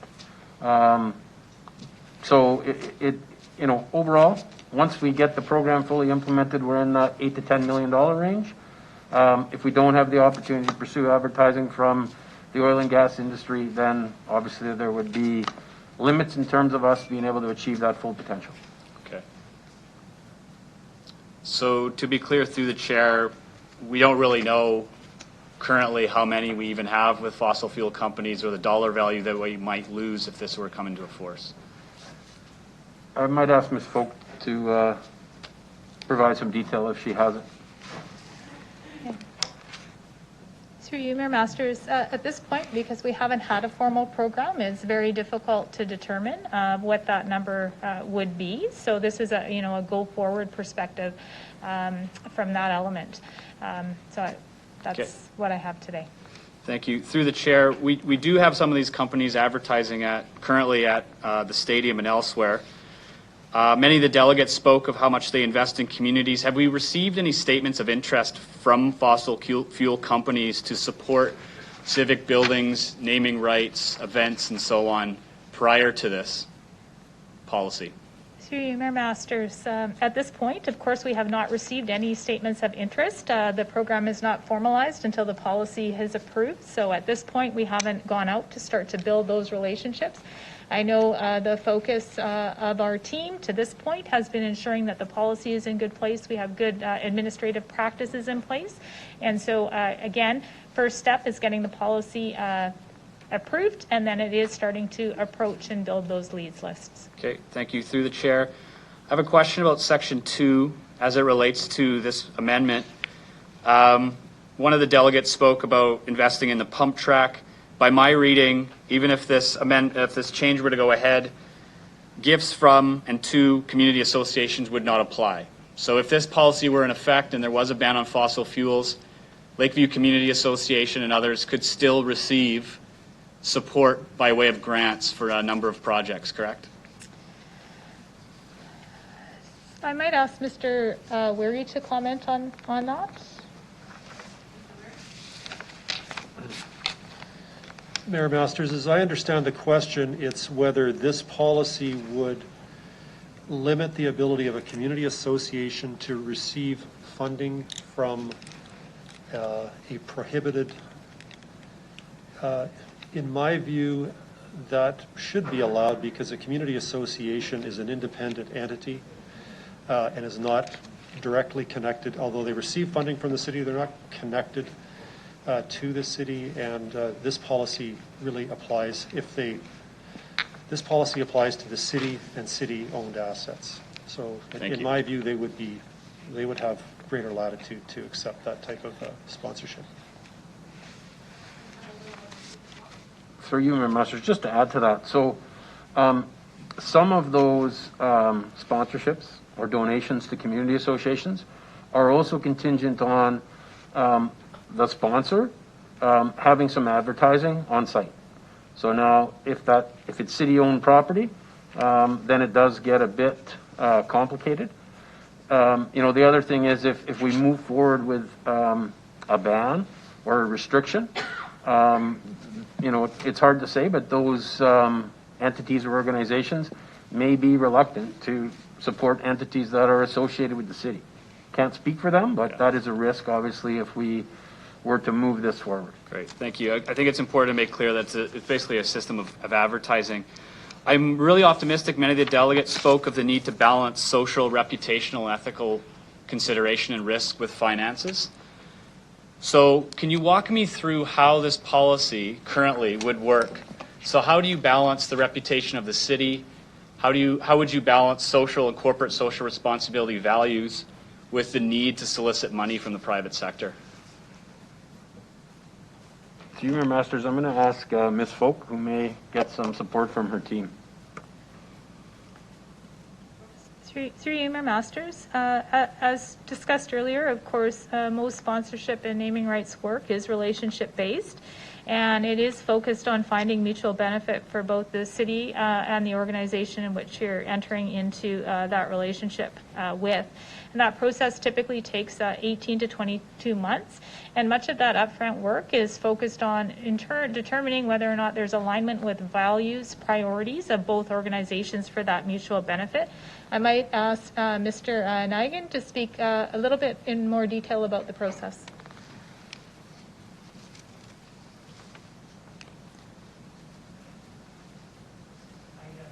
Masters, Ms. Folk is correct. A lot of that has to do with the relationship building. It's not as simple as some may think of us having this menu that we go out and we sell off a list to. We take the time with the potential client to really get to understand what their needs are, what their goals and objectives are, and how they may align with some of the available assets, I guess we'd say, that we could make available to help them obtain those goals and objectives. I think that would be the easiest way to put it. Thank you. Through the chair, as an example, if a company was offside of any environmental regulations or city bylaws, if they owed the city money for damage done, for instance, to a city asset because of a hydrocarbon spill, would that weigh on the sponsorship decision that you would make and the advice you would offer to council?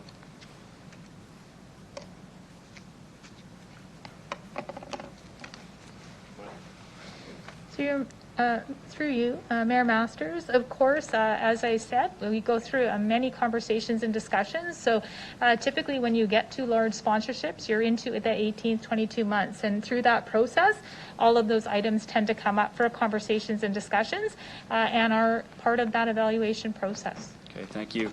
One final question, and it is asking for clarification. A comment was made publicly to residents that tens of millions of dollars from Crown corporations, Sask Energy and Sask Power, were at risk. And some community members were meant to believe then that this policy would prohibit us from taking revenue from those Crown corporations. Can you comment on that revenue stream and how that works? Would this policy, if it prohibited fossil fuel companies, prohibit us from taking that municipal revenue sharing money from the province? So through you, Mayor Masters, the revenues that we receive from the province of Saskatchewan and through the Crown corporations, be that Sask Power, Sask Energy, those are municipal surcharges on utility bills. And of course, municipal revenue sharing is a formula. The city is entitled to its percentage based on a per capita, which is, equivalent to 1% of the PST. So those revenues are not associated in any way related to sponsorship, naming, or advertising from the city's perspective whatsoever. Okay, thank you. Councillor Sakidniak. Thank you. I support the amendment to remove the restriction on fossil fuel companies and political advertising from our sponsorship policy for city amenities. Before I touch on that further, I feel it is important to point out that the Premier inserted himself in the midst of our decision-making process by taking to social media to threaten withholding funds from our city if our autonomously elected body didn't vote the way he wanted. Regarding the motion, like others, I have received a great deal of feedback about the amendment, both in favor and opposed. Resident feedback is an important part of our democratic process, and I take it seriously. Thank you to the residents of Ward 8 and anyone who took the time to add your voice to the discussion, especially those who were respectful with their comments. The common thread that I've heard, whether people agreed with this particular amendment or not, is that residents are in favor of action toward making our community more sustainable and supporting the growth of renewable energy. Let's build on that. Since starting my campaign, I have committed to working collaboratively to build a sustainable, vibrant, and inclusive community. This experience has only strengthened my resolve to work toward these goals, and I hope we can find ways to partner with businesses, community organizations, and all levels of government to advance common sense solutions in these areas. Finally, I'm excited for the work that this council can and will do to improve our city. I've learned a lot during this last week, and for that I'm thankful. I'm looking forward to resolving this issue and moving forward on the important work we have in front of us. I also would like to take this opportunity to ask if administration could briefly touch on the work that our city is currently doing regarding the creation of the Sustainability and Energy Framework, as I heard a few questions and comments regarding how we are leading by example.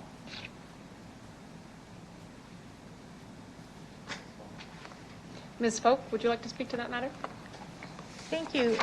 Through you, Mayor Masters. Thank you. Yes, absolutely. We are working to build forward an action plan to deliver on the Renewable Regina framework. So we've got, of course, an RFP in market right now, looking for third-party consultants to actually build that framework. It is scheduled to be delivered in front of Council end of 2021. And right now, I know our team is meeting with stakeholders throughout the community, and our approach always has been to make sure we have consultation and engagement with all sectors throughout the community. This is a community-based program, and we need to find a community-based solution. Our team has been actively working with SAS Power, looking to build a couple of opportunities for joint engagements. So as a community, we can understand and build literacy levels around energy, and of course that is an important part of that.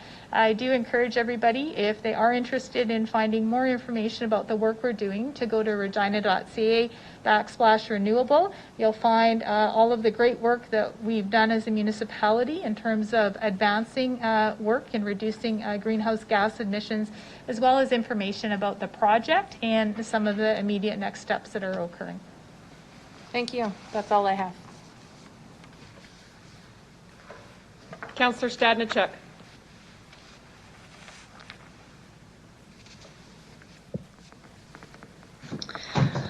I also would like to speak in favor of the motion to withdraw the amendment regarding sponsorship, banning fossil fuel companies from sponsorship and naming rights. I do want to provide a little bit of context. We had some comments today from delegations that they want good governance. And we also heard comments that they thought that a lot of people felt this was a slam against the industry. And the context that I want to give is that when the motion came forward at executive committee, the question that we dealt with was, does this align with our city policies? Because we were looking at a draft sponsorship policy that said that that it should align, that all of our any advertising and sponsorship that we take should align with city policies. So I do apologize that for many reasons that this became very volatile and people saw it as a slam against the industry. Our goal, I know a lot of people have spoken, is to move towards a sustainable Regina, a renewable Regina. I do not believe this motion, that this ban on sponsorship is the best way to get there. I do believe that there are so many other positive things that some of the delegations spoke to that we can be moving forward on, and that's what I want to see.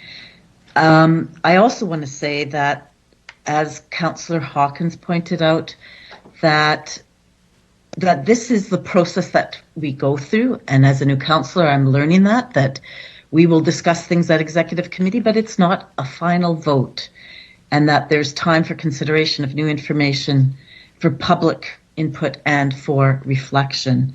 And I welcome public input.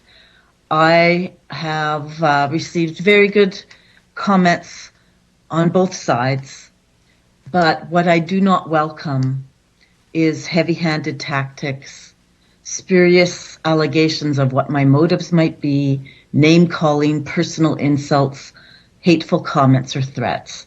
Today was very respectful, and I thank Mayor Masters for chairing and ensuring, putting the rules that people have to be respectful. And yesterday, I mean, we had a political leader say when there was a protests in front of Dr. Shahab's home that you can protest a government policy if you don't like it, but don't protest the person. It's not the Saskatchewan way. And I do not think that that is conducive to healthy debate in a democratic society. So I look forward to more constructive discussions on how we move forward to create a renewable Regina. And I'm going to probably hear it both ways in terms of that I'm going to hear it as well that people think that I shouldn't have changed my vote. But my goal is to move towards sustainable Regina, and that's our next step. And I don't think that this banning sponsorship of oil from the oil and gas sector helps us achieve that. So thank you. Thank you, Councillor Stadchuk. Councillor Mancinelli. Thank you. Not commenting or anything right now. I just want a point of order, a little bit of clarification on the amendment, the friendly amendment concerning 4.2.1.6. Could I just get the change-up amendment read again and the intention from the original?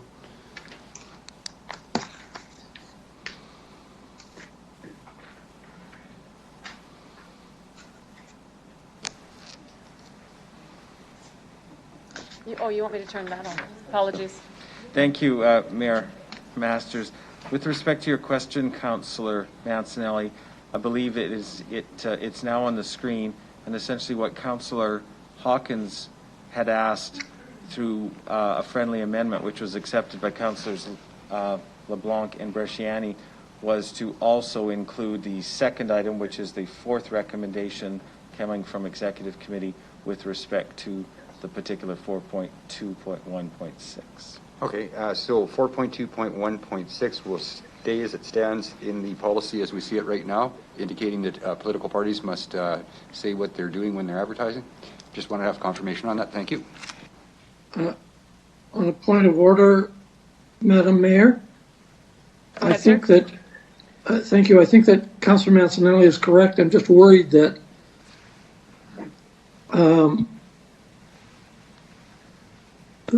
I'm just reading on the screen. Yes, I think that's correct. So yes, I'm sorry. The amendment is that the amendment is that the amendment be deleted. So I believe it's reading correctly. I believe that Councillor Mancinelli has understood it correctly, and I think the city clerk might confirm that. Yes, if I can, thank you. Councillor Hawkins, yes. The amendment that was made to that particular item will be stricken, and the original statement in the policy that was presented to Executive Committee on January 20th will be what will be in the final decision that you vote upon should these two amendments pass. Thank you, Mayor Masters. That was exactly my intention. Thank you. Anything further, Councillor Mancinelli?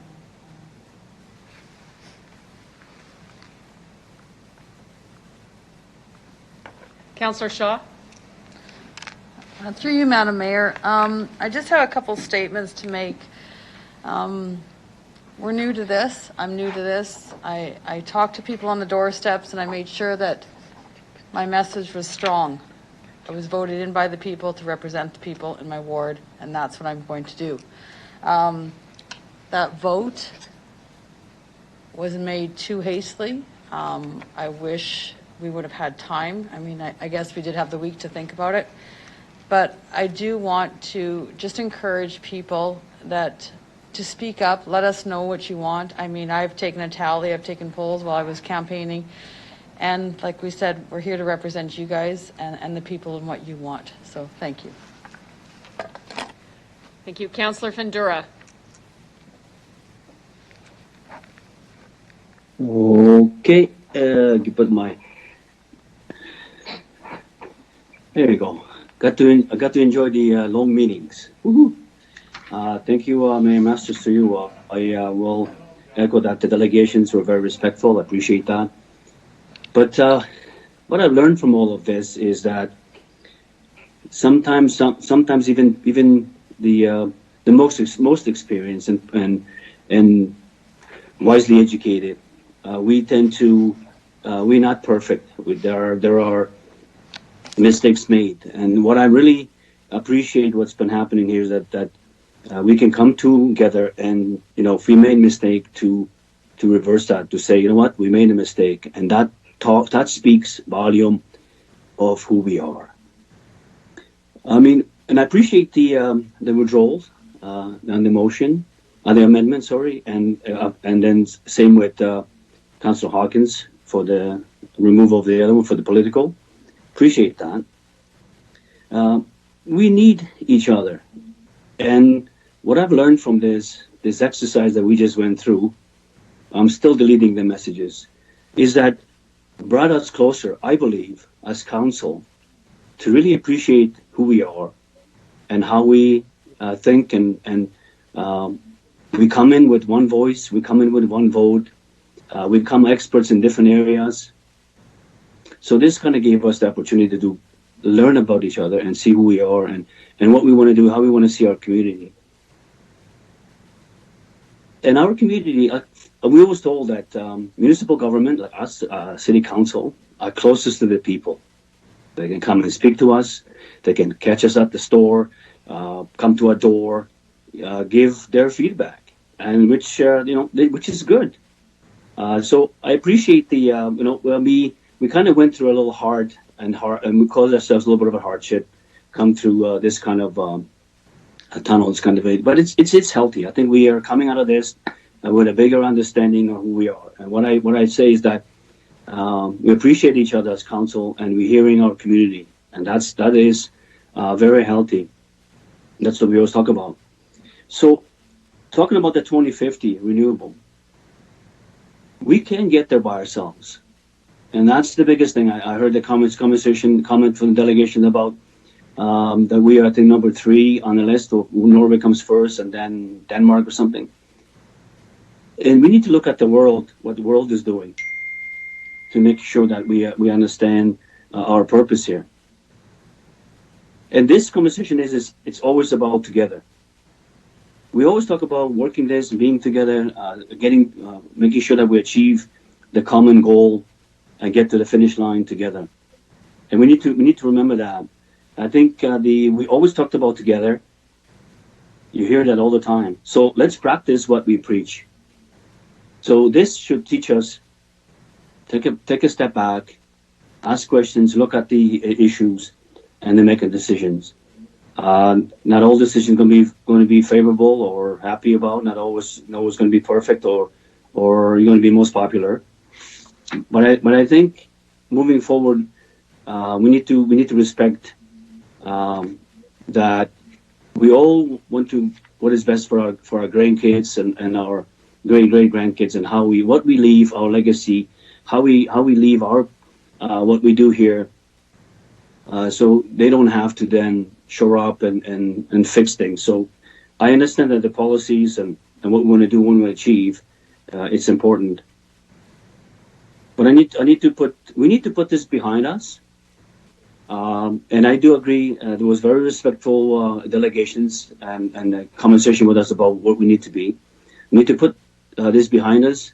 If few said we need to fence some bridges and some fences and get back to where we were, I don't believe we lost too much. And as the strength of our city and who we are and the people that believe in this city and the province, this will pass. Anything else, this will pass.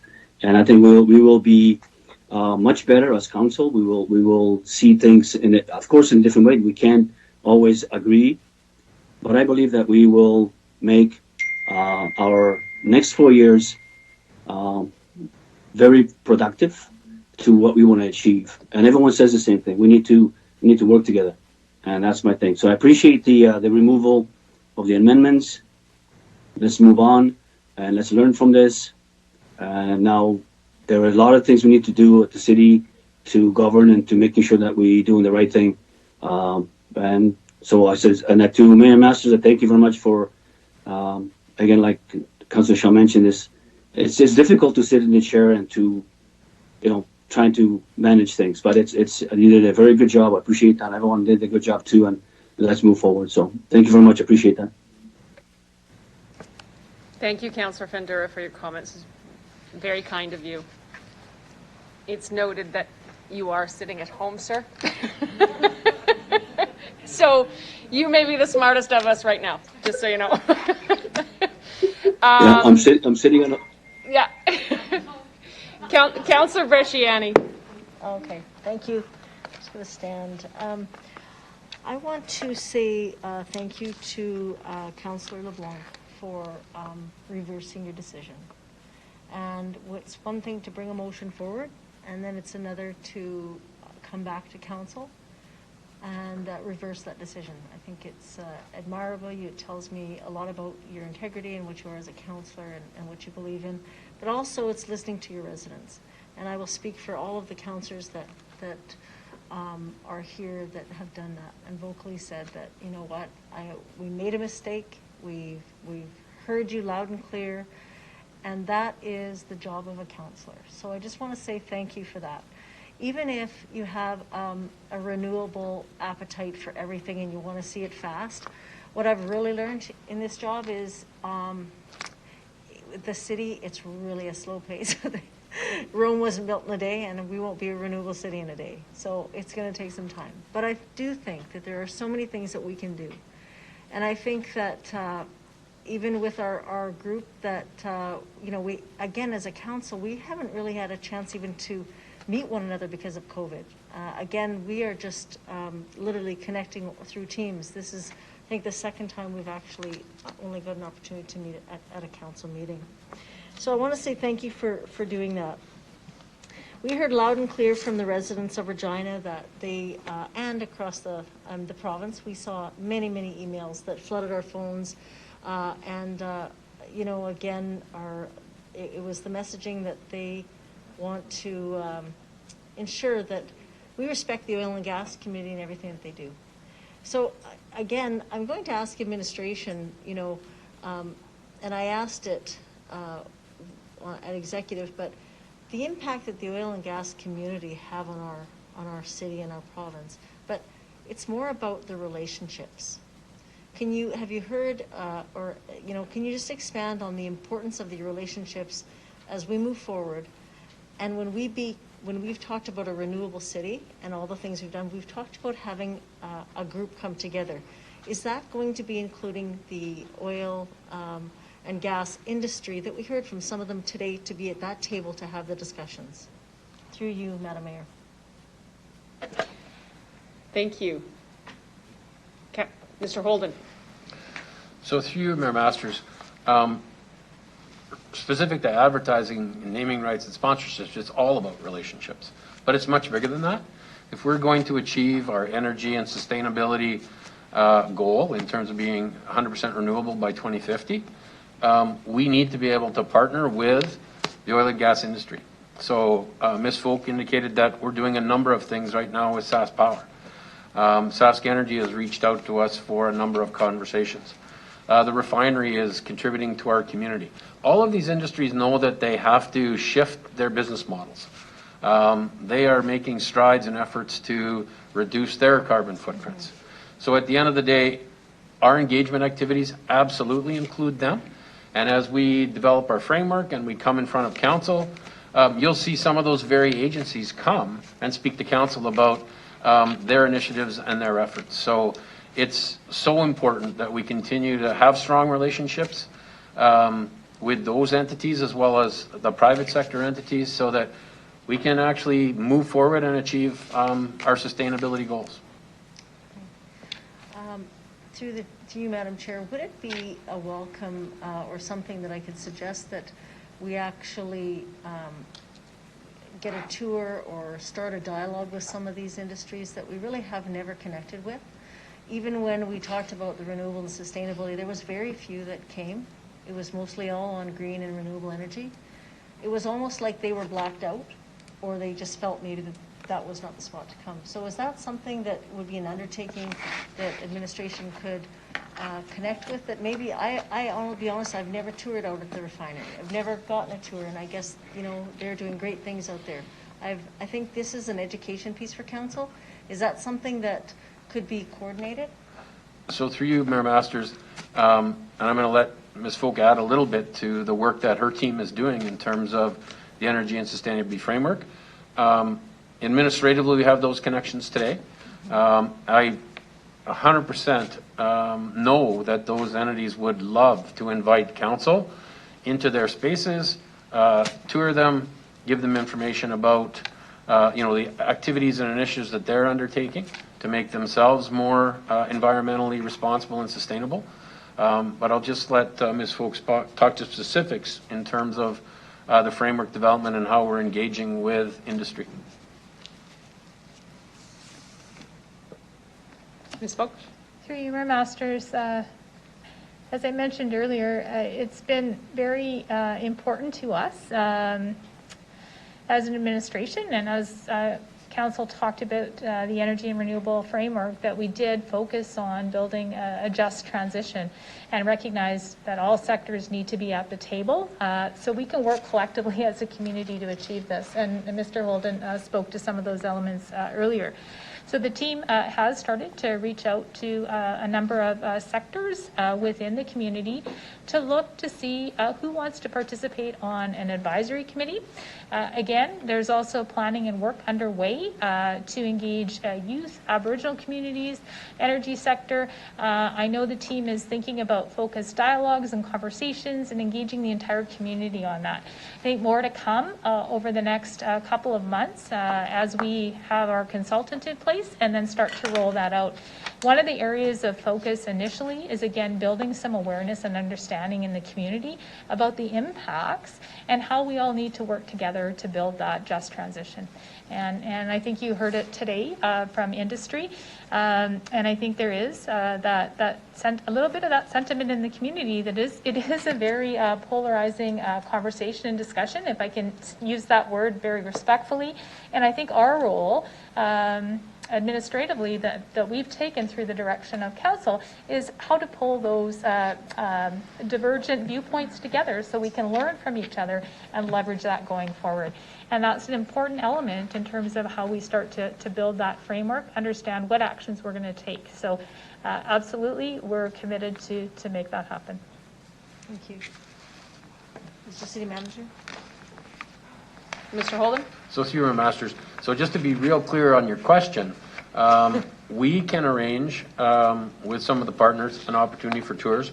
Some of our returning councillors will remember the days when we used to jump on a transit bus and we would tour, for example, our wastewater treatment plant.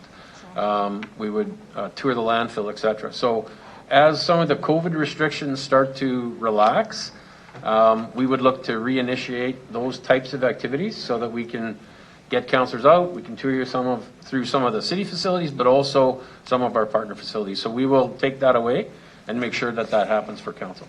Thank you very much, and that's all I have. Thank you, Councillor LeBlanc, for bringing this forward. Thank you. Thought we'd be done because I'd want to be done. I'm going to pass over chairmanship of the meeting to Deputy Mayor Bresciani for a moment and make a couple comments. Actually, I have a question.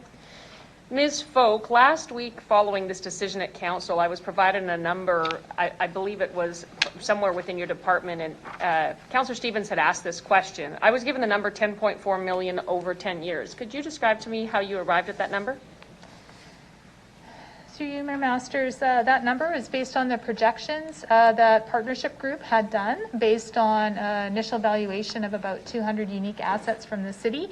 And that was based on if we developed an internal sales team and started to build relationships over 10 years, the program would be expected to deliver and generate that amount in terms of revenue. And to be clear for folks listening, this doesn't include the sponsorship that exists, perhaps, say, on the exhibition grounds. That is correct. All I want to do is comment, and if you've commented on the amendment already, we can't comment again. I did pay attention to one procedural rule. But you can speak to the motion once the amendment passes. No, I'm not done yet. I just wanted to thank council for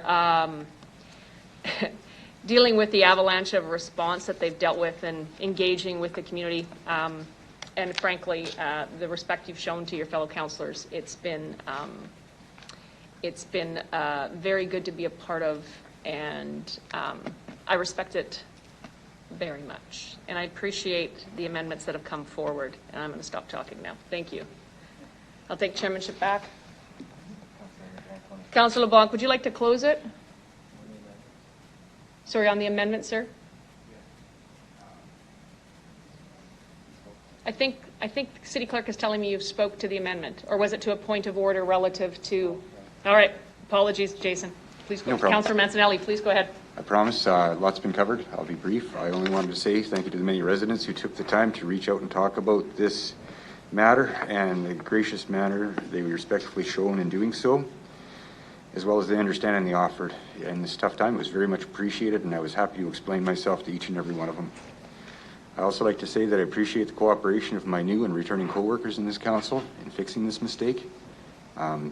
It's a tough time, but I think sometimes these are what builds stronger people in council, so I hope that's the case. That's all I have to say. Thank you.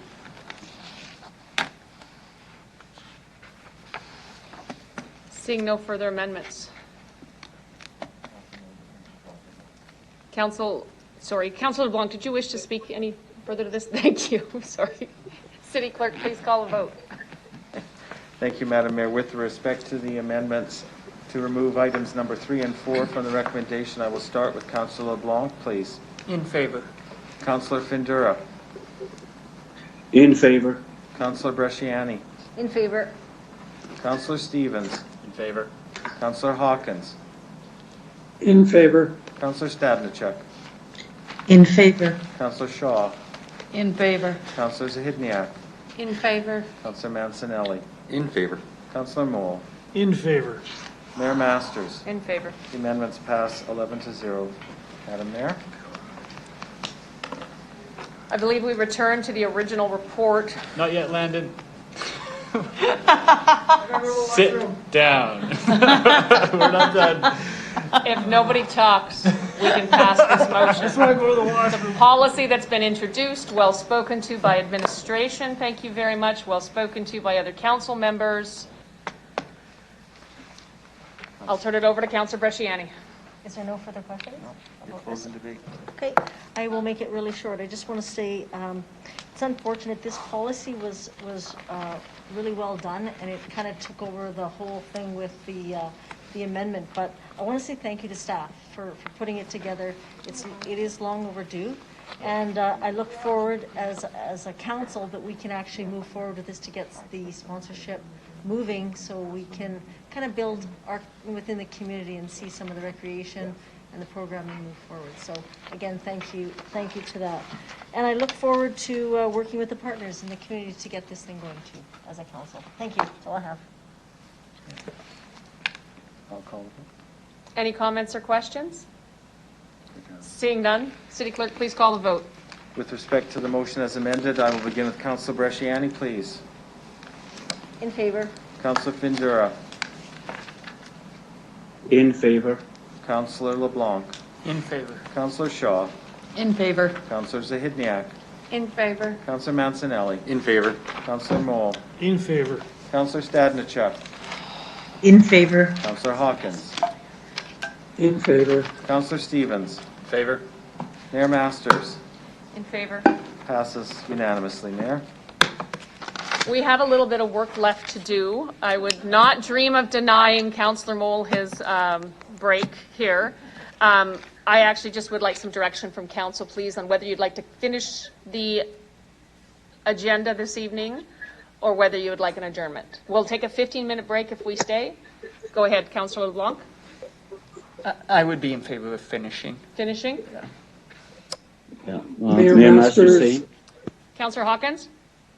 Hawkins, I would like to move adjournment. I'm not in favor of continuing. There's not a little bit of work to do. There's a great deal of work to do.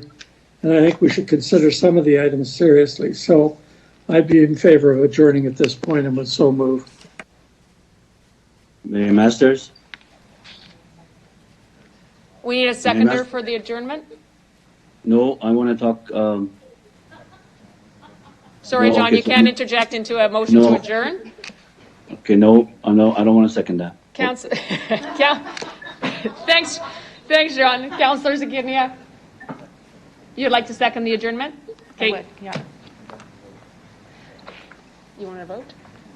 You have to have a vote on this. City Clerk, can you please call the vote on Thank the you. adjournment? With respect to adjournment, I will begin with Councillor Hawkins, please. In favor. Councillor Stadnichuk. In favor. Councillor Stevens. Against. Councillor Bresciani. Opposed? Councillor Findura. Opposed. Councillor LeBlanc. Opposed. Councillor Shaw. Opposed. Councillor Zahidniak. In favor. Councillor Mancinelli. Opposed. Mayor Masters. Opposed. The amendment to the adjournment motion fails, 3-7. So, Can I get a motion to recess for 15 minutes? So moved. Councillor Findura. Sorry, is it a point of order, Councillor Zakiniak? Well, Or I'm just- or just a wondering if que- we could have a bit longer of an adjournment than 15 minutes, like so that we could, have supper.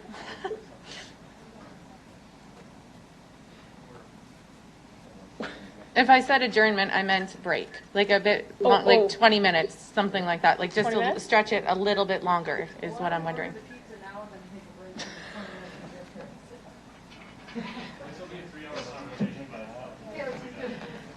Okay, sorry. But what are you saying here? Yeah, it won't arrive in time. Okay, so if you wanted 20 minutes right now, there's no food here unless there's, some left over from lunch. But if you've packed something and you'd like to eat it, I think the rest of council would like to get kind of back together and back at it as quickly as possible. So, okay, so if we had a 15-minute break now, and then, because I anticipate it might take quite a bit longer, so then, so there was pizza ordered, like I'm just looking for some clarity about when we might have a break for supper. At this point in time, Councillor, there are no plans for supper. Nothing has been ordered. Now, if you take the 15-minute recess and return to the chambers, at any time, once you return, you can consider a new motion to adjourn. If you get into two items and you're still running very, very late, it does not take away the fact that you can move a subsequent adjournment motion once you return from recess. Okay. Okay, then I'm fine. Sorry, I just needed some clarity, but I'm fine to proceed with the 15-minute break at this point. Councillor Hawkins? So, Mayor Masters, thank you. Procedurally, in the past council, we've had meetings that have gone on and on and on, and the effect of that was compression of business that hasn't been considered with the due seriousness it deserved. I understand my motion is lost. I will continue to move adjournment motions at regular intervals because I don't think we should be compressing our business like this. If there's something that's urgent on the agenda, I would like to ask the city manager that he can point it out so that maybe we can deal with it first. But other than that, as I look at this agenda, it is a long agenda with serious issues on it. People do need, they've been meeting for 5 hours. They do need to eat. The whole point of having fixed times was not to go deep into the night. So I think we should be very cautious about rushing our work, making mistakes, having people who are tired and hungry making important decisions. I'd also point out that there are some councillors that are not in the chamber. And so even if pizza got ordered, unless he was sending one around here, I wouldn't get it. Thank you, Your Worship. Thank you, Councillor Hawkins. And your comments are noted, and we'll see how quickly council can move through. Some of these items on the agenda have been discussed previously at Executive Council. We're going to move on and back at 6:29, folks. Thank you.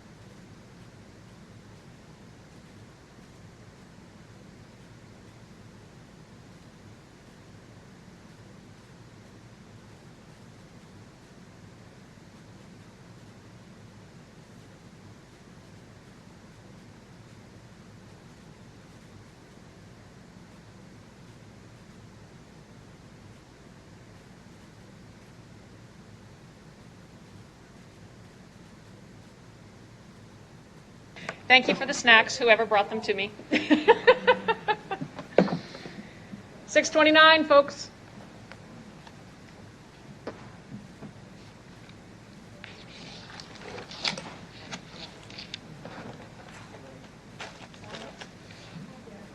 I said thank you. That's very sweet of you. Mayor, can you just hang on just a moment so we can show you the...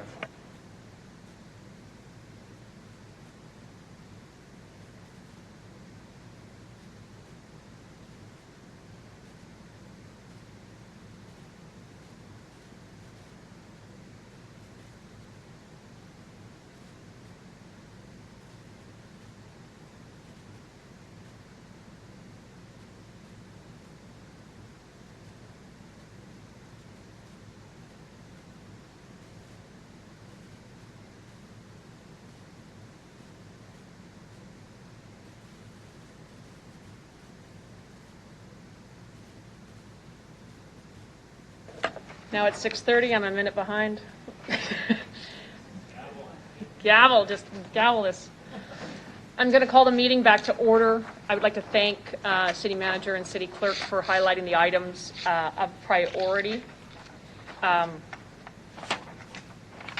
In terms of the next couple are of things I think we can get through relatively. No, I'm not going to jinx myself. Okay. We're now going to consider item NM 21-1, 2021 council appointments. Can I have the city clerk please introduce the report? Thank you, Mayor Masters. This is a relatively straightforward report.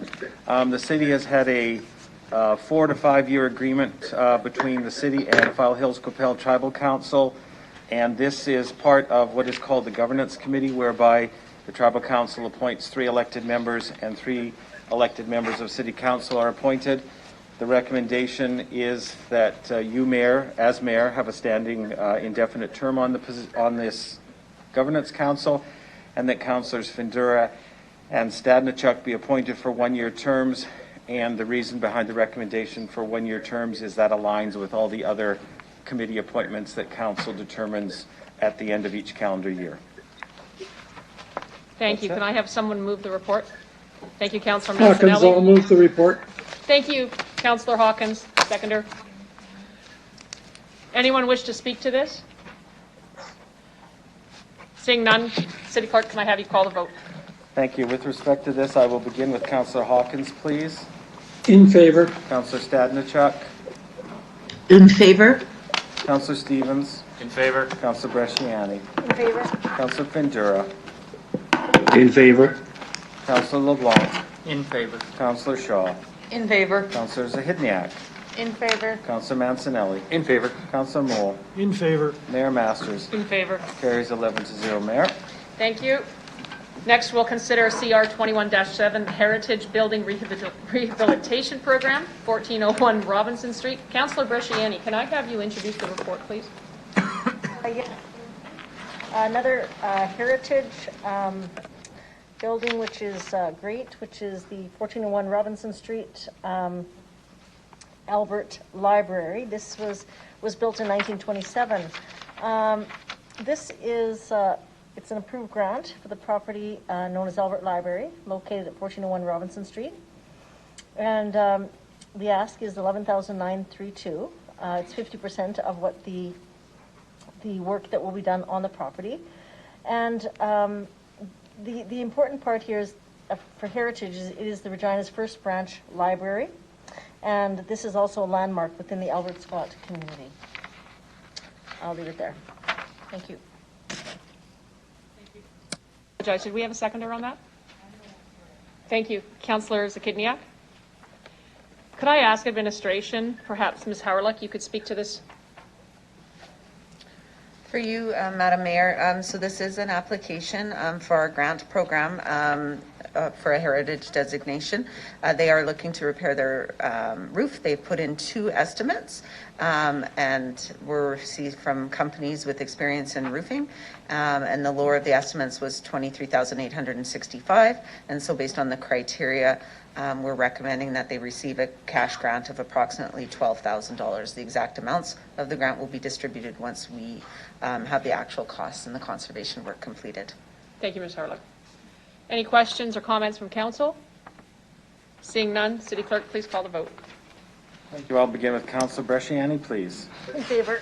Councillor Findura. In favor. Councillor LeBlanc. In favor. Councillor Shaw. In favor? Councillor Zahidniak. In favor. Councillor Mancinelli. In favor. Councillor Moore. In favor. Councillor Stadnichuk. There, in favor. Councillor Hawkins. In favor. Councillor Stevens. Favor. Mayor Masters. In favor. It carries 11-0, Mayor. Next, we have before us CR 21-9 Community Association leases. This was dealt with last week at Executive Committee. Councillor Bresciani, can I have you in? Thank you. Sorry? Thank you. I'll introduce the report. CR 229-. This is for the, Apologies, Councillor Bresciani. Councillor Hawkins has declared a conflict. Councillor Hawkins, would you like to speak to it? Mayor Masters, I've lost where you are. Have we done 2110? no, Oh, I apologize. This is not yours. I apologize. It's the next one I have a conflict on. It is. Thank you, sir. Sorry. I apologize, Councillor Bresciani. I interrupted. no worries. Thank you. I move CR 21-9 Community Association leases. Can I have a seconder, please? Thank you, Councillor Shaw. So we're looking at approving the leases of city-operated space to the respective community associations, which are 4 of them. And we've got the 4 are Heritage Community, the Cathedral Area Community Association, Al Ritchie Community Association, as well as the Regina West Zone Recreation and Community Service Board. The City of Regina provides space to the 3 community associations and 1 zone board operating out of the city-operated facilities. These groups have been operating without a formal lease agreement, and the city's real estate branch is working to finalize the lease agreements with all 4 of these associations. The city has a long-standing commitment with these community associations and zone boards, and like any other community association, they do provide valuable community development and services by offering for growth and community services. I'll leave it there. Thank you. Thank you, Councillor Bresciani. I ask for your concurrence. Maybe just have administration. Sure. Mr. Lacey, would you like to speak to this briefly? Yes, thank you. Through you, Mayor Masters. So as Councillor Bresciani has indicated here, we have 4 community associations that occupy city facilities. Currently, there's no formal lease arrangement with these associations, so the item before you is to seek approval to basically put formalized lease agreements in place that basically outline the expectation of both parties. The leases, with the exception of 1 space that is leased in the Al Ritchie Arena, is at no cost. And that is consistent with how we've treated them previously, as well as other community associations.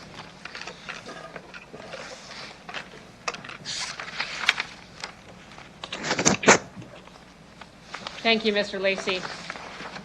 Are there any? Councillor LeBlanc? Yeah, just a question for administration. I may have missed it. Are these leases for a set term, or are they just indefinite? Thank you. Through you, Mayor Masters, yes, they are for a set time period, and I'm just trying to find what they're for. Maybe if Ms. Bisdell is online, perhaps I'll ask her if she has the time frame for these leases.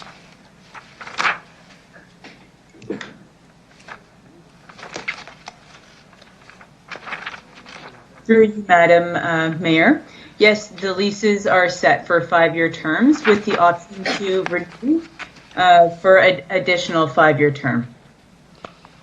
And is that option to renew at either party's option, or that's the community association's option? That's at either party's option. So it would be the community association essentially wanting to extend that lease. Great, thank you. Seeing no other comments, City Clerk could call the vote. Thank you. I will begin with Councillor Bresciani, please. In favor? Councillor Stevens. In favor. Councillor Hawkins. In favor. Councillor Stadnichuk. In favor. Councillor Mole. In favor. Councillor Mancinelli. In favor. Councillor Zahidniak. In favor. Councillor Shaw. In favor. Councillor LeBlanc. In favor. Councillor Findura. In favor. And Mayor Masters. In favor. Carries 11-0, Mayor. Thank you. Moving quickly on. We'll now consider item CR 21-10, 2021 citizen and organization appointments to the Regina Planning Commission. Councillor Findura, can you introduce the report? You want Councillor Bresciani. Apologies. This is that executive. Okay. I'll be more happy to, but okay. For the 2021 citizen organization appointments to RPC, can I have a seconder, please? Thank you, Councillor Mole. The following appointment to the Regina Planning Commission for a term of office is indicated, and it's Kathleen Wilson, and that's from February 1st, 2021 to December 31st, 2022. And she's been appointed to the Regina Planning Commission, and that's it. So I just ask for concurrence on this. Any questions from council?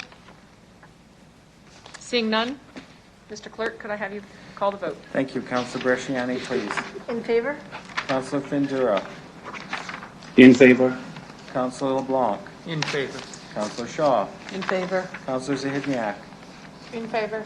Councillor Mancinelli. In favor. Councillor Mole. In favor. Councillor Stadnichuk. In favor. Councillor Hawkins. In favor. Councillor Stevens. In favor. Mayor Masters. In favor. Carries 11-0, Mayor. Councillor Hawkins, now we're moving into donation, CR 21-11, donation of park assets for Lakeview Park. Thank you very much. I'll declare my conflict. I'm chair of the Lakeview Community Association. Thank you. Mr. Bresciani? Thank you.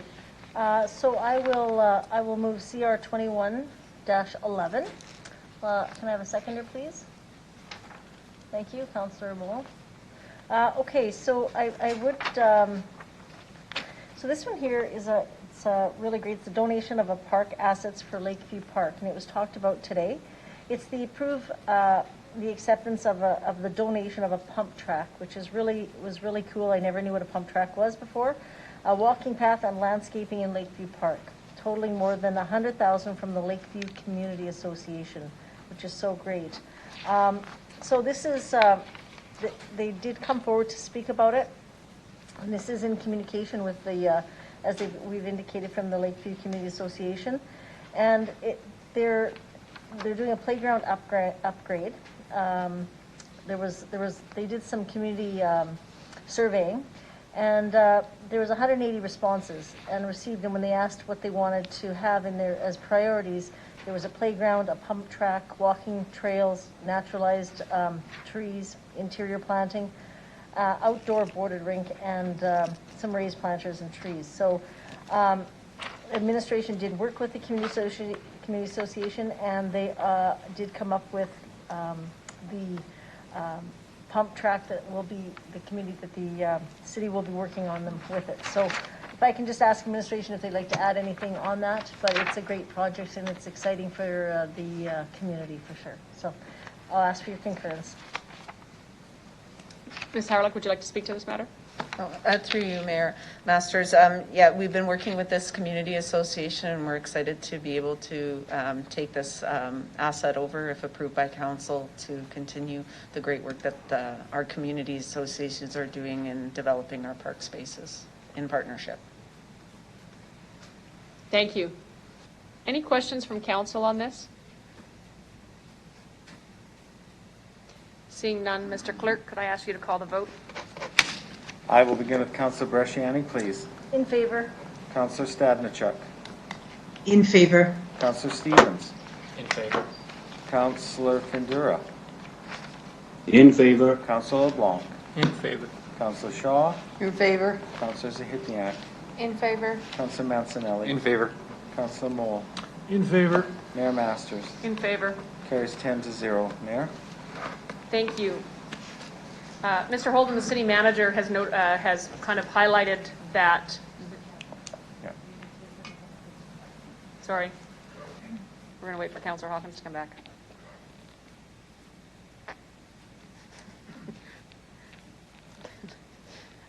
I like that you think he's coming back. Councillor Hawkins, you're back with us? Yes, thank you. City Manager Mr. Holden has suggested that perhaps we could table CR 2112 and CR 213, the never-ending temporary downtown surface parking lot, in terms of just suggesting that they might be or warrant further or larger conversation. And if the meeting's going to end, we could finish with the final two kind of cleanups as they relate to appointing the 2021 pest control officers and then the closed committee items. Or do you wish to speak to them tonight?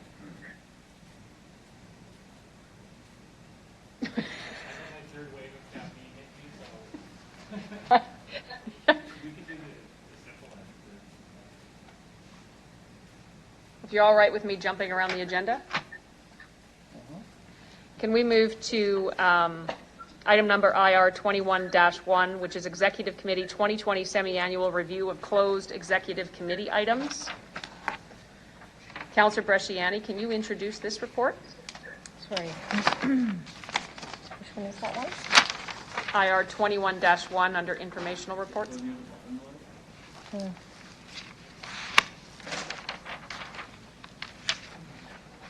Okay, great. I move the IR2 1-1 Executive Committee 2020 Semi-Annual Review of Closed Executive Committee Items. And I'll just ask, can I have a seconder, please? I'll second that, Hawkins. Thank you, Councillor Hawkins. Nothing to report. These are items that are closed. If I could have administration just speak to it, why they're there and why they're closed. Or Mr. Clerk, thank you.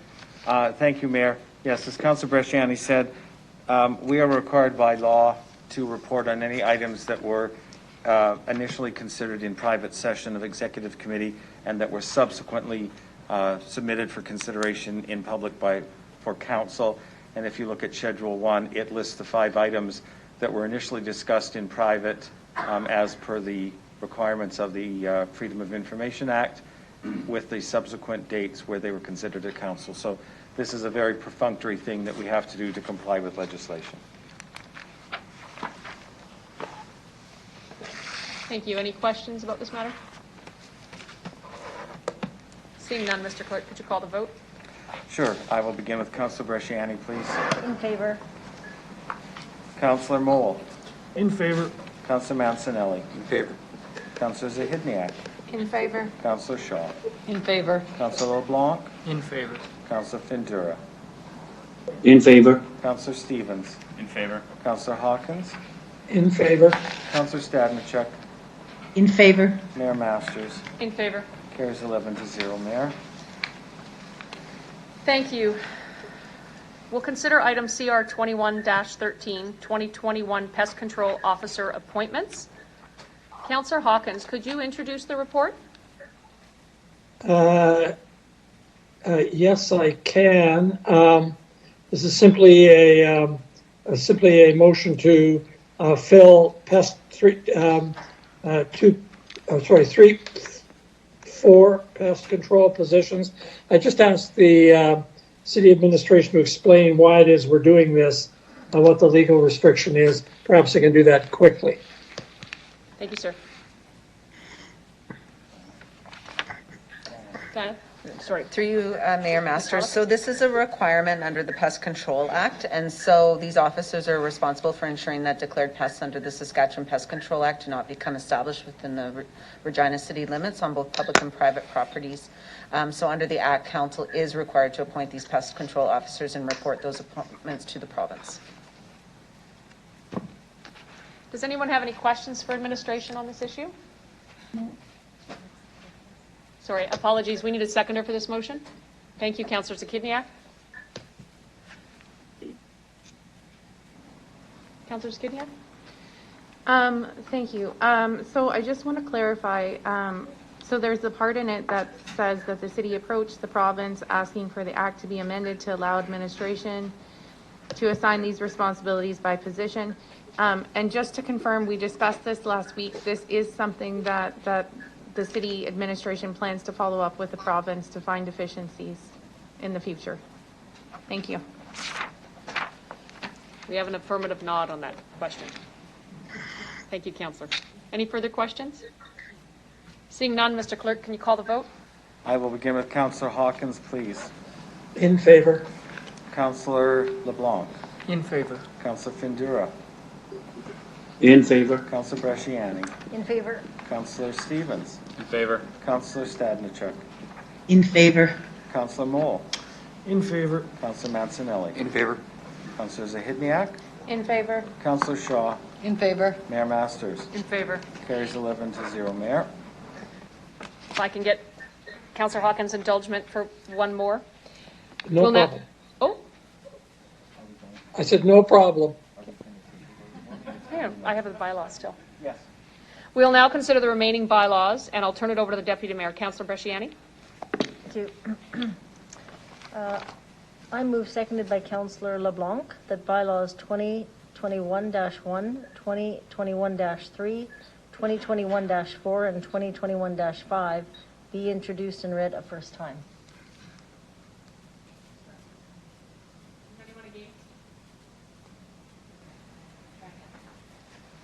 Is anyone against the motion, the bylaw reading?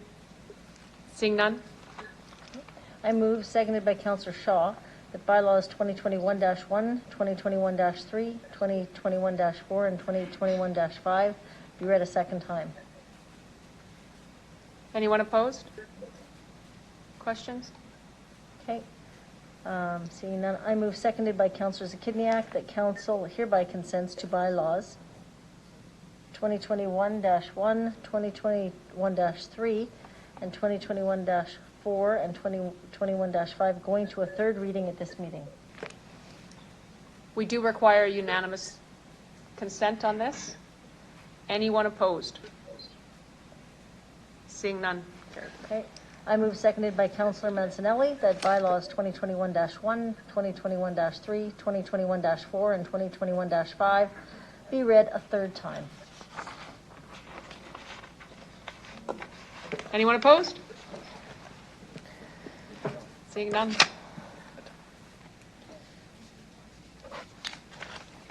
So going back, CR 21-12, overgrown grass and vegetation on city right-of-way. Councillor Hawkins, can you introduce the report? I'm going to move adjournment. Get a seconder for adjournment? Councillor Zakidniak? Call the vote, Mr. Clerk. I'll begin with Councillor Hawkins, please. In favor. Councillor Stadnichuk. In favor. Councillor Stevens. Against. Councillor Bresciani. Opposed? Councillor Findura. Opposed. Councillor LeBlanc. Opposed. Councillor Shaw. Opposed. Councillor Zahidniak. In favor. Councillor Mancinelli. Opposed. Councillor Mole. Opposed. Mayor Masters. Motion is defeated 3-8, Your Worship.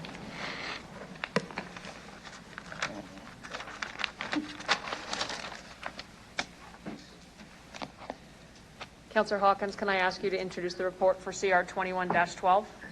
Yes, Mayor. This is an important motion that deserves some careful consideration. It's a motion that grows out of difficulties last summer, particularly in the new parts of the city with weeds, primarily caused by the weather conditions at the time. I want to begin by saying that in Harbour Landing, there was an acute problem related to the environmental reserve, which is the trench which runs through through Harbour Landing. There was weed infestation that was attacking the backyards of many of the houses along the environmental reserve. I want to congratulate and thank the city for the rapidity with which they dealt with the problem which had emerged, there were two aspects to this. The first was that, or three aspects. The first was that extra cutting was put in place. The second was that a plan was communicated to the residents of the area about how future weed infestation was to be avoided, how it was to be dealt with increased cutting, and when. That communication went by way of a Zoom community meeting because of COVID, which was well attended, and I can report the residents were grateful to the city administration for putting that together.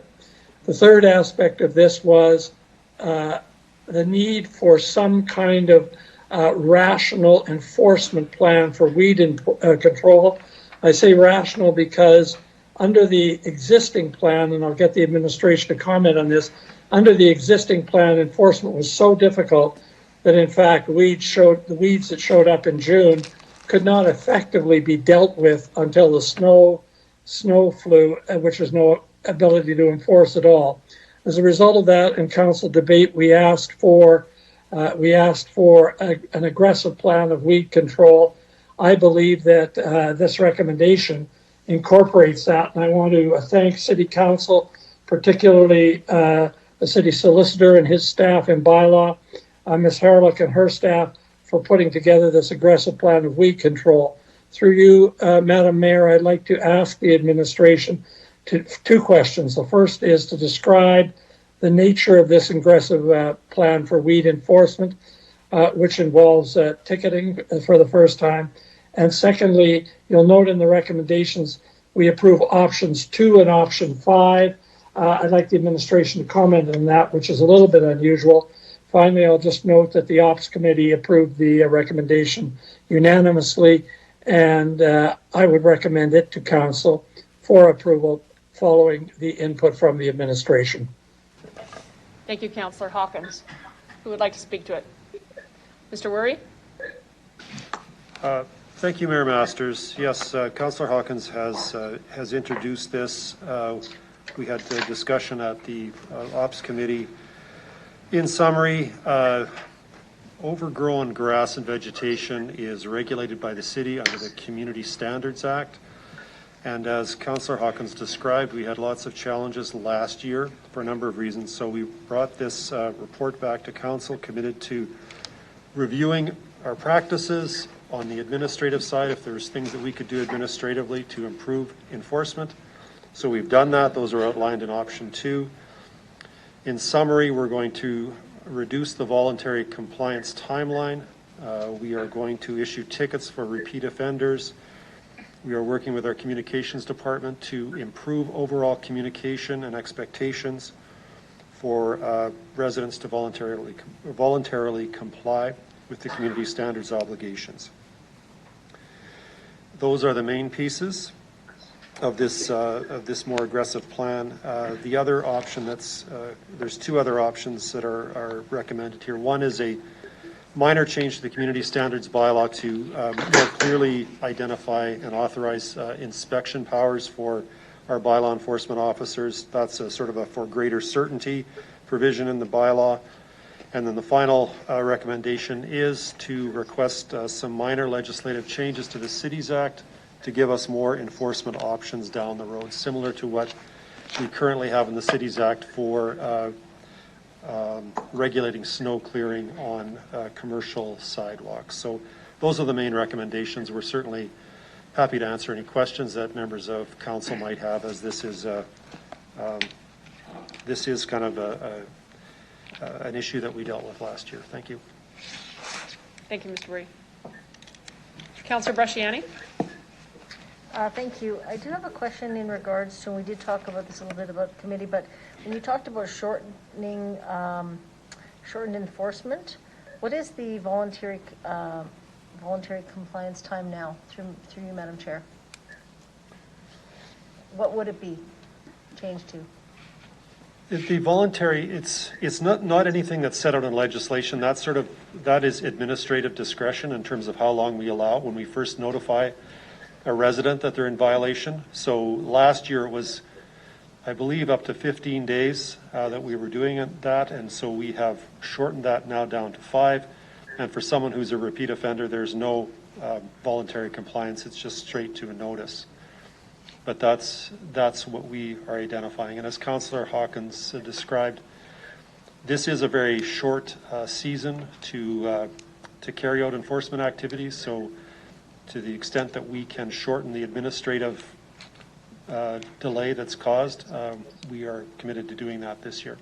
Thank you. In regards to the city boulevards or the boulevards that are owned by the residents, which residents are still not sure that they actually own, there's still a bit of a miscommunication of what's going on there. Is there going to be some I guess, lenience in that regard? Because I don't think it's been communicated who owns what. I'd like to just get a response on that. Through you, Madam Chair.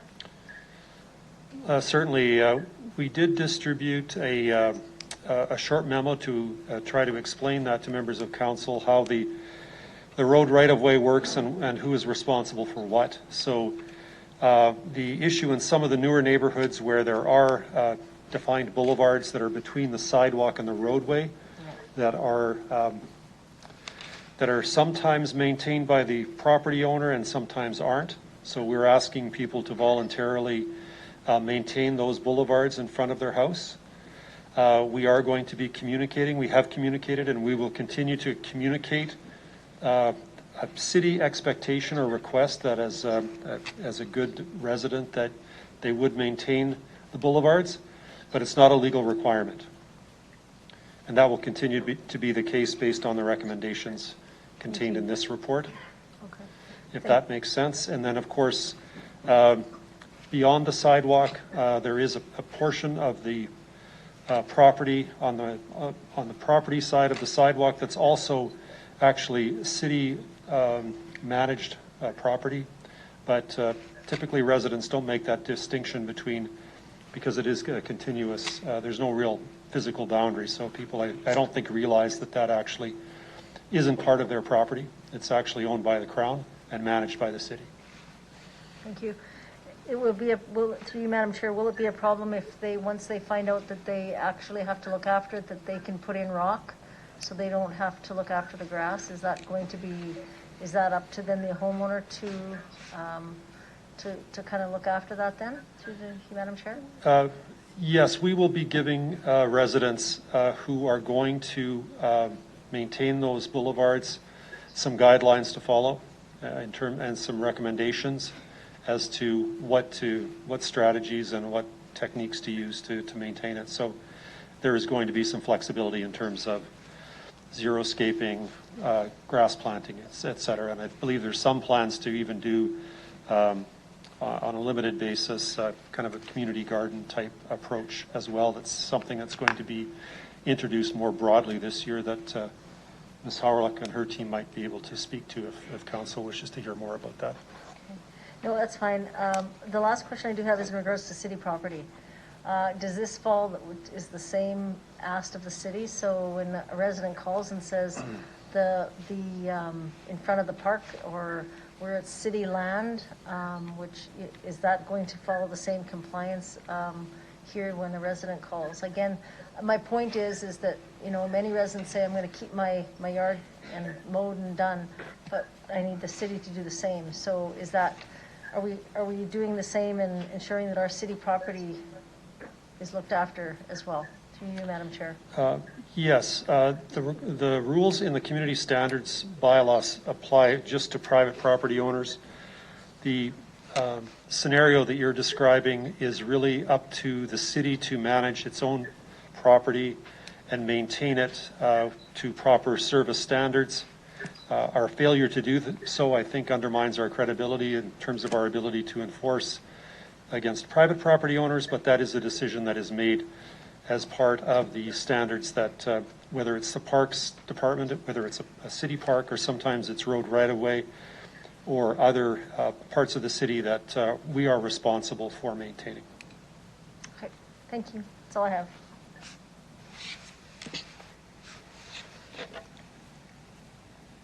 Thank you. Councillor LeBlanc?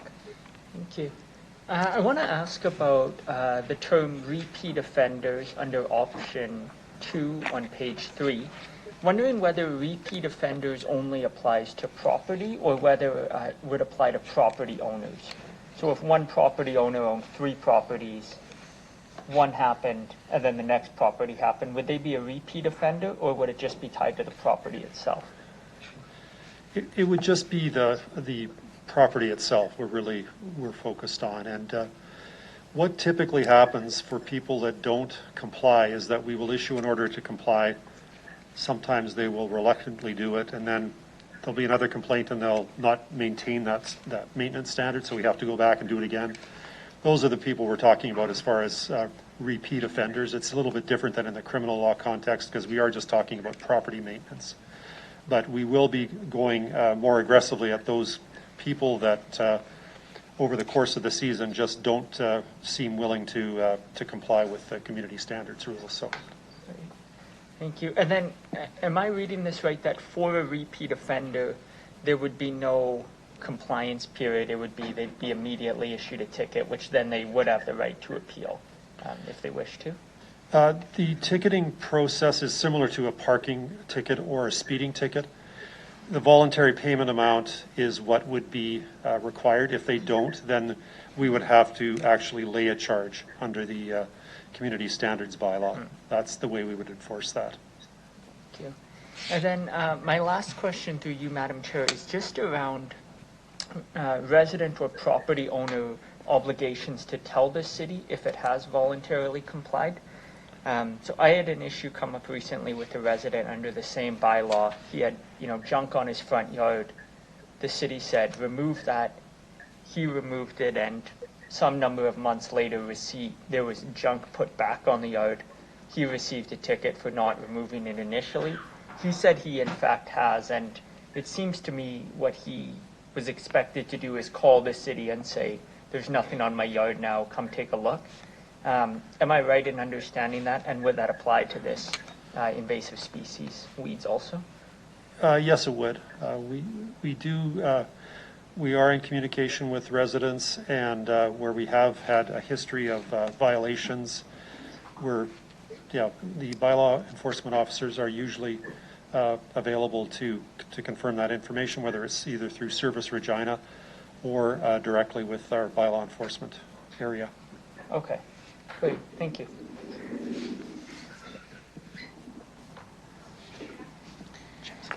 Thank you. First of all, when this was introduced at the committee level, I had some confusion around the term boulevard. So just in case anybody listening does, if I could get a definition of what the term boulevard refers to, please. Thank you, Mayor Masters. Yes, this working in this area, I suppose we assume that we understand what it means, but it's not readily apparent to others, I don't think, because of the definition of boulevard. When we speak of boulevard in the context of this bylaw, we are talking about that portion of the roadway between the street, which is where cars drive on, and then the property line. And then there's a sidewalk, and in some neighborhoods there was a boulevard, which is that area, that strip of land between the roadway and the sidewalk. So that's what we're calling boulevards. There was also a question at committee about medians. So medians are strips of land that divide the 2 lanes of a street or in the middle of a 4-lane street. And those are all maintained for public safety reasons. The expectation is that those are all maintained by city crews. So the only place where it's expected that, or where we ask residents to maintain boulevards is in residential neighborhoods where there's not a high volume of traffic and it's safe to do so. On major arterials, we sometimes have boulevards that are wider, and those are also maintained by city crews. So there are some service standards for some of these across the city. But that's what we're talking about when we reference boulevards, is that strip of land between the street and the sidewalk in some residential neighborhoods. Thank you for that. Another question I have is, I think that somewhere in the report it references landscaping requirements for new homes. Can can I just get some information about what those are? And maybe it's not in the report, but I believe there's a mention of that. What are the landscaping requirements at this time? Well, for new development, it's something that's covered under some of our development standards. And then you are expected to landscape your property to a standard so that there isn't going to be soil erosion and drifting of soil, et cetera. But I don't know if Ms. Harlock has anything to add, but there are separate standards for new house development, and then down the line, if there is a deterioration of the landscaping standards, then we would go in under the community standards bylaw and issue an in those situations. Thank you, Mayor Masters. Yes, so Mr. Weary is correct. When new builds happen or infill builds, like new build construction, they have 2 years to put in landscaping that does exactly what Mr. Weary said in order to stop soil erosion. Okay, thank you for that. We also, so in the report, it talks about communications to residents. And at the committee, we spoke about, and I believe this has been touched on briefly today, that this communication regarding boulevards would include low to no maintenance options for folks. And at the committee, we also spoke about that communication going out also for lawns, right? Like what are, because if somebody doesn't want to maintain the grass, what are their other options? What could they put in their yard that would be low maintenance and not involve maintaining the grass? So just to, I guess, reiterate, or that will be a part of the communication strategy from administration. Yes, that's correct. We are going to be doing a more comprehensive communications plan for this year, building on things that we've done in previous years. So the only thing that I would add to it is that it will include these obligations under, sorry to complicate this issue further, but there are other obligations under the Weed Control Act that Councillor Hawkins made reference to earlier. So that is another piece of the communications plan, is to differentiate the different obligations that property owners do have. But we are, as we move along this path with these issues, we are seeing the need to keep the public more informed on what the expectations are so that they can voluntarily comply and be good neighbors. Okay, and I just have one final thing. So I believe there was some discussion about alleys. There were, at the committee, there were options outlined in there. So for example, that there could be a tax as a possibility for the city to maintain grass along in alleys. Was there further information about that topic coming back from administration? I recall a discussion around that.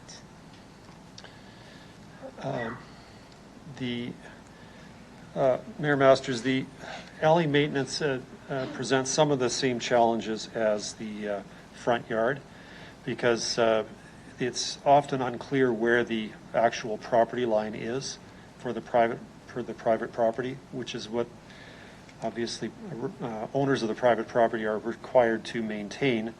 But once you get past the fence line, it really is the obligation of the city to maintain the alleyway. We do have some limited maintenance that we do, and some of that is, I believe, charged back through an alley maintenance. But Mr. Onrait may correct me on that. This is not the subject of this particular report, which is mostly focused on front yard maintenance. But there is an ability for council to approve changes to the service levels in alleyways and maintenance, because obviously not all parts of the city have alleys, so that isn't an issue in many residential neighborhoods. So you can, by way of a special tax, identify areas of the city that require alley maintenance and charge those residents a differential fee. So that is something that can be done or can be expanded. Okay. If council wishes to, but Thanks. Sorry, I wasn't meaning to open up a new debate. I was just referring to the alley section in the report, and I thought that there was additional information coming forward already from administration, but it doesn't sound like there is at this time. Whether or not we talk about that later, I don't think I wish to pursue that right now. So thank you. I'm done for now. Thank you, Councillor Zakidniak. Councillor Stadnichuk. Yes, thank you, Mayor Masters. So a question that I have is, if we're going to be increasing enforcement of this, I am worried about conflict between neighbors in terms of different approaches on how they maintain. And because with the boulevard, I imagine it could be contiguous in terms of it's one shared space among several neighbors. And so have there been a lot of issues with this in the past in terms of conflict between neighbors? Some want to use Roundup to kill the weeds, and others have an environmental approach and are opposed to that. So I'm just sort of wondering, is there a way that this, with increased enforcement, that we don't increase tension between neighbors? I'm not sure how it's been dealt with in the past, is why I'm asking, and if there's ways we can minimize conflict. Mr. Wherry? Thank you, Mayor Masters. Those types of neighbor disputes do come up in the context of a range of bylaw violation complaints. I don't know if I have a good answer. Some people are just better neighbors than others. But we do try to be even-handed in how we respond to complaints. And if we do view that it's primarily a neighbor dispute as opposed to a significant bylaw violation, that will factor into our exercise of discretion. In the context of what the councillor is asking about with boulevards, there's some statistics in the report. Most of the, I think, disputes that she's referring to are probably just general yard maintenance standards, as opposed to we don't get that many complaints about boulevard maintenance. It's mostly just people complaining about their neighbors not keeping their yard to the standard that perhaps they expect. And that's not really the legal standard that we have to apply. It's what the standard is in the community standards bylaw. So that's, I think, attempting to answer. Everyone has different standards in terms of how interested they are in landscaping their yard and maintaining to their own personal standard, but we try to maintain an objective standard through the community standards bylaw. Okay, thank you very much. Councillor LeBlanc. Yeah, thank you. I'm looking at page 9 of the report. It has data 2015 to 2020, percentage of complaints from public/private boulevard and alley.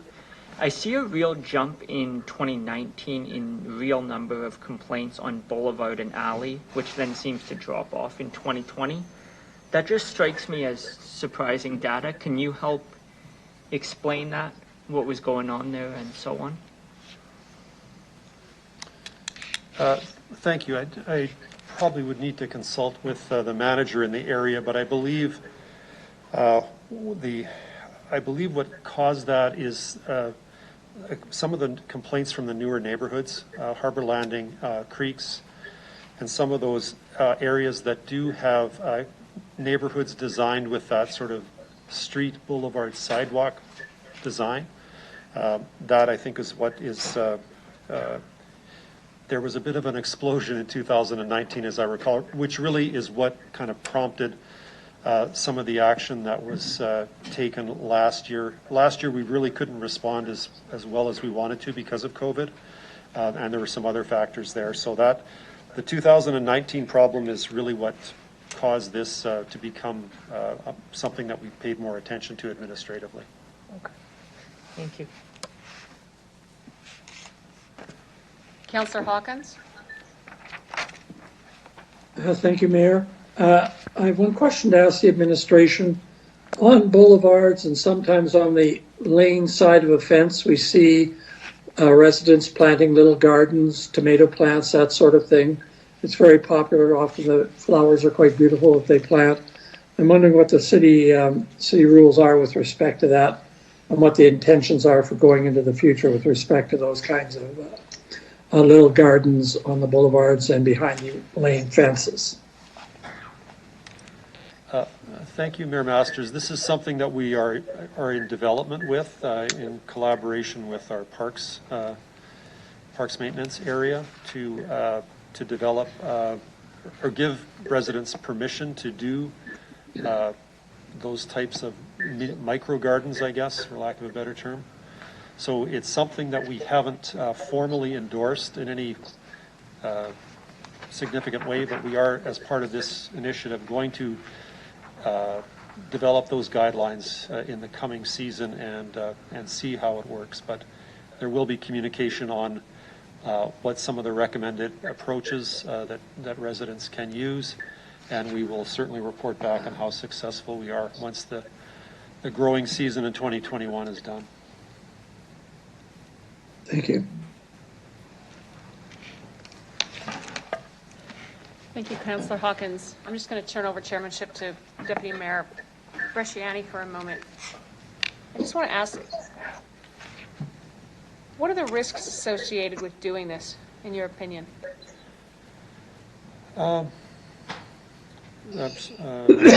Which just the recommendations? Yes. Generally?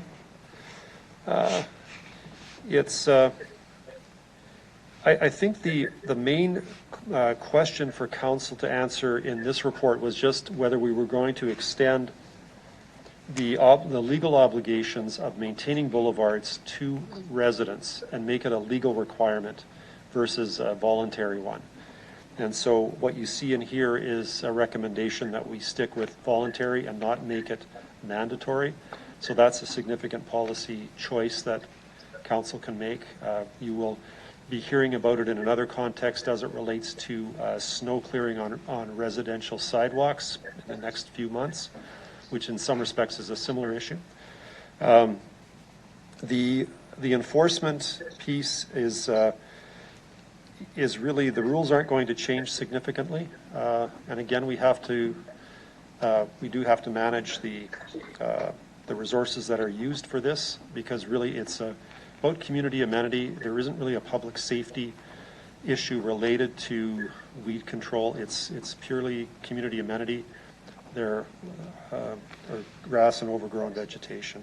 And then the final one was just the recommendation to ask the provincial government for legislative change. So, and just to explain that quickly, what we would be recommending is, if there is a violation on a city boulevard, if we go down that path, we can then, and they don't comply with it, we can remedy that contravention and then add the cost of that remedy to their tax account. So that's the other one. That might be somewhat controversial in the community. But again, it's just to give us the opportunity to use that as an option, not to say that council has to do it, but it would give us enabling legislation to do it. That's all. Thank you very much.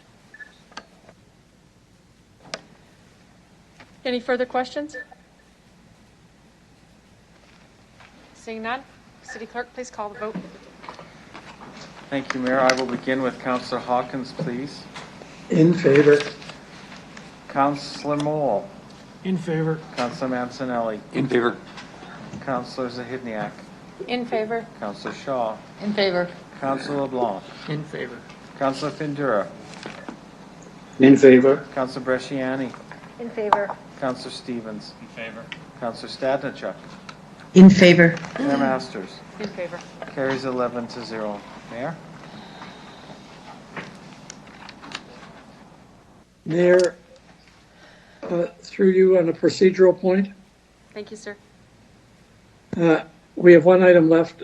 We have temporary downtown surface parking lots. Parking lots are a controversial issue. They deserve careful study.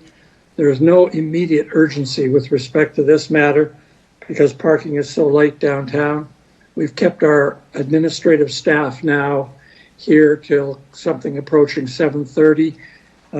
Councilors have families and family obligations. I'm going to move again that we adjourn.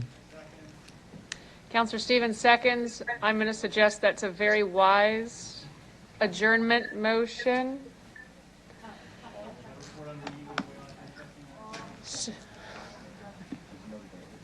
No debate. Please call the vote. With respect to the adjournment debate, I will begin with Councillor Hawkins, please. In favor. Councillor Stadnichuk. In favor. Councillor Stevens. In favor. Councillor Bresciani. Opposed? Councillor Findura. Opposed? Councillor LeBlanc. In favor. Councillor Shaw. I'm opposed. Councillor Zahidniak. In favor. Councillor Mancinelli. In favor. Councillor Moore. In favor. Mayor Masters. In favor. Passes 8-3. The remaining item is tabled. Thank you, Mayor. I can hear my doorbell. The clerk has sent a pizza, and I'd like to thank you for that. Well done, sir. Oh, you guys. Sorry, guys. Just, I'm out.